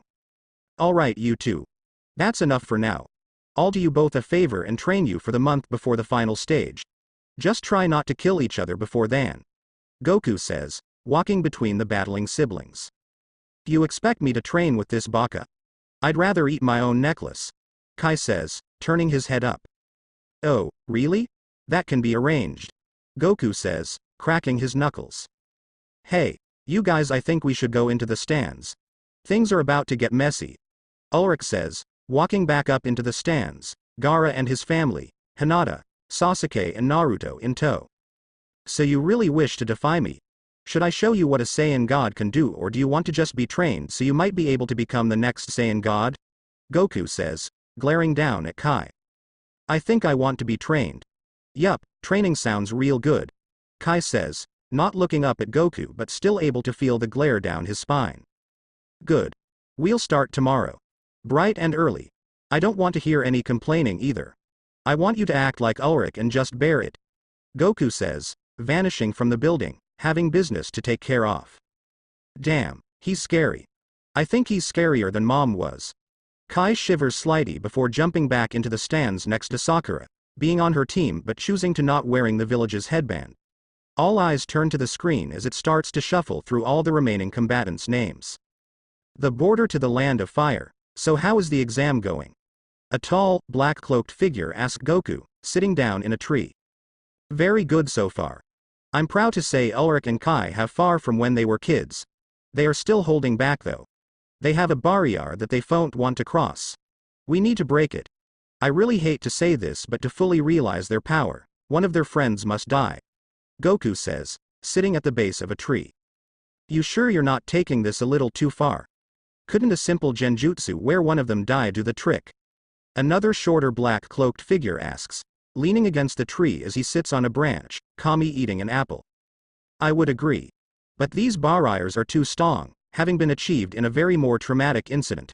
More so than when I first achieved it. But don't worry, the Dragon Balls will bring back whoever is chosen. Since this more takes on you both rather than me, who do you pick? Goku says, looking up at the second cloaked figure. Both glance at each other before nodding. Actually, I have been working on a jutsu that could make it so it feels real but deep down, so the subject does not lose control. They will realize that it's not real but up front it will feel like it. But it requires a little violence to work. The taller cloaked figure says, jumping down to the ground. Okay. That's good. Show it to me. Goku says, standing as he approaches the taller cloaked figure. Chunin exams preliminaries, the fourth match is over. The winner is Naruto Uzumaki. Hayate says, calling the battle after Kiba. A very unfortunate combatant got placed against Naruto only to be beaten easily and taken to the hospital. Naruto calmly walks back up into the stands next to his team, bumping fist with Ulrich as he passes him by. Way to go, Naruto. Oh, and way to kick Neji's ass, Hinata. I forgot to say that earlier. Ulrich says, looking over at her. Thanks, Ulrich. He was easy to beat once I hit his weaknesses. I think he learned a valuable yet painful lesson today. Hinata says, smiling at Ulrich. Easy? He barely laid a finger on you. I guess learning nearly all the Hyuga's techniques has its upsides. Haku says, looking between the two. Yeah, maybe. I'm still not completely sure if this village is all it seems to be. Something just doesn't seem right. It's like something is going to happen and it'll be one of our biggest hurdles yet. Ulrich says, rubbing his head in confusion, not being able to figure out what the bad feeling is. You worry too much. It's nice to see some things never change. Konkuro says, smirking at Ulrich's glare. Maybe you're right. I did used to say a lot about what ifs, Ulrich says, laughing with Konkuro. Hey look. It's Sakura fighting Ino. Ulrich, Sasuke, Gaara. You guys want to make a bet on who's going win? I put all I got on hand that Ino wins. Naruto says, looking at the two. You're on. I put mine that neither wins. Sasuke says, sensing that their skills are mostly even. I put my money on Sakura. I know she's going win. Ulrich says, smirking as if knowing something his friends don't. I put mine on Sakura as well. She has a powerful atmosphere around her that excels over Ino's. Gaara says, stepping to Ulrich's right. Okay, so we have one for Ino, one for neither and two for Sakura. This is going to be an interesting battle. Can't wait. Naruto says, writing down who chose which side. It's going to be an interesting one. Even I can see that. Hinata says, stepping to Ulrich's left. Hinata looks down as the battle gets underway, sneaking or so she thinks as she slides her hand into Ulrich's, causing Naruto to glare at him when he does not move his hand. Konoha Village Gate. This is the Hidden Leaf Village. This is where we'll be staying with two other Jinchuriki and their friends while we wait for the Chunin exams to end. After that we'll see what happens. I have a feeling that with our return something evil will follow and attack this village. Itachi says, walking through the gate after being cleared by the guards. It's more peaceful than Takigakure, but that's most likely because no one here knows my status, SSU. Fu says, absorbing her surroundings. A false sense of security. It's good for civilians but for shinobi is the best way to be killed. I think it is foolish to create such a thing. Itachi says, showing Fu some important areas of the village. After showing her the Hokage stone faces and telling her a lot about the fourth, they both begin to head to the area where the preliminaries for the Chunin exams are taking place. Along the way, however, they cross paths with the last person Itachi felt like running into. Danzo. Itachi. It's an honor to cross paths with you. May I ask who you are escorting around the village? Danzo asks, more blocking their path than turning to face them. It's none of your business, Danzo. Now if you would remove yourself from my eyes before I hit you with Amateurasa, that would be nice. Itachi says, activating his Sharingan, glaring at Danzo who steps to the side. Itachi continues to glare at him as they walk past him. You should know this, Itachi. I have eyes everywhere in this village. Step out of line once and all you, your brother and his friends' heads. Danzo says, watching Itachi stop walking. And you should be warned that if you make a move on us, Konoha, regardless of our agreement to protect it, may become filled with the bodies of shinobi. I killed the entire Uchiha clan. That's when I was alone. What would happen if Naruto, Sasuke, Hinata, Ulrich, Gaara and his siblings get involved? Don't ever threaten me, my brother or his friends again, Danzo. I'll make sure it's the last thing you ever do. Are we clear? Itachi says, each word oozing pure hate. That's a fine agreement. For now. We'll see how long our peace can hold. Danzo says, walking away. Did you really kill your whole clan, SSU? Fu asks, the two beginning to walk off. Yes, I did. It was under his and the village's elders that I did it. If I didn't, they would have killed everyone. I was able to, but I couldn't kill him. Itachi says, walking into the forest of death. You mean Sasuke? Fu asks, following close behind. That's right. I was able to kill my mother, the one who gave birth to me, and my father, who helped give me life. But I couldn't kill him. Besides, I apparently didn't kill everyone. Ulrich is an Uchiha himself. He fooled the others, but I can tell another of my clan by a glance. Itachi says, allowing himself a small smile. Chunin exam preliminaries, alright, that concludes the final battle of the Chunin exams. The final exam will take place 1 month from today. The matches are as follows. Hinata says, raising a roster with the remaining names on it. The first match is Ulrich Uchiha versus Hinata Hyuga. Both of them smile at each other, feeling how intense the battle will be. The second match is Sasuke Uchiha versus Gaara. The third match will be Kankuro versus Shino Aburame. The fourth match will be Shikamaru Nara versus Sakura Haruno. The fifth match will be Toshiro versus Tamari. The sixth match will be Naruto Uzumaki versus CMPT Iznatsanat. Hinata says, lowering the roster. Naruto glares at Ulrich once more as the group quickly gather around. You know, I really didn't think I would make it to the finals, but I'm glad I did. Sakura, the newest member of their group, says, standing next to Sasuke. Ulrich feels a pair of eyes on him as Hinata steps between the two. Ulrich stares back, his face not showing much emotion besides looking tired, much to Naruto's irritation. I can't wait to see how the finals go. I bet it will be the best one ever seen. Kankuro says, standing next to his sister and brother. We'll give them a show that'll make their jaws drop. Gaara says, smiling lightly. Naruto and Ulrich continue to stare at each other as if they only have hate for each other. Ulrich, can I talk to you? Naruto says, walking away, followed by Ulrich. Both of them turn to face each other outside of earshot of the others. What's wrong with them? They look like they're about to fight. Kai says, watching the two look at each other. He activates his Sharingan as Sasuke does the same, so they could read their lips and know what they are saying. The rest of the people begin to leave besides the group. If looks could kill, yes, they would be doing right now. Something must have happened that we missed. Sasuke says, the group watching the two talk. Ulrich, I really don't care what kind of friendship you have with Hinata. I want you to stay away from her. Naruto says, glaring up at Ulrich, who is a few inches taller.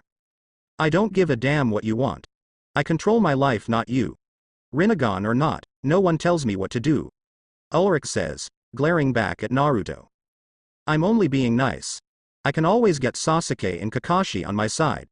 Naruto says, stepping closer to Ulrich. Attack me. I dare you.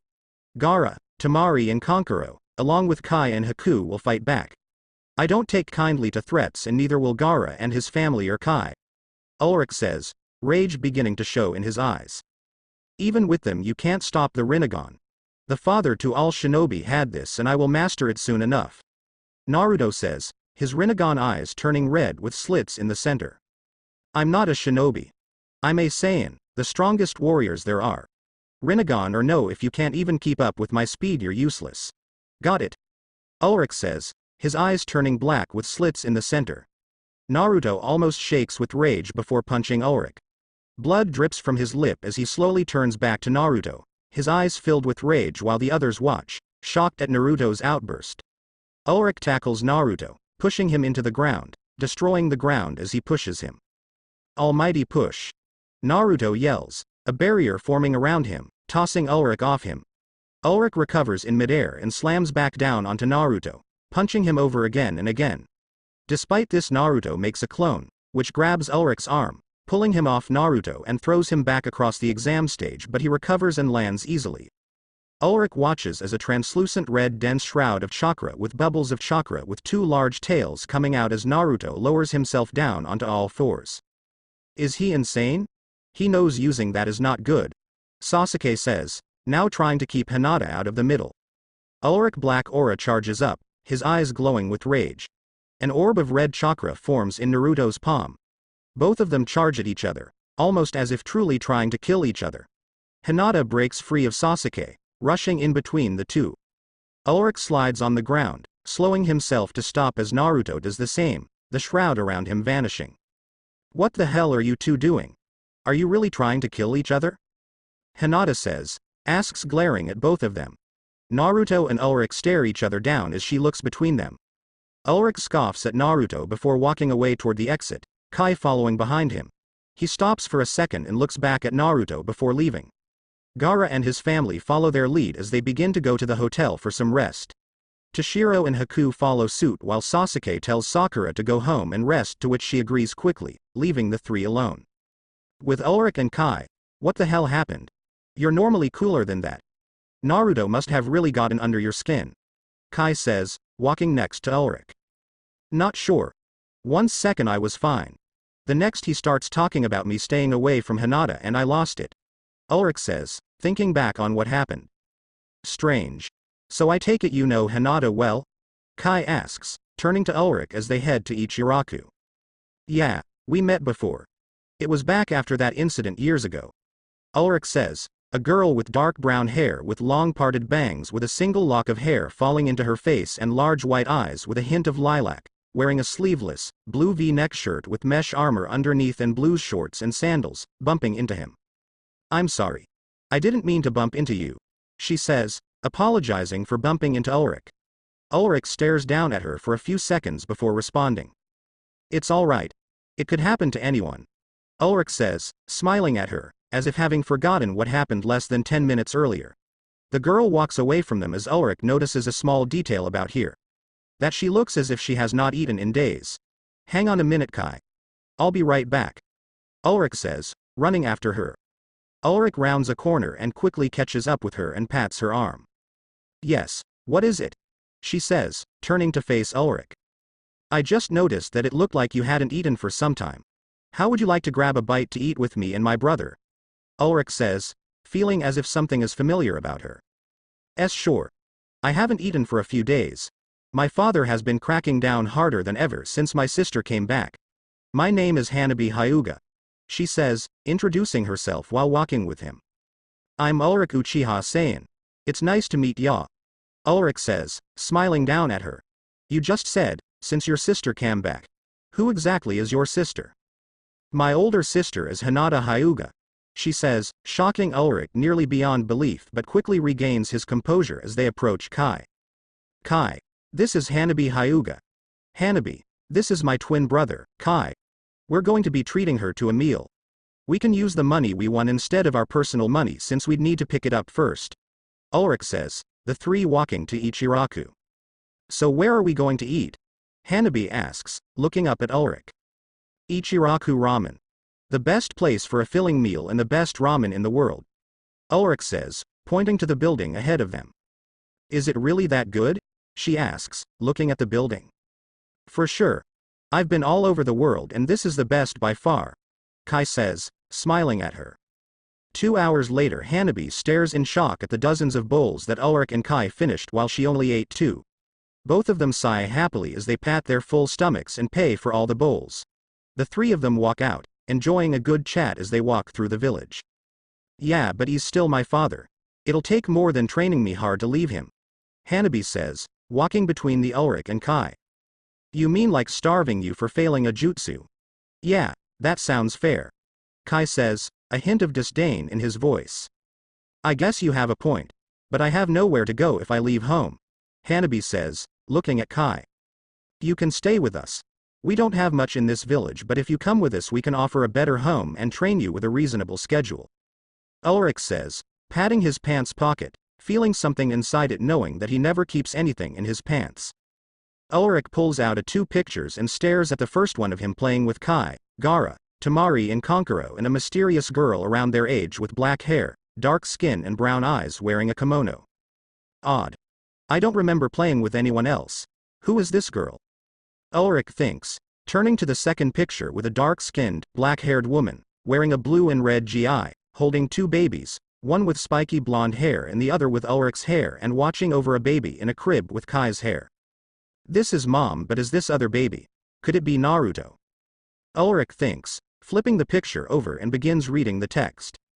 If you were red, then you got into a fight with Naruto. I just thought that these would be show how long ago you two were together. I raised you to never fight with friends unless it was for fun. You were always lazy and had no ambition for anything besides playing with Gaara and his family.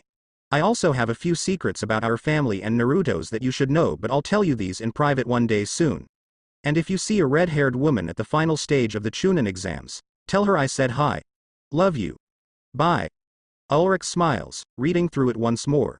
He quickly tucks the pictures back into his pockets as the sun begins to set.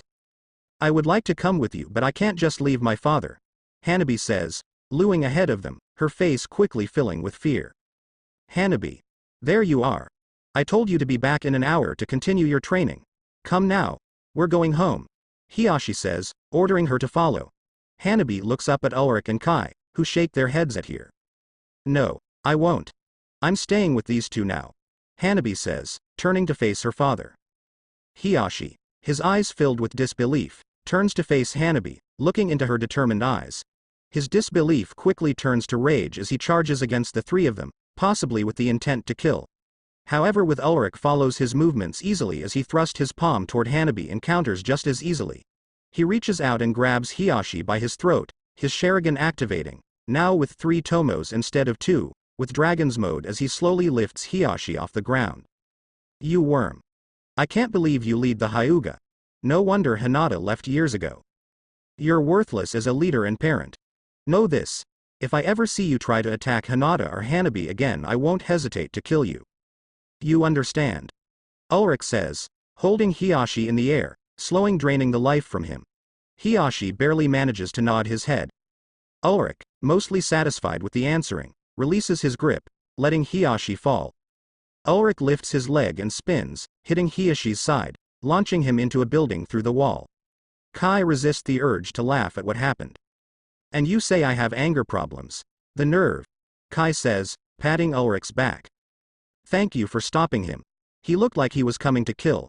Hanabi says, walking back between them as they continue walking as if nothing happened. No problem. I needed to teach him a lesson anyway. Ulrich says, looking ahead of them as Naruto and his team along with Itachi and the newcomer Fu walk toward them. Kai looks to his left as Gaara and his family come from the left and Toshiro's team comes from the right, all of them stopping at the 4-way intersection. Itachi is the first one to speak up and break the heavy silence over them. It's nice to see you again, Ulrich. I see you got into a fight. Itachi says, noticing a small amount of blood on his tip of his fingers. We're here because Naruto has something he wishes to tell you. Naruto walks out, Ulrich and Kai doing the same, along with Gaara and Fu. I just wanted to apologize about what happened earlier. I don't know what happened. Naruto says, stopping a few feet away from Ulrich. Ulrich says nothing as he stares at Naruto. Silence once more befalls them while the two stare each other down. Ulrich raises his hand and holds his fist out to Naruto. Accepted, Ulrich says, letting a small smile grace his face. Naruto looks at him in surprise before bumping his fist against Ulrich's, a small bolt of lighting jolting from their arms to their fist. Both of them finally realize something about the other, the fact that they are both host to something filled with hate. Kai, Gaara and Fu join in, bumping their fist against Ulrich's and Naruto's. It's nice to see everything worked out, Sasuke says, letting go of the smile he had been holding. Ulrich. Kai. I see you guys were having a good time. Enjoy it because tomorrow we'll be training at first light. Goku says, having seen everything since Ulrich, Kai and Hanabi left Ichiraku. Man, come on. Why at first light? It can't wait until after dawn. Ulrich asks, turning to face his teacher. Nope. We got a lot of work to do and only a month to get through everything. So go home and get some sleep. This goes for all of you. I expect to see some great matches when I come to the 3rd stage. Goku says, walking off. Ulrich and Kai follow behind him. Hanabi looks past the group at Hinata, staring her down. Hanabi, come on. Our training starts tomorrow and that means yours does as well. Ulrich says, looking over his shoulder at them. Hanabi quickly smiles at Hinata before running to catch up with Ulrich. Gaara begins to follow their same path, seeing as the hotel is that way. Toshiro, Haku, Zabuza and Fu follow behind them, all of them staying at the hotel since none of them have a home in Konoha. Naruto and his team smile, watching their receding figures before heading back to Naruto's home. 3 days later, miles from Konoha, come on. Let's go, Ulrich. Hanabi says, standing in a wasteland that was once a forest, cheering Ulrich on in his training against Kai. What? No love for your other brother? Kai asks after being slammed into the ground in front of her. No sorry. Hanabi says, shurging. That's cold. Kai says, before being caught in battle with Ulrich once more. Maybe you should focus on the task at hand and talk later. Hanabi says, turning to Goku as he walks up next to her. They've come far for sure. Pretty soon they'll remember their true power. Then they'll be ready for what comes next. Goku says, watching the two battle in midair. What do you mean? Hanabi asks, sitting down on the ground. Oh, nothing. Just rambling. Goku says, realizing he had said more than he intended. With Team 7, Naruto calmly meditates as he sits in the forest where their team battled Kakashi in their first survival exercise, while Sasuke and Hinata both battle each other while Kakashi watches over them. That's very good. If you both keep that up, you'll move through the final stage easily. Kakashi says, knowing that taijutsu skills and forms are nearly flawless. Sasuke and Hinata both turn their gaze to Naruto as he doesn't move an inch. He's been like that for 3 hours. He's never meditated this long before. Hinata says, thinking something strange is going on. Something is wrong. You think he's still upset about punching Ulrich? Sasuke asks, not taking his eyes off Naruto. I don't think so. I think he's trying to figure out why he lost control. Hinata says, turning to Sasuke. Anyway, we still got our own training to do. Let's run the form again. Sasuke says, both of them preparing to fight Kakashi next. 2 days later, outside of Konoha, up at the crack of dawn again. How did you take this for all this time, Ulrich? Kai asks, rubbing his eyes. I just knew that a big punishment would await the moment I started to disobey or complain, so I keep it to myself and do what I'm told. Ulrich says, leaning against a tree. I've heard of the looks he can give off. I think Ulrich has the right idea. Hanabi says, leaning against the same tree. I'm so glad you agree, Hanabi. Because it's time to see if you can do what Ulrich does. Goku says, walking out of the village with a girl around Hanabi's age wearing a red belly-bearing t-shirt, an orange bandana on her head, with chains on her right side of her gray pants, and fingerless gloves.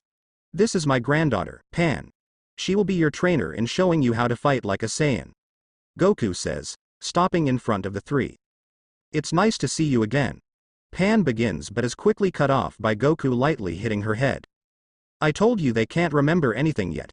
I'm hoping that your presence can help them recover more memories, since the same thing happened when Ulrich was back in the second stage and remembered when he first met Hinata. Goku whisper in her ear as she rubs her head. It's nice to meet you. I'm Pan. She says, recovering quickly and introducing herself to them. Ulrich and Kai look at each other before turning their gaze to Pan, causing her to sweat some. It's nice to meet you too. I'm Ulrich. This is my brother Kai and our sister Hanabi. Ulrich says, smiling as he pushes off from the tree and turns to face her despite lying through his teeth about Hanabi. It's nice to see you guys will get along just fine. Goku says, clapping his hands together in front of him. I got something special planned for you and Kai today, Ulrich, which is why Pan is here to make sure Hanabi learns our style of fighting and doesn't get bored. Goku says, walking away with Pan behind him, heading to the wasteland that Ulrich and Kai created. The three look at each other before following their lead. At the wasteland, okay. Now we'll start your special training.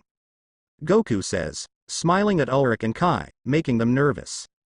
Before either has a chance to react, Goku vanishes and, being taller than them, reappears in front of Kai and hits Kai's head with his own, forcing Kai to the ground, knocked out from the sudden attack. Ulrich moves forward and jabs at Goku, who vanishes again. Ulrich turns around quickly to attack where Goku is at, his Sharingan allowing him to follow his movements despite his speed. Goku thrust his fist at Ulrich, striking his jaw, throwing him into the ground from the force. Don't worry, Hanabi. I only knocked them out. They'll be fine, but in order to awaken and remember their past, they must experience pain one more time. Goku says, noticing Hanabi preparing to attack despite the large difference in skill. I wouldn't challenge him if I were you. Besides, we have to start your training. Pan says, forcing Hanabi's attention and head to face her. Your first training will involve learning to fly. Since you already know about chakra and energy, teaching you this shouldn't be too hard. Pan says, grabbing Hanabi's arm and pulling her away from Ulrich and Kai while Goku watches over the two. Site of the Chunin exams final stage, 1 month later. All combatants, the final stage of the Chunin exams is about to begin. Hayate says, the people in the crowded stands cheering as the final stage begins. Wow. I didn't think there would be such a big audience. Ulrich says, his hair having grown out like Kai's but stiked to the right in a group of strands instead of separate. The hair of the cool boy in Pokemon Battle Revolution without the hat. Ulrich turns looks on the other side of the line at Naruto, who is just smiling away. He sure is grinning hard. Did he really master the Rinnegan? Ulrich thinks, Watching Naruto's eyes, Ulrich begins to scan the stands quickly, sensing a powerful energy from someone. His eyes stop on light-skinned boy around his age with long spiky black hair reach NG to his mid-back with short bangs framing his forehead, wearing a golden necklace, boots, wristbands and a belt with blue jewels with Holden bands on his upper arms and neck with white pants and a red sash. Damn. It's Brawly. How is he still alive? And he actually looks calm. Ulrich thinks watching as Brawly stares down at him. Ulrich turns his head to the other side stadium and looks at Kai, Goku, Pan and Hanabi all smiling at him. He turns his head a little higher and notices a woman with fair skin, violet eye and fiery red hair framing both sides of her face with a black clip that parts it to the left, the traditional Konoha shinobi uniform for Jonin. That's... I don't believe this. Kushina. My mom told me about her but I thought she died shortly after having a baby because of the 9 tails. If she's back something big must be about to happen. But I see what mom meant about her. She is beautiful. Ulrich thinks, staring up at her. Kai follows his eyes and his jaw almost hits the go-round as Kushina waves at him. He looks at Ulrich in shock whom is fighting the urge to burst out laughing at him. The first match is about to begin. Ulrich and Hinata, you both stay down here. The rest of you can wait for your matches up there. Hayate says, pointing out a small area to his left under the stands for the spectators. The others begin to head to it as Ulrich and Hinata both stand across from each other. Looks like we made it. We're about to fulfill a promise made years ago. Hinata says, stepping into the traditional Hyuga stance. Yeah. Let's make this a fight that no one here will ever forget. I'll be going all out so don't hold back. Ulrich says, moving his legs apart just slightly and holding his arms at his side. Orochimaru thinks he can fool me but I see him up in there with the Hokage pretending to be the Kazekage. What's your game this time? Ulrich thinks, letting his eyes look up at the Kazekage for an instant. If you are both ready you may begin. Hayate says, the first match of the Chunin exam finals beginning. The end. Now we will see you in the next video.